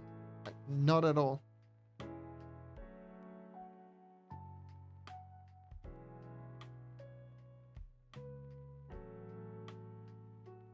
Nala is like the perfect example of like how bad the events were, because I can just assure you, well, I didn't assure you, I can literally confirm to you that the reason why they didn't make Nala much more approachable is because a lot of people were getting Nala a lot with alt accounts and ships, and they were just saying, oh yes, I got 2 Nalas today, and they were grinding for like 6 hours with like 3 accounts or 4 accounts or something like that. And they were just talking about it in Discord, oh yeah, Nala is fine now, Nala is fine. They never buffed the drop chances like really good, or what it's supposed to be. And that was because of that particular reason. Even though it was clearly horrible,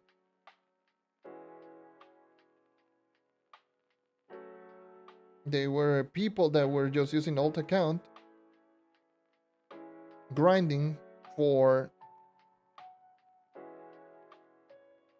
all day with multiple accounts, doing ships, nothing but ships. And naturally they were going to get more drops, because with more account you get more chances, obviously.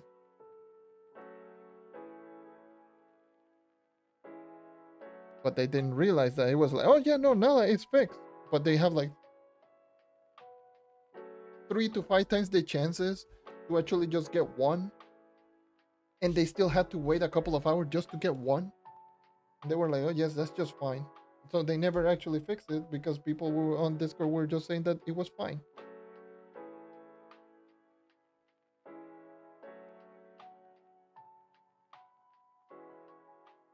Is that's the unfortunate part with a lot of the player base here in this game. They don't think for the average player. They only think on themselves. So yeah. When was that event? Let me check.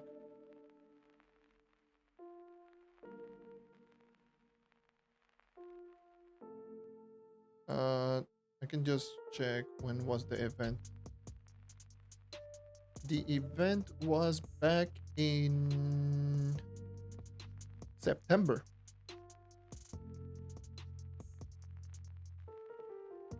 It was back in September.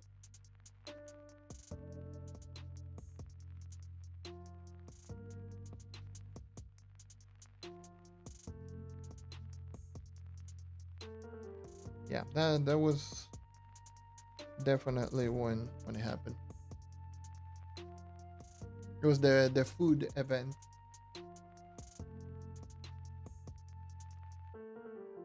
Healthy versus junk food. I believe it was the event.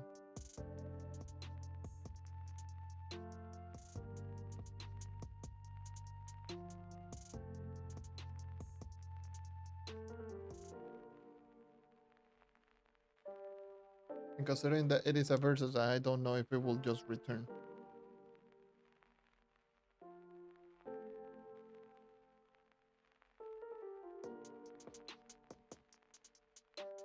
But but yeah, just essentially just talking about like Nala was one of those like prime example of like many people don't care about anyone else but themselves.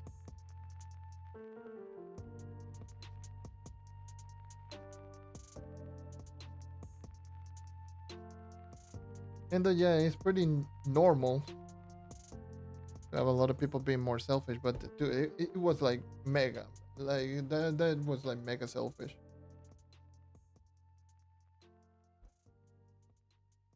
Like, everyone think that everyone has big groups, max mastery, alt accounts. They can grind 10 to 15 hours a day. No, no, no, no. That's why like I complain about how bad certain updates are. It's just, oh yes, not talking about me. I don't have a lot of problems just grinding the whole updates or events or whatnot. It's just that, dude, if you want to make the game better, then what's the point in just making the game just for me and the end game players? Like, you have to take into account like everyone else.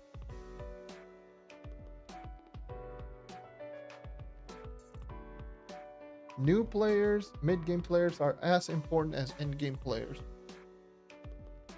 whether we like it or not.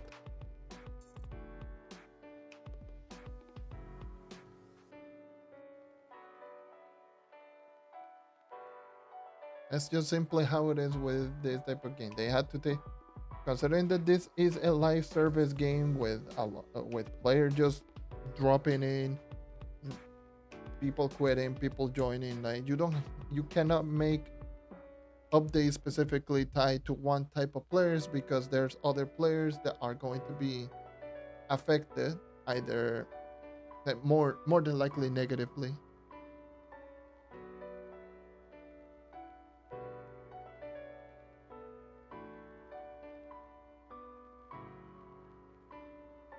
Yeah. Okay. Someone just talk about a feedback.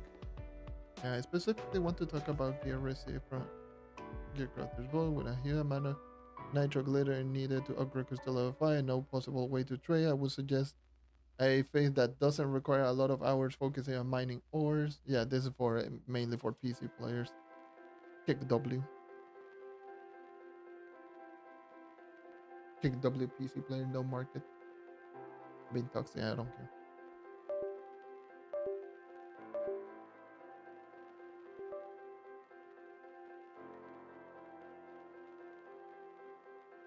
I do agree. Yeah, this is. I describe this update as gold turned into copper. It is a good update, especially on concept, but it was executed not so great, but it was still a positive.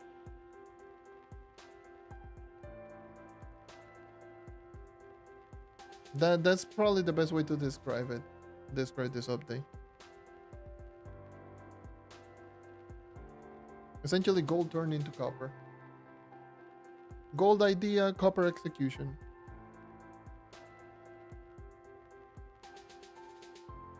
And did I? What the hell? I just saw something like everything just crashed for a second. He just went back into the playback and he just crashed like crazy. What the hell? What? Seems to be. Yeah, pretty much. It is a net positive. Like it is not that big of a deal. Well, it is somewhat of a. It's annoying, but it's not that big of a deal. That's probably the best way to put it. With all the mystery loop and all the changes, it's to me it's just annoying. It's like you could have done this, you could have done that, and it would have made it a little bit better. But at the end of the day, it is, hiring, new hidden effects, essentially just rush escaping in the game. Because all the other hidden effects are kind of ass.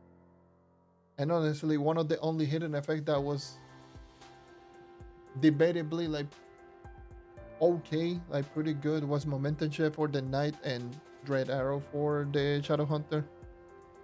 But now that overcharge is just better than momentum shift, like it's just dread arrow and rush escape, and that's it. That's the whole update in terms of hidden effects. Because none of the other ones are good enough. Either rush escape or one of the old ones is just better.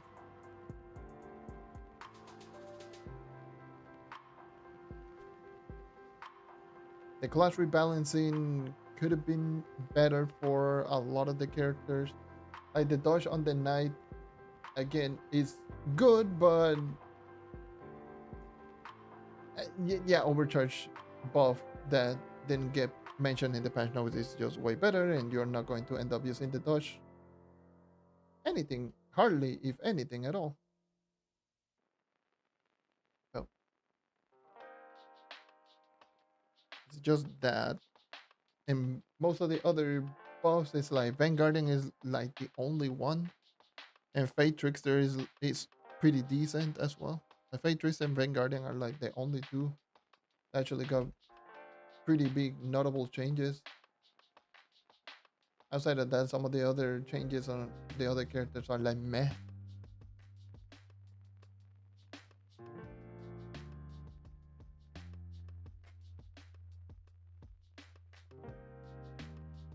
Like there's so many things that could have been done better, but not done great. It's just how it is with this newest update. But at least it's better than Tiny Quest. My God, if Tiny Quest would have not been a great addition into this game. God damn. Yeah, giving it a slow fall. Slow fall is such a terrible mechanic in this game. Slow fall with no option. Like you had to do a dodge to actually just cancel it out, but still slow fall is not great in this game. Like if you want a slow fall, just get the potion. The vampire, whatever the hell the potion that is in. But this one, race. If you want a slow fall, like, right there.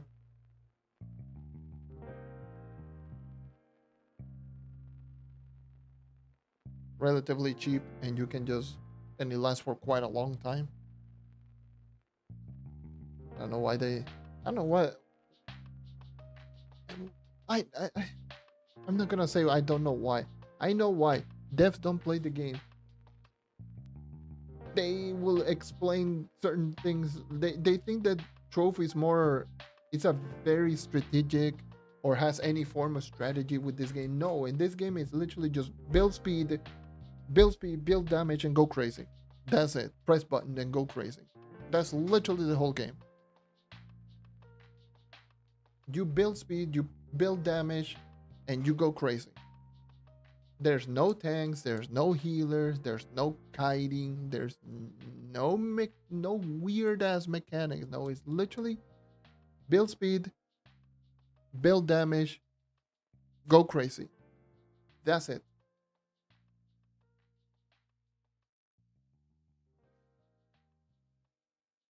So unfortunately, in many cases, they think that this game is much more complicated.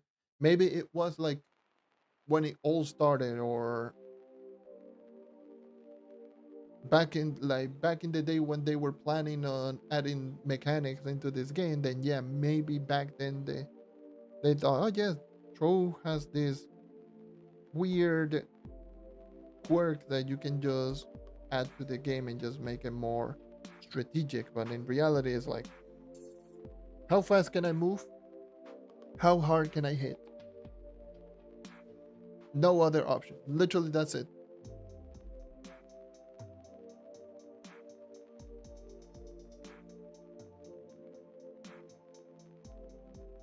I'm gonna tell you, see people calling classes tank. Like, yeah, like Candy Barbarian, Revenant are the main two that people call it tanks.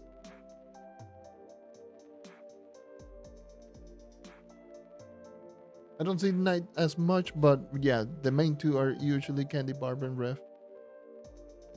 They are tanky, they're slow classes. I'm like, okay, sure. Whatever you say.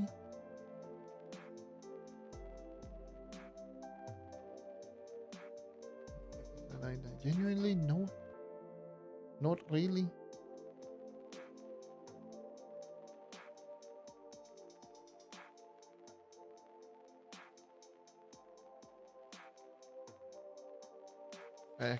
Those and the Chloromancer, the healer, the bard, the insane support class.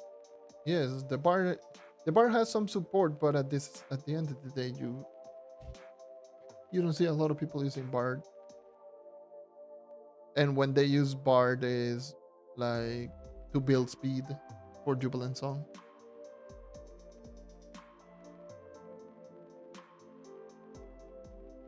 Like, why have the damage increase from Battle Song if you can have another Boomeranger? It's going to do like way more damage.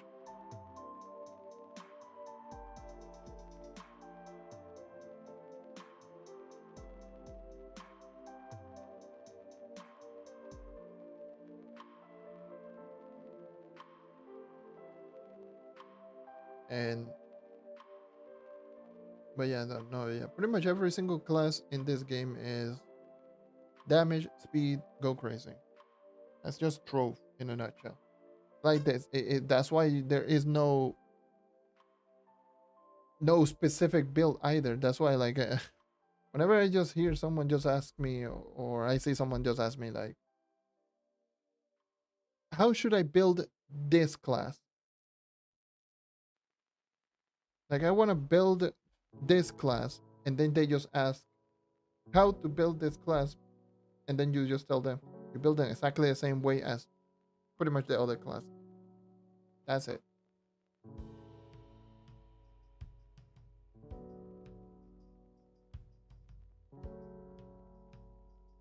A paladin style class. That's what they tried to do with the knight when they gave the knight the support shield that flopped like crazy. Oh yes, you can heal yourself and protect your ally. Woohoo! You are the protective class. That flopped like crazy and immediately got ignored.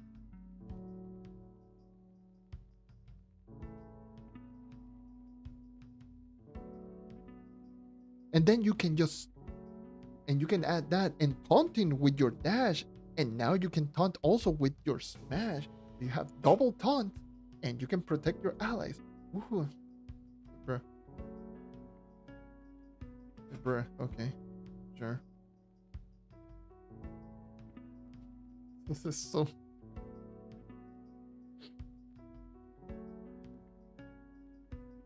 It's so weird. It's so ass backward.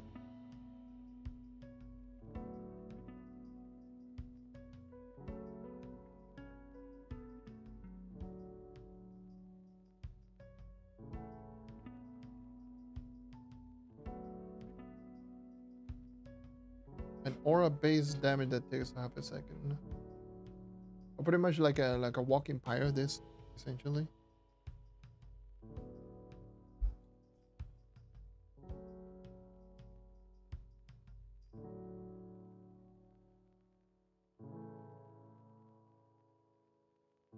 We need hammers. Hammer. Yeah, a hammer style weapon. Unfortunately, they just make hammer style weapons like essentially just melee weapon.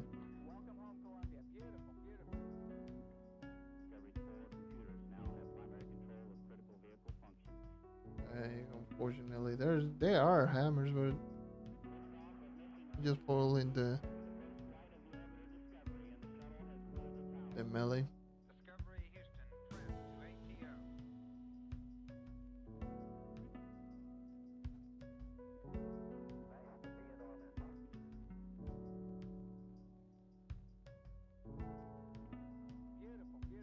The paladin, yeah.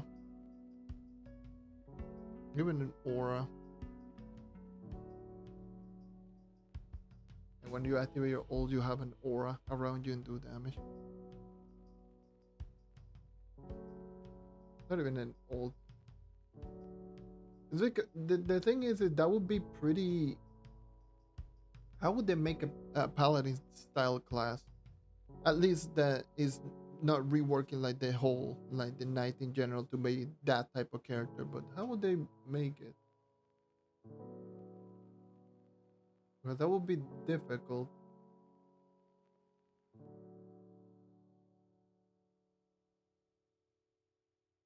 Hmm.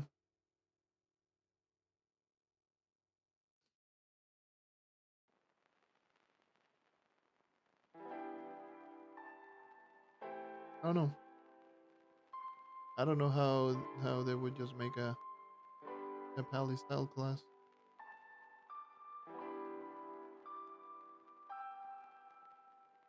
Because unfortunately, we're in this era of Trove where group farming or group play in general just kind of sucks.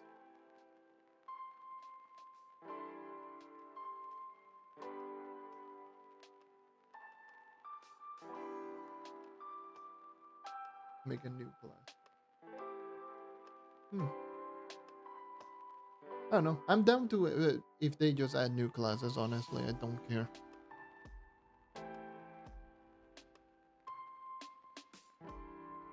I always suggested like a lightning mage, a mage that just focuses on chain lightning.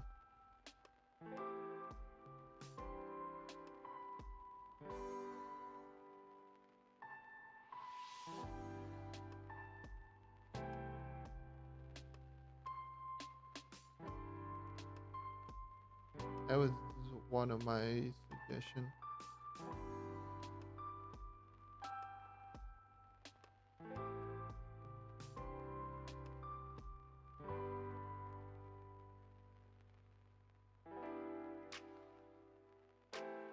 Honestly, I'm not too creative to think of like very many classes. Honestly, I just sit down, play video games.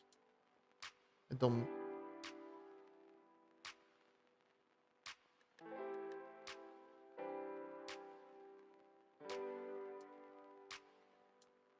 No more staff class. There are far too many. You could probably just change it into a spear class.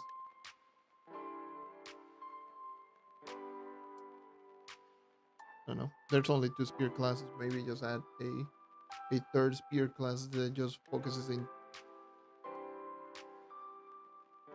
lightning attack.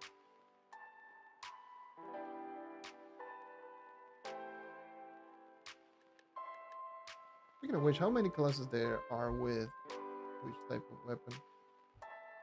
Because there's the the 2-1 that are the most is both melee and staff. There is one. I believe melee. There's 5.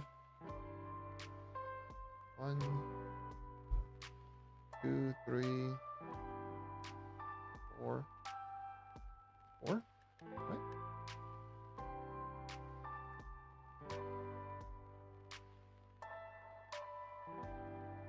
There's only 4 melee classes. I thought there were more.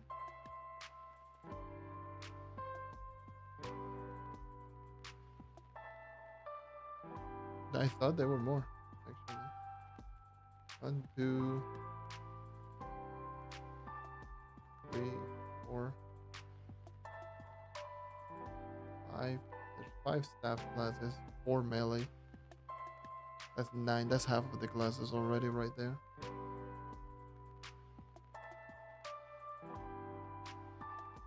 There's also 3 bow classes, 3 gun classes, and 2 fists, and 2 spear.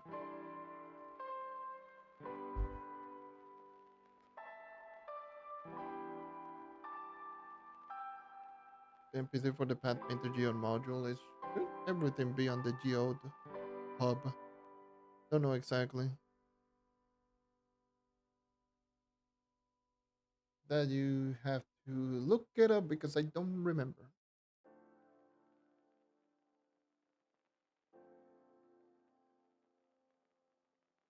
Don't remember how to actually even get Pathfinder. There's been so many years since I got Pathfinder.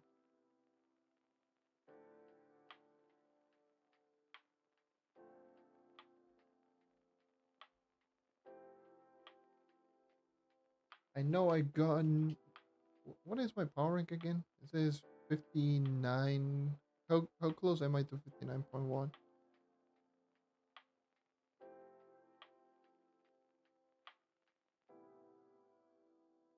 16 more PR. Okay. 60 more PR and I get to 59.1. Just open these boxes.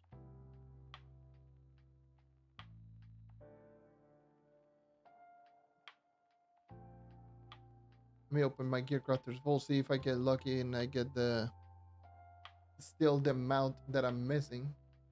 Like golly. I'm still missing like what is a gear cycle? I don't remember the name of it, the mount.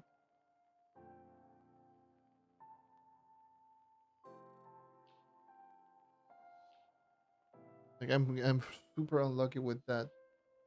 I got pretty much everything to drop, including the wings, except that stupid mount.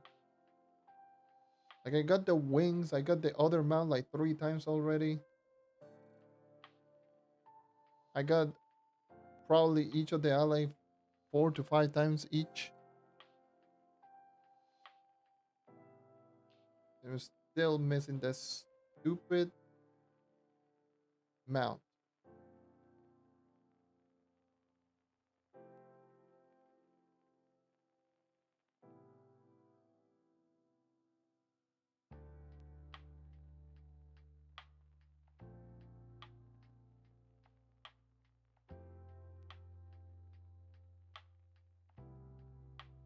Jeez Louise, man.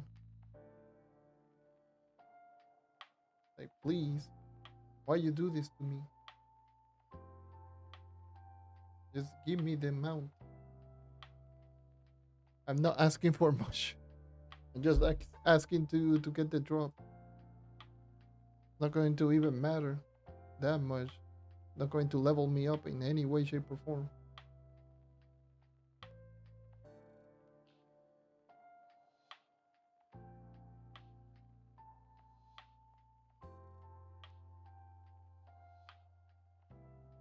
I'm still missing like 3 items in total. Missing that particular mount from the gear crafters. I'm still missing one of the items that you get from the from the outpost in Longshade, and I never got the montage of all time. I still remember me. I was like offering over 100. I think I was offering not. I think I was offering like 200 million flux, and no one actually even cared.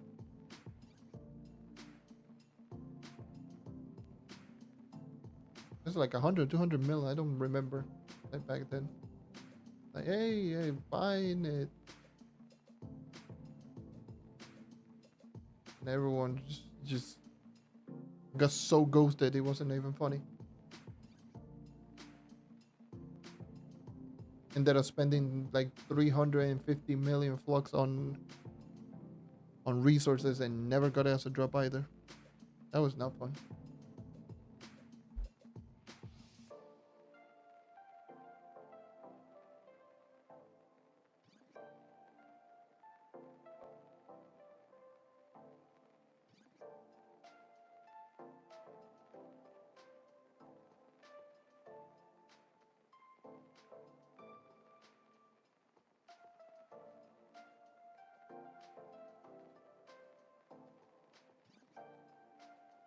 God damn, dude. It's already 4:30 in the morning.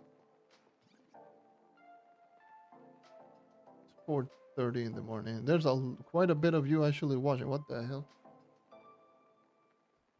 Uh, Why? Why me? I don't provide any. Not providing like any insight, like any crazy fact or something.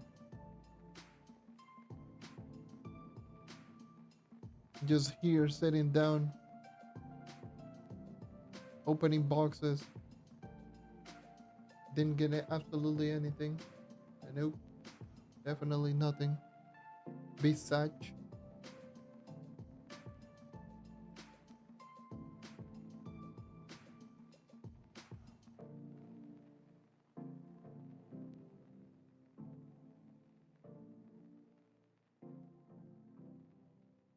Put back overcharge.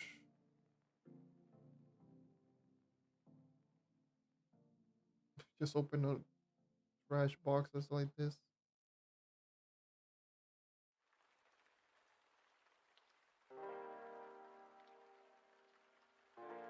Dude, look at the amount of adventure boxes there are in this goddamn game.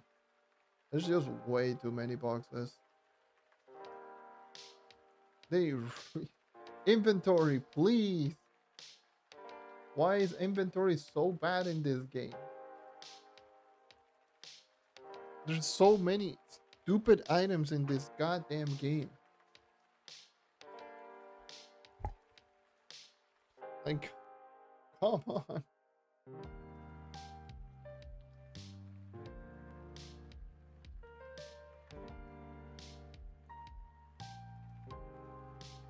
This game has so much problem with the inventory. It's always had problem with the inventory, and they are like, nah. You know what? Let us give you more resources that go into your regular inventory. Why?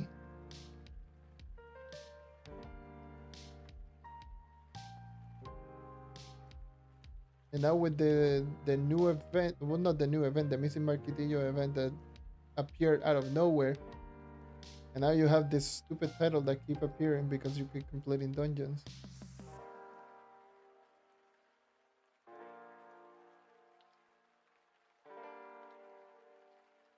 I don't care about this. Don't care.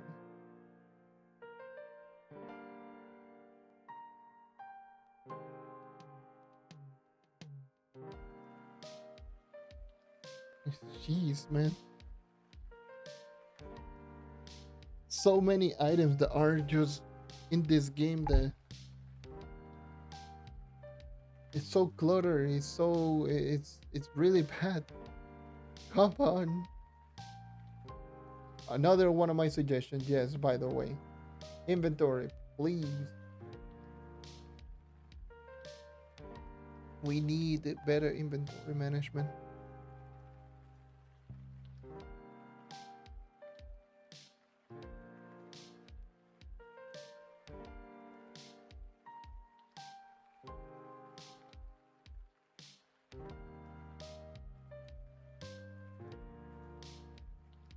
It,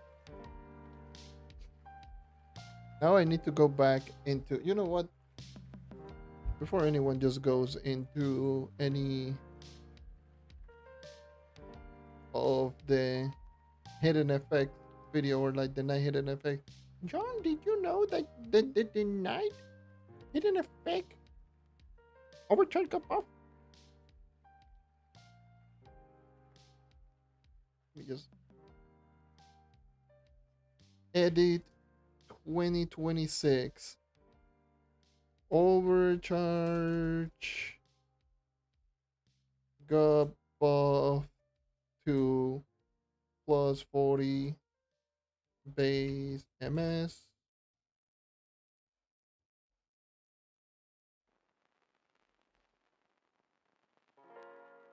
and plus 20%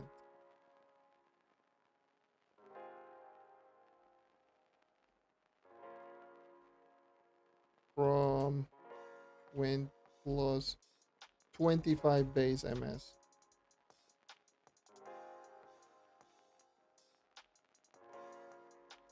There you go. That's the bam.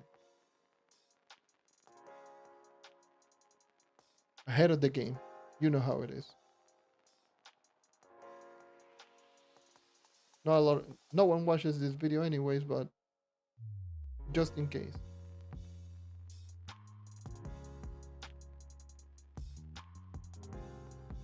Just in case.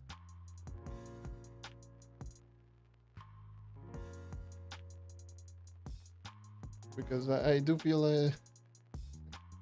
I always describe some people having a boner for correction.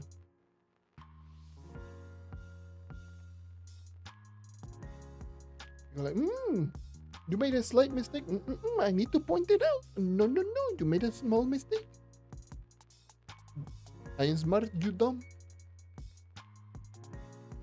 I'm like, oh, okay. I always find that really funny.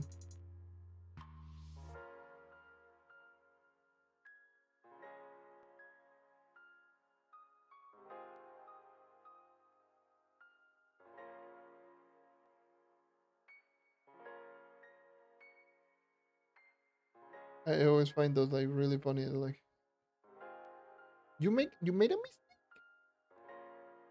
No matter how like small it is.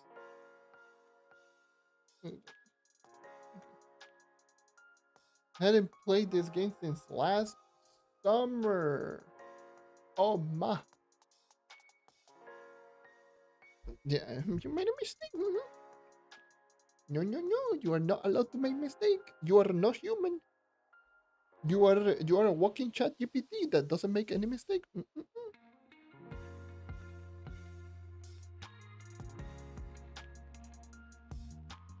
Last summer, what? Uh, when? GG. Question again. I need to check what happened last summer. I know we got Mystic Rings this very recently. When did we get Mystic Gems? Mystic Gem, we got it last summer. Around August.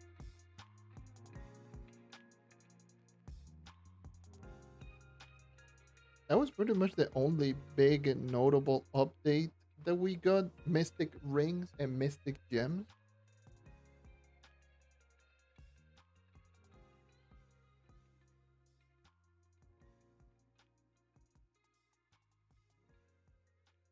Those are the main two things.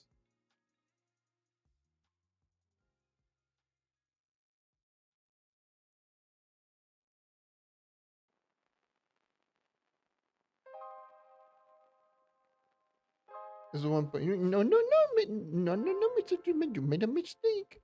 No, 1.5. It's 1.25. That's actually good to know. 1.25, which makes it like really awful.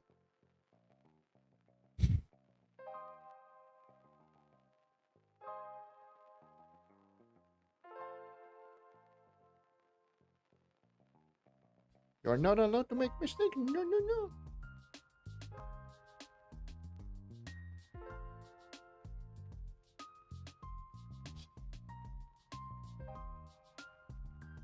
That's actually good to know because I don't know the actual like those.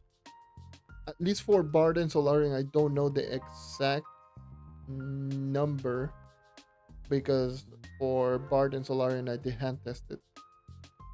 So those were hand tested. So if it is 1.25, then that is good to know.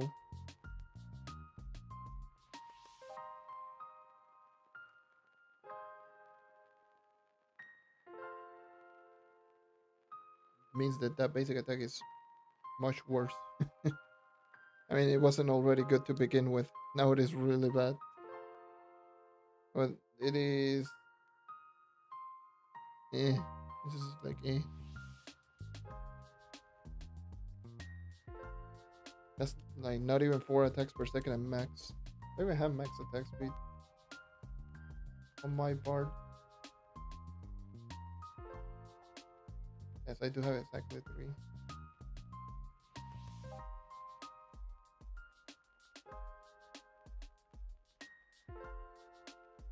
Yeah.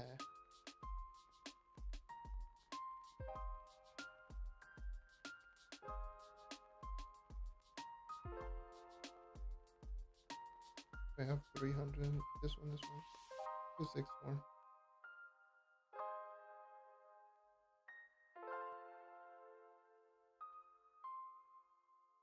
I can check, but yeah, it doesn't seem that much faster. So I would assume, well, the difference doesn't seem that much, even despite like 260. Or both of them seem to be attacking roughly 3 attacks per second. So yeah, that would make sense. If it was 4.5, it would be more like Ice Ages. Like Ice Ages is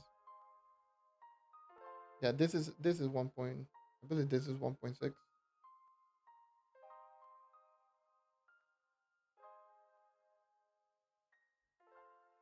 Somewhat noticeably faster. Don't matter. Night is faster. Haha.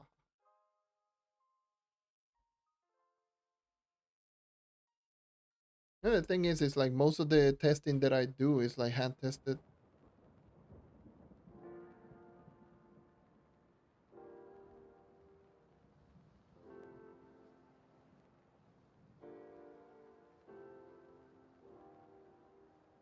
Hmm. Yeah, that would make a lot of sense. Yeah. Let me check it right now.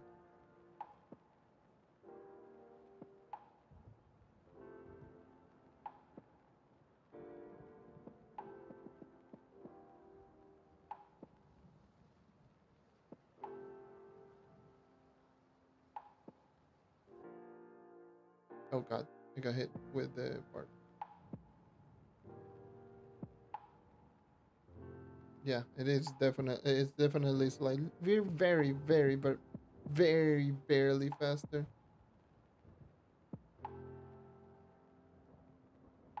Yeah, makes sense.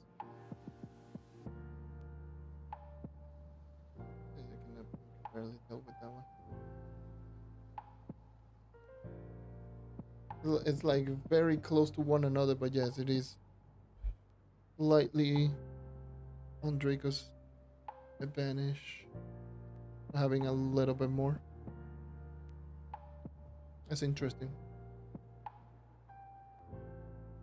I don't think anyone cared too much, if I'm being honest. those numbers things scare people, unfortunately.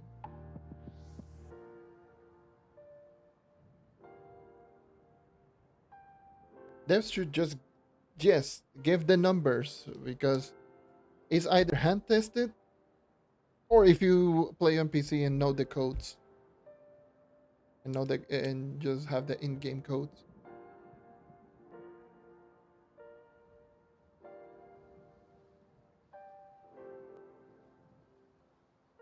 Unfortunately, being a console player, I have to do the the testing my by hand.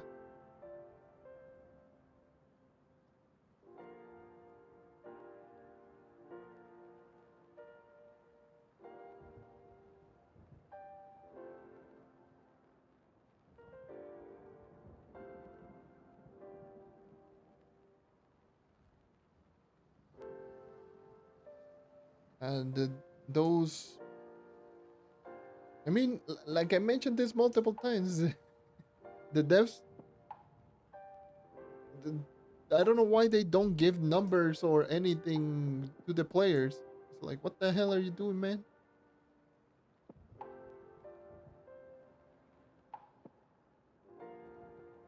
What is going on?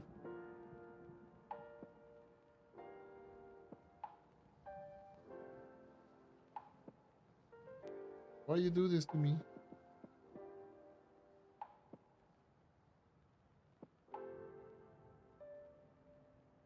Like, come on, man.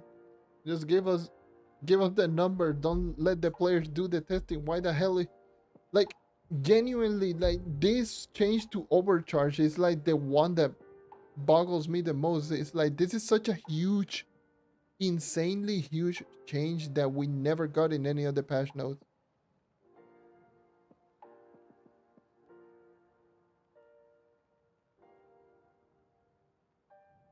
It's like you needed to know the numbers prior, which weren't given before, to know the difference. Well, to be fair, the difference is so massive that it should have been pretty obvious. But I guess it wasn't, because I didn't even notice it. Well, I noticed that my character was moving fast, but I didn't bother to check the stats. I was like, okay, dude, I just haven't used the knight in a long time. I think the knight is just feels faster. It just feels faster because I'm just not used to it. But no, it was just actually running faster.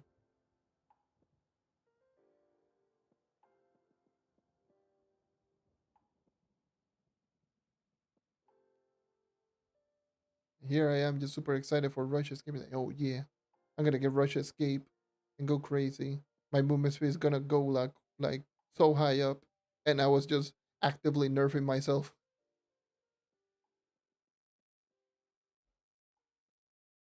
Like, genuinely just nerfing myself.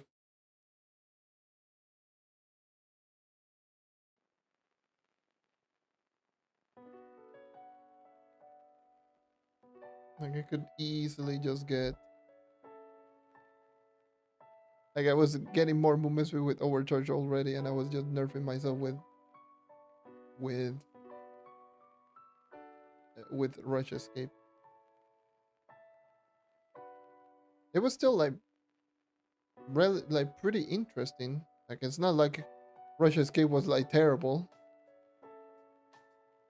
but if I ended up not using my Mystic Loop on activating Rush Escape, that means that I could have had the Mystic Gem or Mystic Ring with Overcharge right now.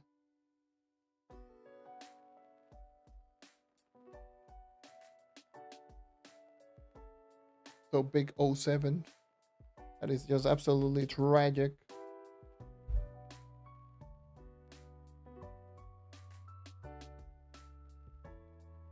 But at least I'm like so surprised. Dude, the buff is so insane. Like, you have no idea how busted that is. Like, I don't think people have the slightest idea on how, like, how disgustingly good Overcharge is. How disgustingly good this character is in speed farming. Like I tried it out a little bit and it's wild. It is ridiculously fast. Like Knight is such a good all around class already. And then you add in a percentage, a essentially a Dino Tamer buff with a plus 20%, a Dino Tamer ult plus a 20% movement speed increase. That's essentially Overcharge right now. It's Dino Tamer ult plus 20%. On a character that can one-shot regular enemies with a speed farming build and has arguably the best basic attack in the game. At least for dungeons.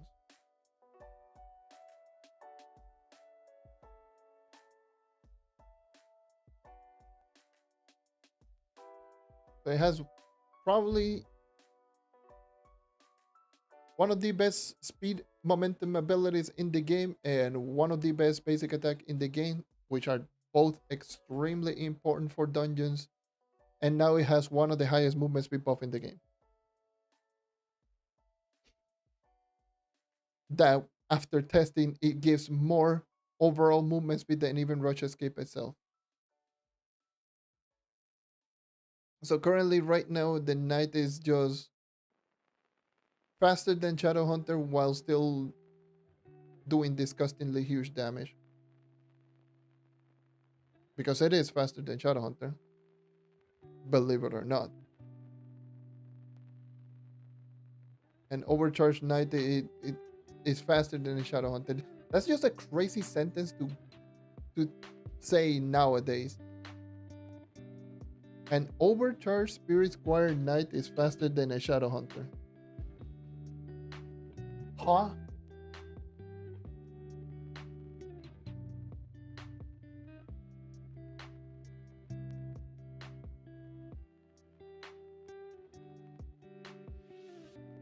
And still, despite all of that, it's not it's not the fastest character, and nowhere near the fastest character because Rush Escape can be stacked with other classes with the movement speed. Nice the new meta? No, I don't think so, but it is definitely for dungeon grinding. That is not 5-star dungeon. Definitely not the best for 5-star dungeon. There are better classes, but for regular dungeon farming, is definitely in top 3 contention easily. And I mean in general, not even just strictly long shade. I mean in general, like from beginning to the end, I think it maintains top 3 status all the way right now. Especially consider Overcharge, you can get it so early, and it is seriously so good. And it specifically has to be with class gem. None of that BS of like, oh no, you have to use the knight without the class gem because the knight without the class gem is just faster. It's like, no, this is not faster. This sucks. I hate that. I hate that. Like, look at this. Okay, look at this. Like, you're not going to tell me that this is faster. Like, look at how slow I'm going with the dash. I'm literally going slower with the dash than just running around. Like, how the hell are you going to tell me that no class gem is just straight on better?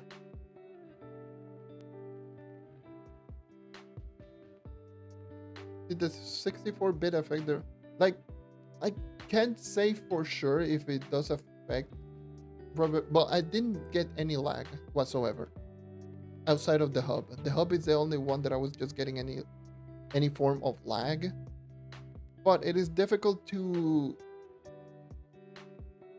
test out rubber banding because there's barely any players, so pretty much everything was just loading really quickly anyways. I don't know.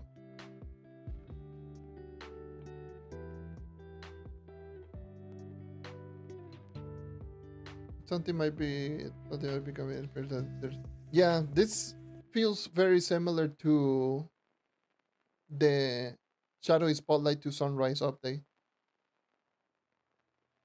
You know, when they added the Shadowy Spotlight update, you know, when they made all the classes much stronger, did the class rebalancing, and then the next update was Sunrise. That's when they added Uber 11. This feels somewhat similar, yeah.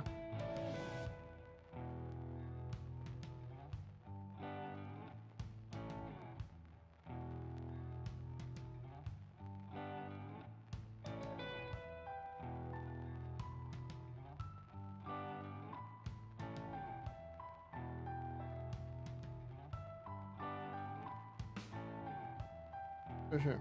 This definitely is.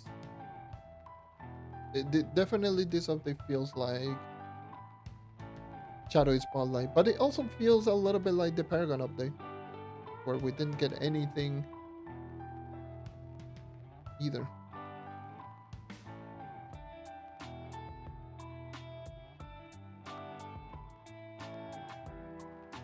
The Roar Van like crazy with Blink.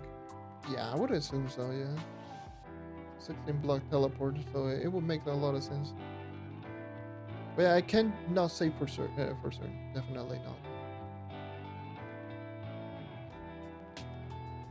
Unfortunately, there aren't very many players, so to test out like the connections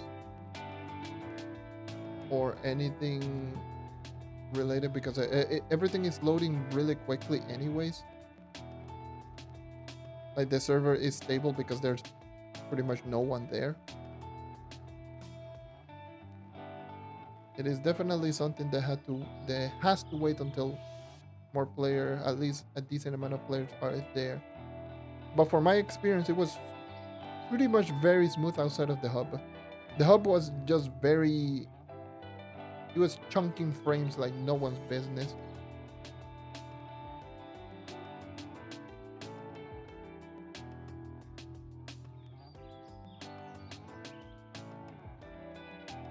You know, for that is something that more people need to test out.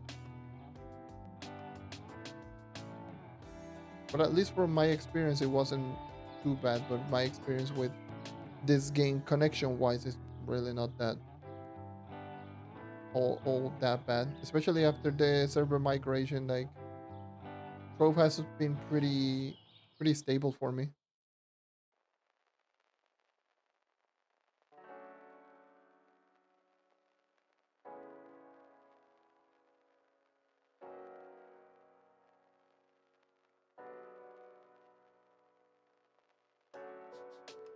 Maybe like this 64-bit, it could be related to the new market and how they could easily just implement a completely brand new system. Yeah, I can see that. They have been talking about the market quite often, as in like they wanted to the market to be there as soon as possible. So maybe, who knows, maybe with this, maybe you finally get the market back. That could be a possibility.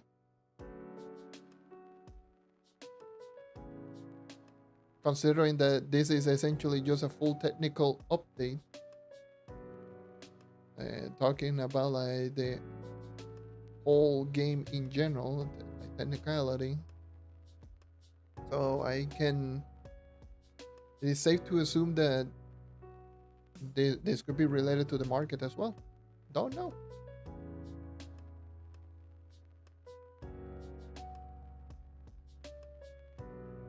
What is like very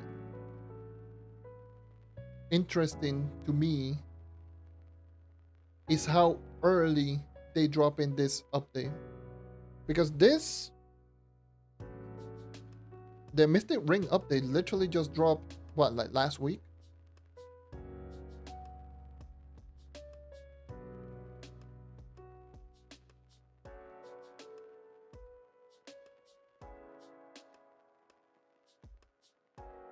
I didn't test the Vanguardian and the Dino Tamer bug.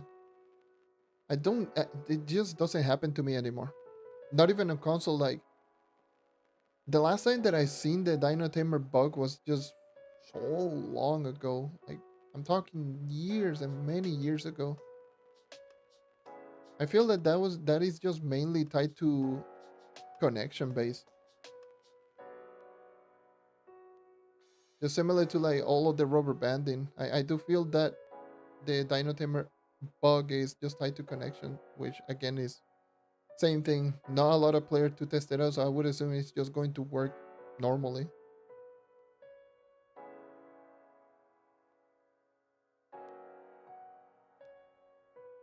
And the Vanguardian,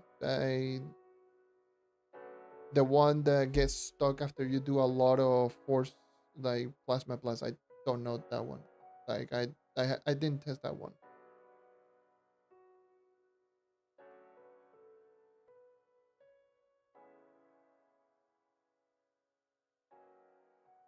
Yeah, it's usually related to connection, and once again, there aren't very many players to test out like connection based bugs, like the ultimate ability just glitching out, the rubber banding, and all of that. It's just mainly right now the only thing that you can just test it out is the frame rate.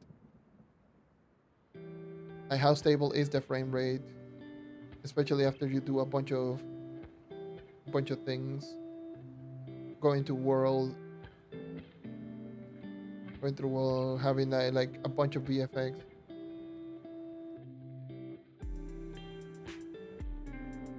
Which after testing I did like my computer is new. I got like a brand new computer that I got last week, and this computer has a 5060 Ti, a 32 gigs of RAM, and it's like pretty good PC, right? So,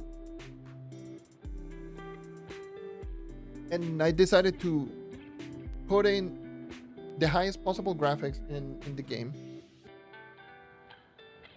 with 4 times super sampling, pretty much essentially all of them, bloom, the maximum draw distance, the maximum detail distance, full shading, full everything. And I was still running at 144 frames per second consistently on regular portals, like pretty much everything outside of the hub. Like everywhere was just consistent. I kept jumping in into different types of biome, club worlds, and all of that, and it was consistent. The hub was the only one.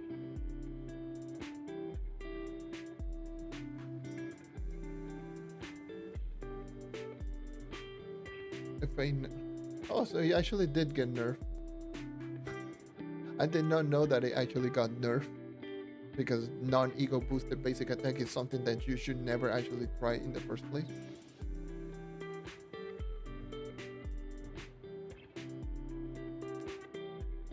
As a Fae, you should always be ego boosted, 100% of the time. But I did not know that. No, and that is pretty funny. It got buffed, and yes, from 3 times damage to 2.80. Ah, okay. Good to know, I guess. Good job.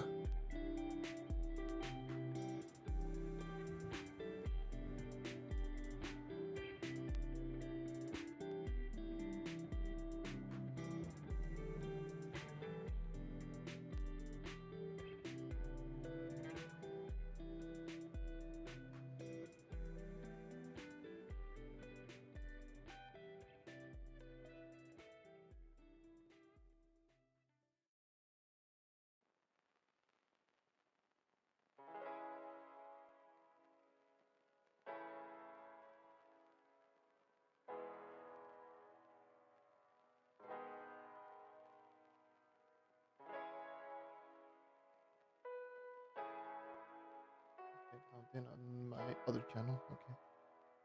Okay. Just checking something on the other channels. Oh yeah, I need to check over here as well.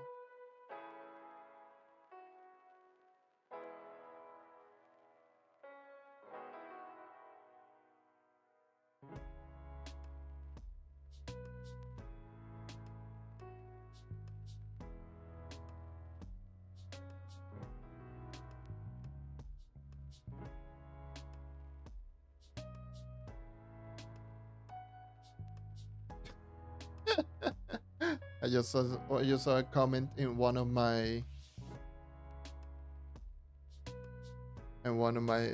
the clips channels, someone trying to correct some like a translation that I did, and they were wrong. I love the comment section sometimes. I love the actually people when they just try to correct it, but in reality, it's like,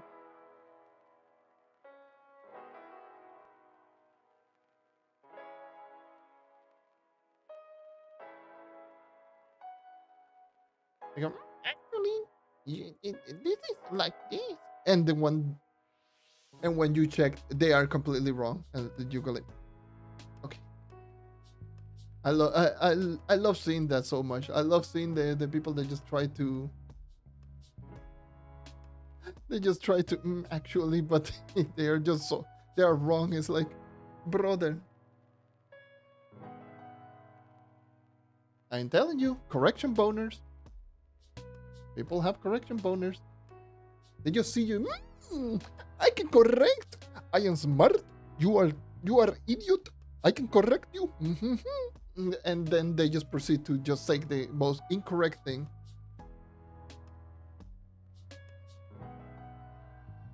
I did not do Tomb Raider nor Coloro. No, I just stopped doing that whole series. I wasn't interested in doing it. I didn't care.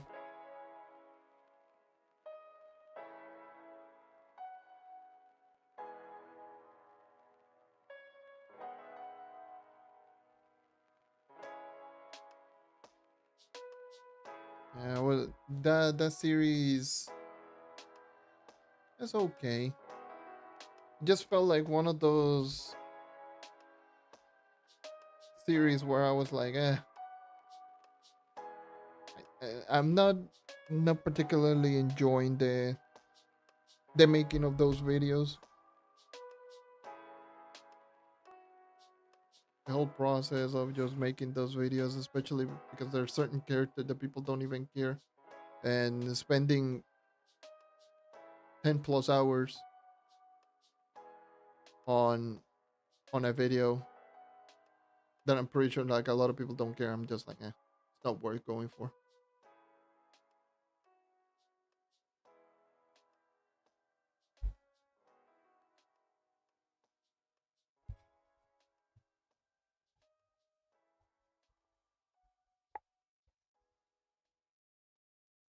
Especially right now, even less right now that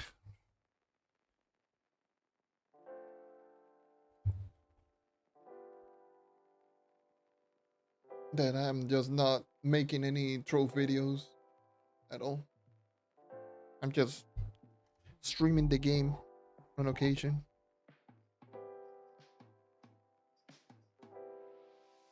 Yeah, in many cases, yes.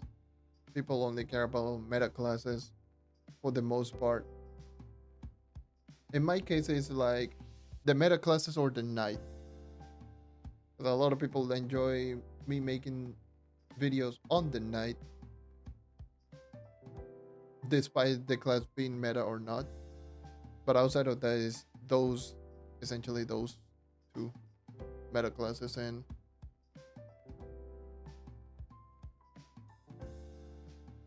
or knight.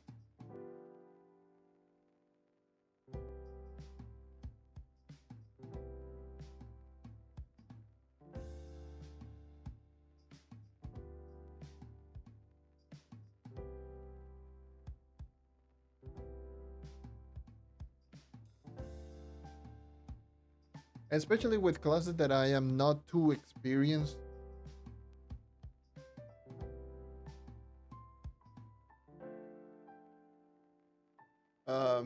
Especially like classes that I'm just not too experienced. I obviously don't do like overly amount of testing on the classes. Like I'm not gonna go into the stupid nitty gritty of every single bit of detail because at the end of the day, most people don't even care too much about the numerical or any in-depth things regarding the character. That's just how it is. It's something that I've noticed over the years. That many people don't care about the number. They just want to see if class good, class bad. That's it.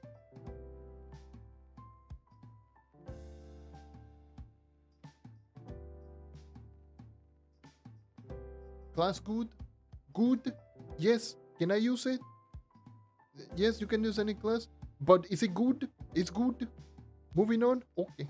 And that's literally the whole conversation with just talking about the different types of classes. That's why I don't like talking about meta classes. Is this class meta? This not. Just use whatever class you want. This is a game all about stats, numbers in general. Even though a lot of people don't care about numbers, this game is all about numbers, whether they like it or not.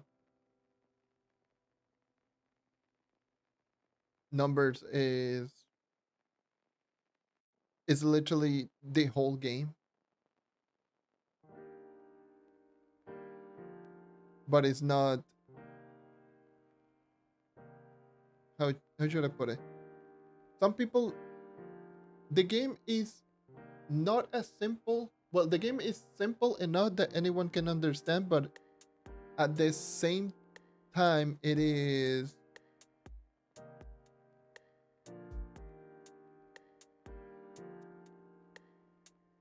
not super simple. The fact that, oh yes, the classes are just one is better than another class just because of the end, how good the class is just at this one particular moment.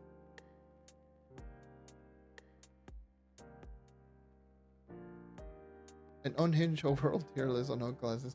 Just me being like, oh yes, you know what?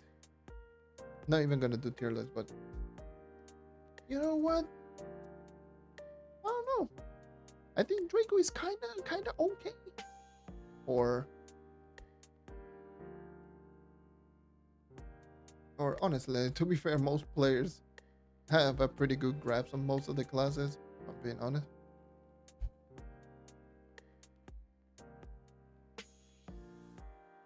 You know, Chloromancer bad. Like, I don't have as much hot takes right now as I used to. Especially with all of the changes that they made some certain classes obviously way too good comparable to other classes. But before I remember I had some hot takes. Like before all of these updates with Mystic Ring and all of that, I remember having some insane hot takes. Like I was like, you know what, Knight is better than Dino Tamer, for example. Like I remember just saying the Knight is just better than Dino Tamer. And it always has been better than Dino Tamer for a very, very long time. That's one of the hot takes, obviously. Rev is better than a lot of the classes. Neon Ninja was never considered like a really, really good class post Uber 11. That's another thing.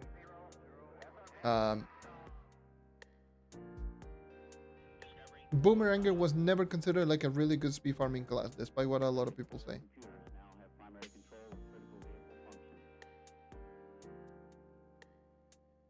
Lunar Lancer has never been the top speed farming class in the game. That also was another hot, well, not necessarily a hot take, but it was. Like I thought, like me personally, I was like Candy Barbarian was better than Lunar Lancer. Spin to Win is just better than Need for Speed. And Shadow Hunter was better than Candy Barbarian. Those were like the hot takes that I had before, but right now it's like it's kind of obvious which classes is just better at which content. Like I don't have that many hot takes anymore.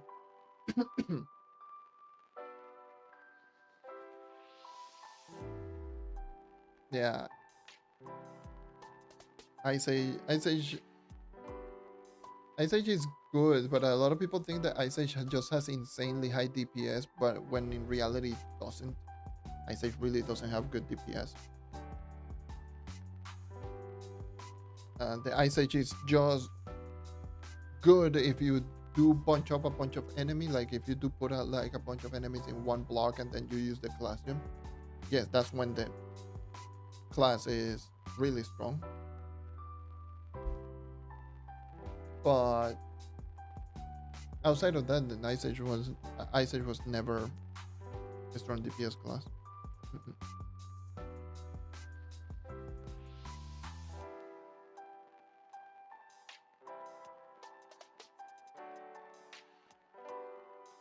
But yeah, we got to this point where many people are talking, like many people are always going or trying to go for the meta classes. Like it's always been a thing, but this has been more apparent after, I would say, after Long Shade got added. So after Rising Tides. So ever since Rising Tides, more and more people are just trying to look for the quote unquote meta classes. So yeah. So I remember when they buffed the subclass of F to 40,000 power rank. It was from 30,000 power rank and it was in Rising Tides back in 2024. You know, the update that added Long Shade, difficulty 15. You know, that update.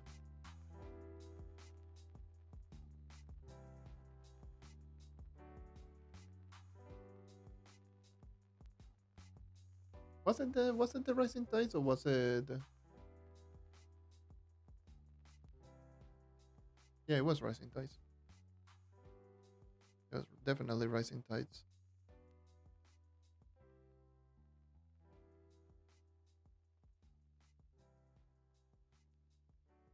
Because I was thinking, was it Rising Tide or was it Sunrise in 2022?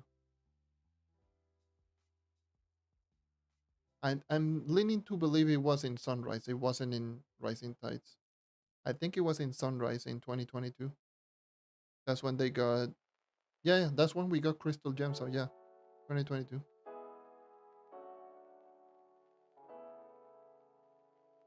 They will bust off class when we reach 60k. I doubt it.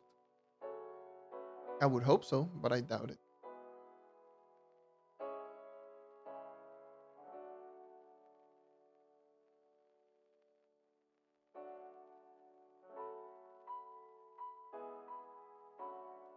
Yeah, I was just thinking about it like all this time. Let me go into Trove stories.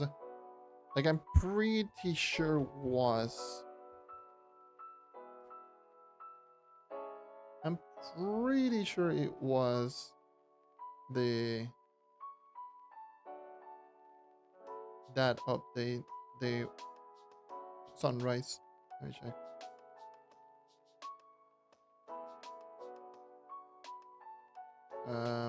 Flash notes. Yes, it was in 2022. Sunrise.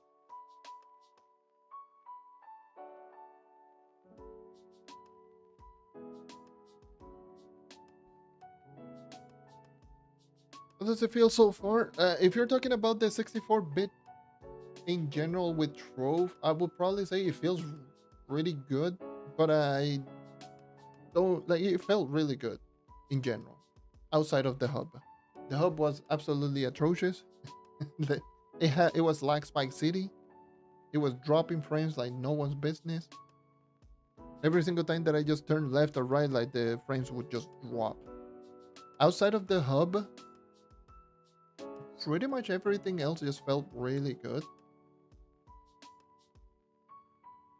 Like I played with max graphics and everything, and it was still running at 144 consistently. It would have its hiccup here and there every single time. Like for example, when you completed a dungeon, then the big X that would appear on top of it would cause like a slight lag spike.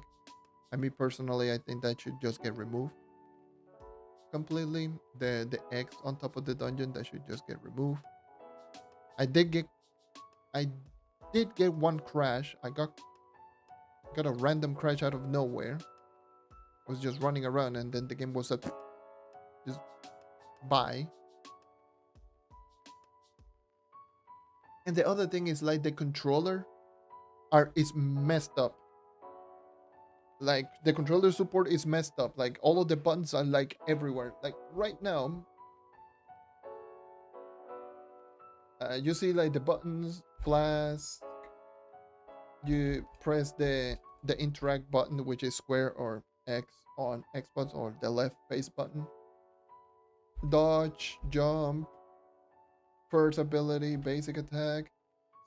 No, this first ability, second ability. First ability is left trigger or L2. First ability, right bumper, R1. Alt,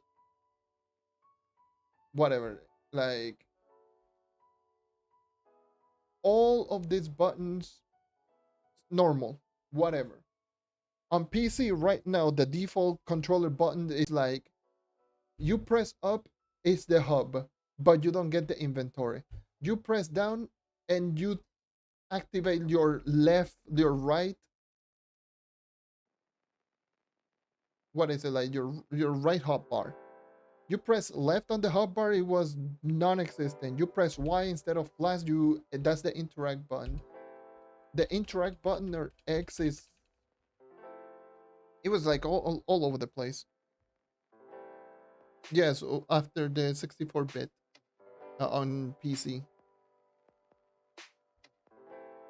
Like the default controller is like so messed up. Like you can't dodge, you cannot open your inventory, you cannot even select your characters, you cannot open the map. It's so messed up.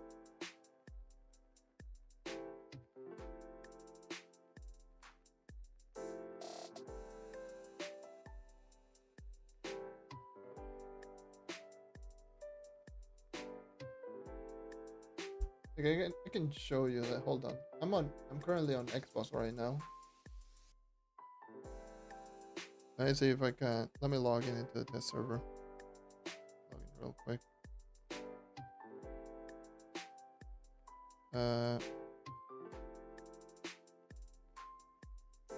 Let me just connect the controller.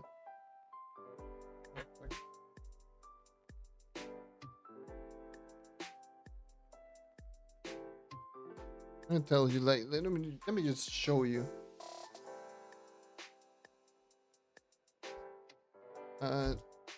Type in debug text. You see what I mean? Like with the frame rate. Like especially on the hub, whenever I just move left and right, the frame rate just goes down really bad. And let me just go into settings, video. So I have maxed out, essentially maxed out graphic. Let me just put max draw distance too. I put depth of field as well. No, you know what? Let me remove depth of field. So in the hub, that's the only area where the frame rate is just very bad, per se. Let me.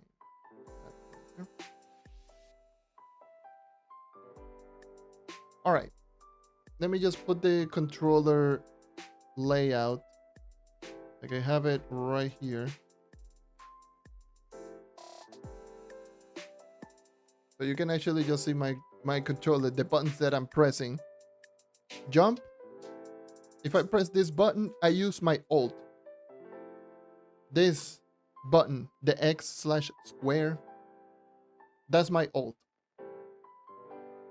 This is the second ability. This is the interact button. This is how you interact with like chess and whatever. This is right. This is your left. What is it? Your left hotbar. So my bombs in this occasion. Basic attack, first ability, normal. This is how you activate your flask, literally just by pressing normally the normal ultimate ability button.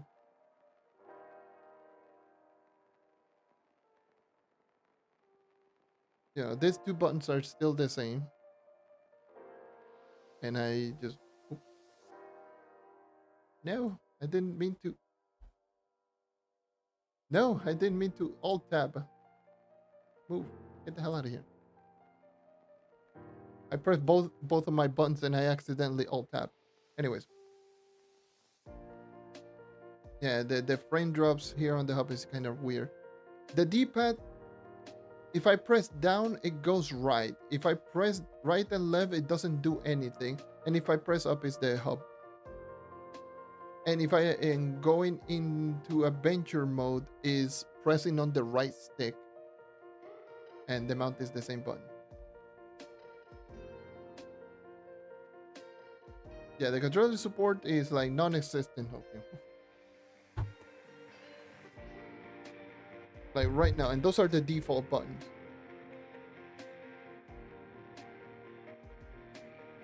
But outside of that, if I go into long shade, for example, max graphics and everything,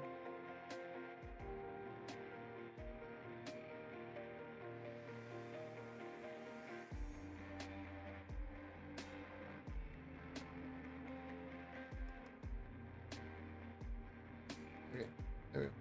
If I go into long shade, max graphics, and if I just run around normally, this, you know, it runs normally. It runs pretty well.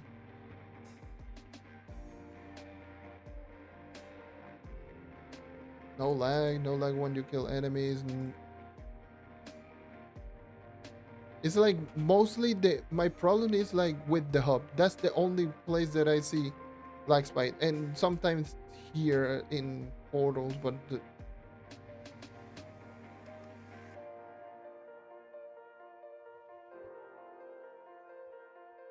you know, that's taken into account that I'm running 4 times super sampling.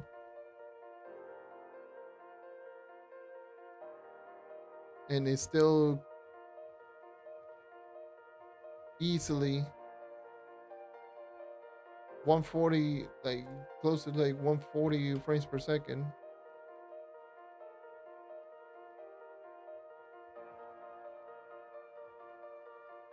You know, it's pretty stable, pretty smooth thus far outside of the hub.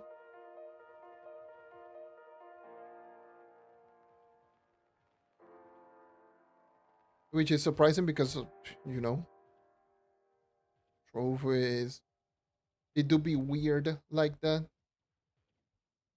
I'm playing with mouse and keyboard, by the way. That's why my everything sucks. Movement, my aim. I got like 2 left hands right now. Help me. Oh god. Big props to anyone who can play with the keyboard. I'm just sitting down here like, huh? How you play video game? Where the hell is the last one? Oh, there you are. This yippee woohoo. Yeah, it feels really stable. It's just the hub. Again, it could be the cause of like my new PC, but still, like running 4 times super sample with 10 tabs, streaming, all of that at the same time is, it's like surprisingly very smooth. Now all we need is like a bunch of players, but it's the test server and buggy as hell. So, and there was a lag spike, that one. That was a lag spike, and that was mainly because of this. This needs to be removed from the game.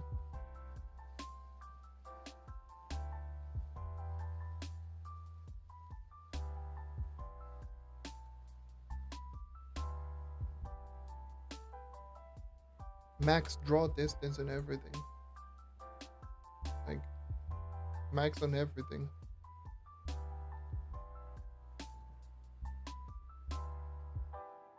Just the hub. The hub is way too cluttered. That's the problem. Let me get rid of the controller layout.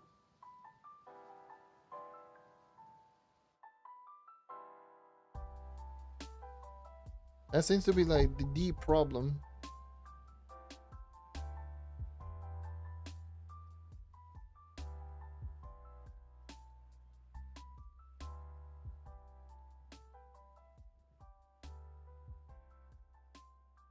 The hub is like seems to be the problem. Some lag spikes here and there, but that could be the cause of me just playing with maximum draw distance with it, the maximum amount of detail and super sampling and all of that, and that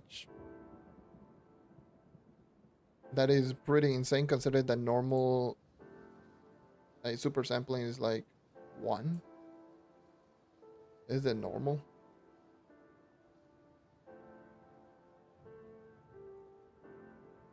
And then and yeah, it is like really stable. It will drop some frames, but dropping from 140 to 120 frames per second, like it shouldn't be that big of a deal. Especially considering that a lot of people still play at 60 frames per second normally.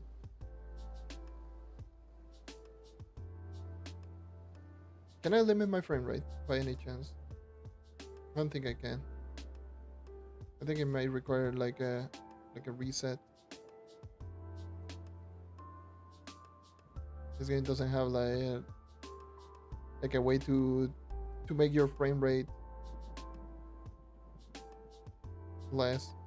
Like the only way to do that is by lowering my hertz on my monitor. I'm not gonna do that.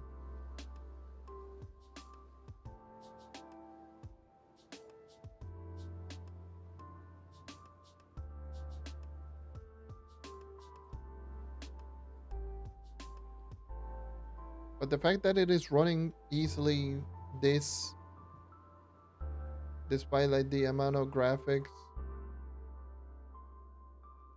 you know, pleasantly surprised.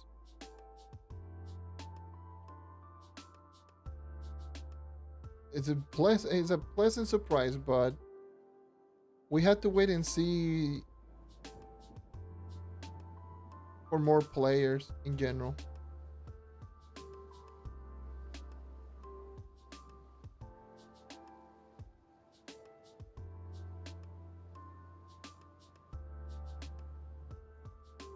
That's a quick testing that I did.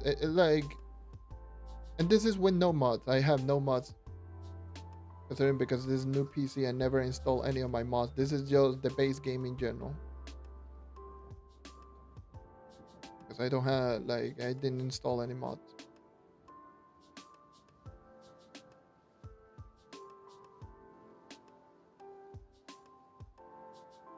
So if anyone wants to know how a 64-bit, this is essentially what the 64-bit is supposed to do to the game.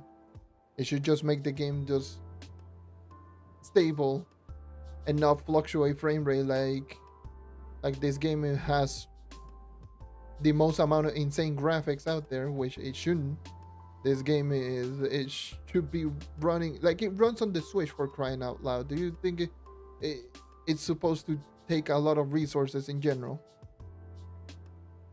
No, this is the game that should be just always running around like this in max graphics. If you have like a modern day PC, like it shouldn't be struggling to reach 100 frames per second with like a 5070. That shouldn't even be a thing. This also means that for console, it should run much smoother, considering that console does have its fair share of hiccups as well. It's not as bad as PC because the console is limited to 60 frames per second, and reaching 60 frames per second on those consoles should be like relatively easier. It's easier to reach 60 frames per second than a PC with max graphics reaching 140, 150 frames per second to 200 frames per second. Have to keep in mind that is with VSync. Without it, like for some reason it like limits your frame rate to like 110.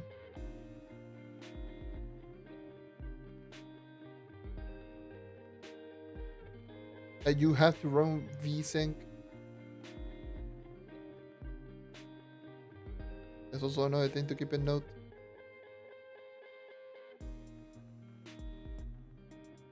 Like I was so happy, by the way, to actually just try out this with a controller, and then I just saw my controller being all messed up, and I was like, oh, what in the Frankenstein am I just playing? Like, that is just absolutely horrible.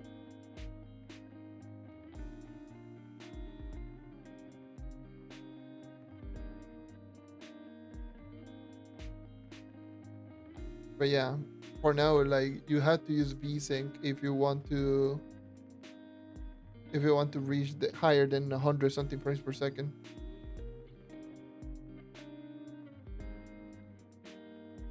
Something that they may have to look into as well.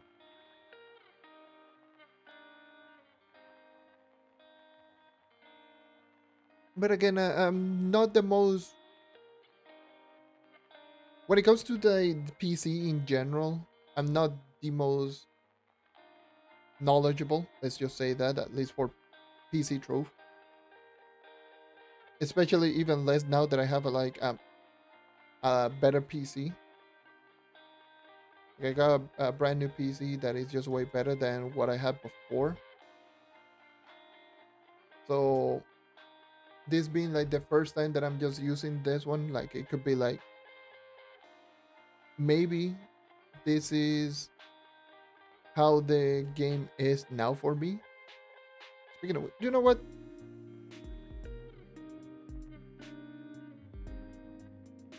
Let me check on live server. I never check on live server. I guess I'll just check it out now.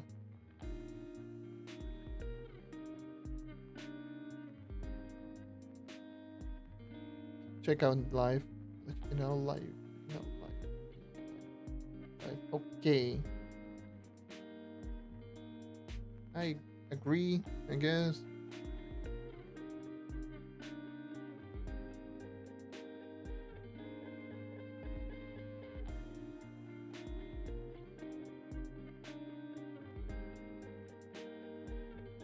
Oh no. Oh no, I'm getting the AS login. Please. Okay. I was about to say, please. Why? No.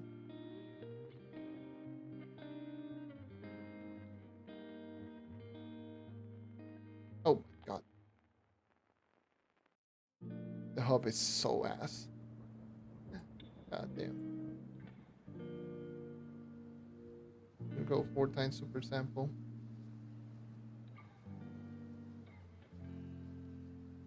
That's 70 frames per second with a bunch of player with lag spikes.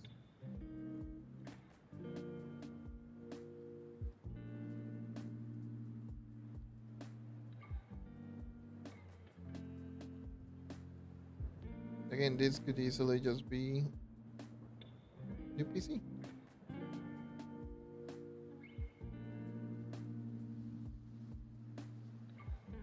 I forgot that my character is like not that great.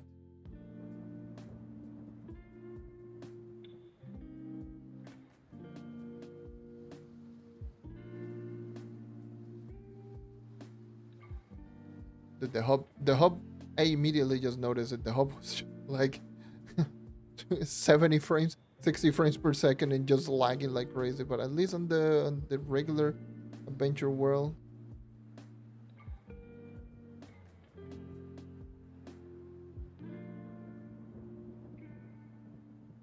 I need to do like I need to do another portal. I need to do another portal. I'm not on Xbox at the moment. On live PC.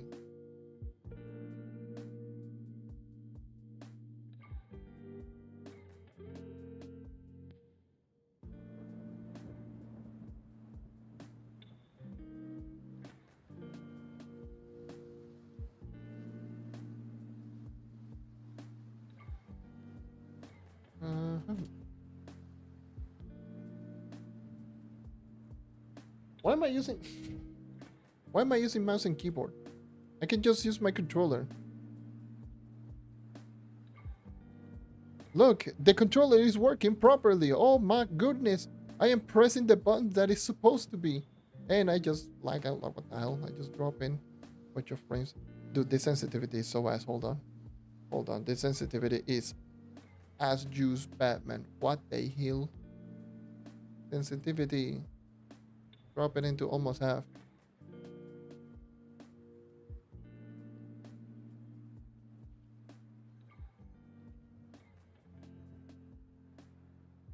I am noticing it dropping into like 115.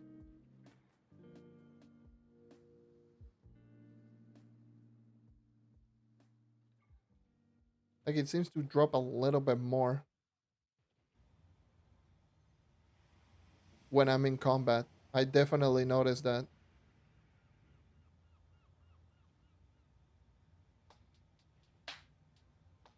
I definitely noticed that it tends to lag spike a little bit more.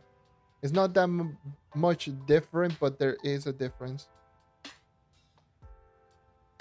Did I activate Super Sample or VSync? VSync is on. Let me just get rid of VSync. Let's see if it also affects. Yeah, the VSyncs also affect the frame rate. So you had to run with it every single time. Like I'm running 4 times Super Sample again. But still, regardless, whenever I'm in a dungeon, I know, like, I notice the dip.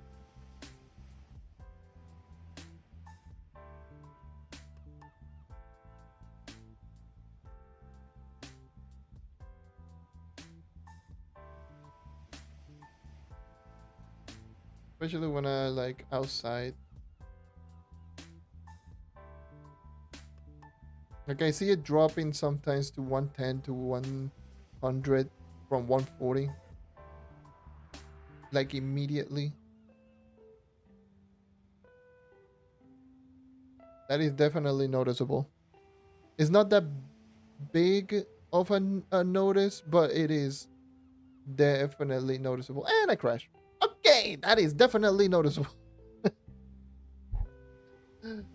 Okay.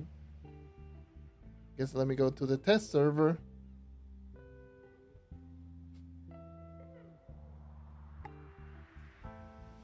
Go to the test server. Again. Stop doing that.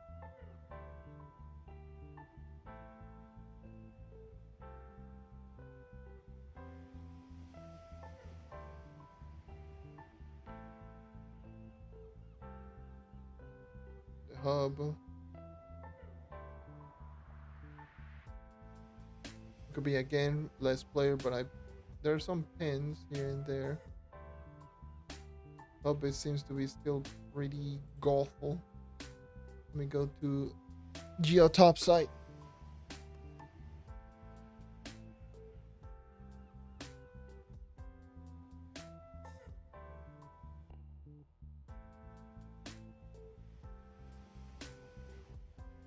Again, should be same graphic, 4 times super sample. Same portal. Same everything.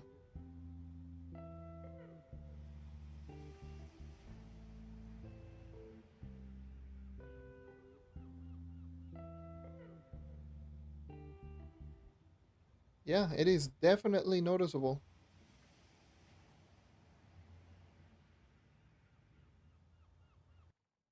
It is definitely a noticeable experience. It's a noticeable increase. There is lag spike when you complete dungeons still.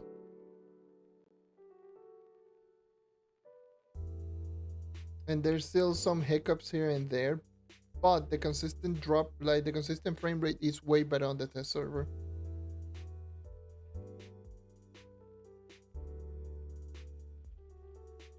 Like it's same graphics, same portal, and I'm not dropping from 130. Well, I did drop from 130 right now. But over there, I was dropping all the way down to 100. But definitely the hiccups is like the hiccups are still there when you complete a dungeon, and that has to probably be because of this. That needs to go. That needs to go. Fortunately, I know it is. It's a classic. It's like a Trove classic, but it just causes more lag. And at least needs to be just changed because it's constantly just creating blocks every single time that you complete a dungeon, and it causes that lag spike that can be very annoying.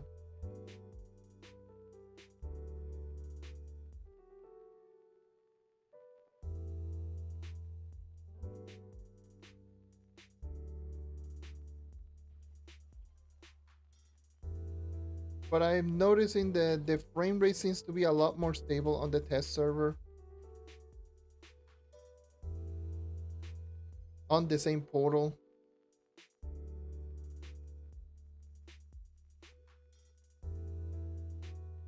It seems to be consistently just higher by, and given like this, like on a swarm, it's 130, and I was like struggling on, what is it, like I was struggling on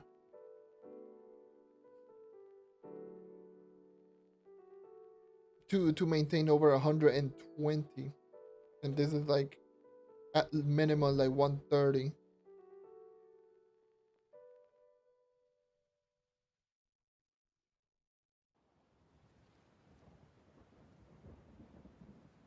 But there is a difference, but it's like it's not so game breaking for someone with a higher end PC, but it's definitely noticeable enough. It's definitely noticeable enough to keep a note.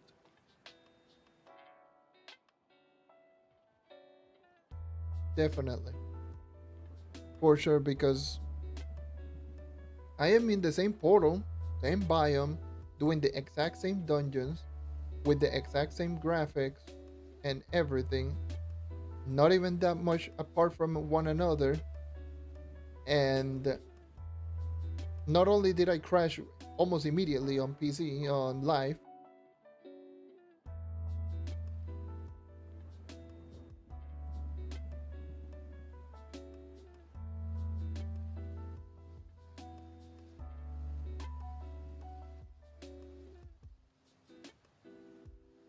not only not only did I immediately crash on PC, but I also was the average frame rate was just way lower, and I got stuck.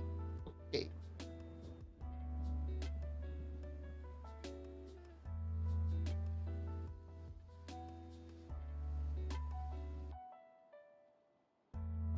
and I was trying my best to get away from the other players, but definitely this has to go. This is causing a bunch of lags by this big egg. Um, Outside of that big X causing insane amount of lags, right? The hub needs to be retuned, and also the controller setup needs to be checked up and relooked at, and the button needs to be remapped because you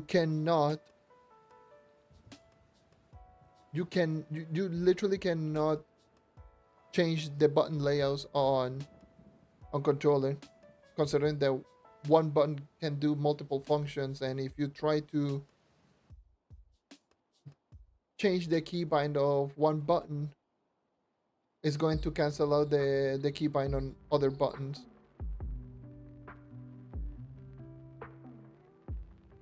So, for example, the interact button is also the fishing button. For example, and still, there's still a big problem with this goddamn game.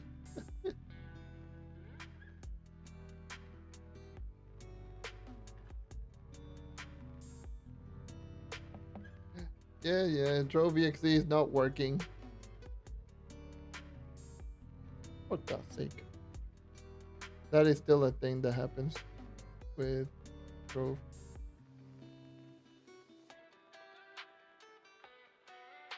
Either way,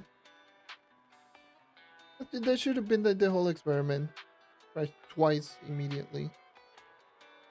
I think I'm done for today. It's almost 6 a.m. Didn't expect to stream for damn near 6 hours. Oh 07, my sleeping schedule, like always. Gonna go to bed. But yeah, no, don't need to do more TLDR on.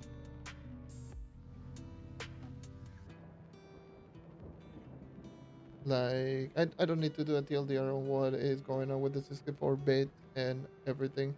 So, but I'm gonna do it anyways. TLDR, 64-bit is performing a little bit better than 32-bit. Big surprise. Is consistently higher frame rate and it doesn't drop as drastically despite same graphics, same biome, and same everything. Still needs some checkup on the hub mainly, and also whenever every single time that you complete a dungeon, that still is a problem every single time. And and sometimes you're going to notice some hiccups here and there whenever you move in left and right, which as noted, like as shown a little bit before, it can cause crashing. Regardless of what it is he's definitely an improvement thus far. And as for the other thing that I wanted to talk about was like the overcharge hidden effect buff for the night. That got buffed like crazy. I didn't even realize it because it was not on the patch note, but some people were just talking about it, and I decided to test it out before the stream, and then I just saw yes, the hidden effect overcharge got buffed like crazy, and it is really really strong. 40 base movement speed, 20% from plus 25 base. That is a huge increase. It makes the night hidden effect, the overcharge, just the best hidden effect for the night over rush escape.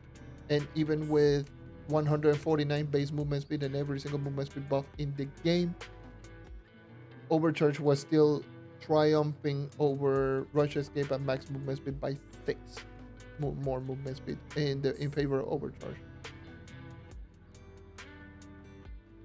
But that should cover most of the things that I wanted to talk about for today. I've been streaming for near 6 hours. Not going to do a stream tomorrow. I was going to take today and tomorrow, or rather Saturday and yesterday and technically today. Chill, but guess I did this live stream because I just saw it on the announcement. I was like, you know what, let me just do a testing on this and also just add in the overcharge hidden effect, both of them, and I wanted to test both of them out. So that should be most of the things that I just wanted to talk about. I don't know when I will do another live stream. Like always, I just do live streams whenever I just feel like, if I'm being honest. I've just been very busy with other stuff on other channels, and yeah, Trove is definitely not the thing that I go and that I'm just focusing at the moment. I am grinding on occasion, but I'm not. That's not my main focus at the moment. But I will say this one thing: if you haven't tested out the test server or 64-bit Trove, I would suggest just going into the Trove Discord server and checking it out for yourself. Test it out if you play on PC, because obviously this could be really good for the betterment of the game in terms of on a technical standpoint, because it actually means that the game is going to run more stable, obviously. So So do check it out. Follow the instructions on how to install it, because just updating the test server is not going to work. You have to go into your actual folders and do some stuff. It's not really that much. You just go into the main Trove exe and delete the -64 bit on the test server folder, and then just go into the live server folder, copy the language folder, and then just pasted it on the PTS folder, and then you should be able to test out the go into the test server. That's pretty much all you need to do. And then you can just go ahead, run around and see how the game performs, do comparison between that and live server, and then just give some feedback to the developers, because this is just essentially a stress test.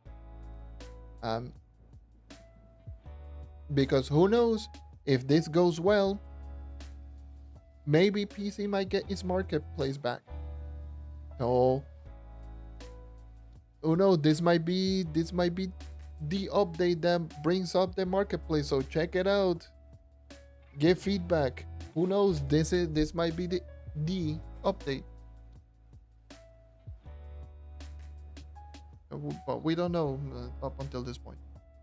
Anyways, take care as always, everyone, and keep on hunting. It's almost 6 a.m. I'm going to sleep. See ya.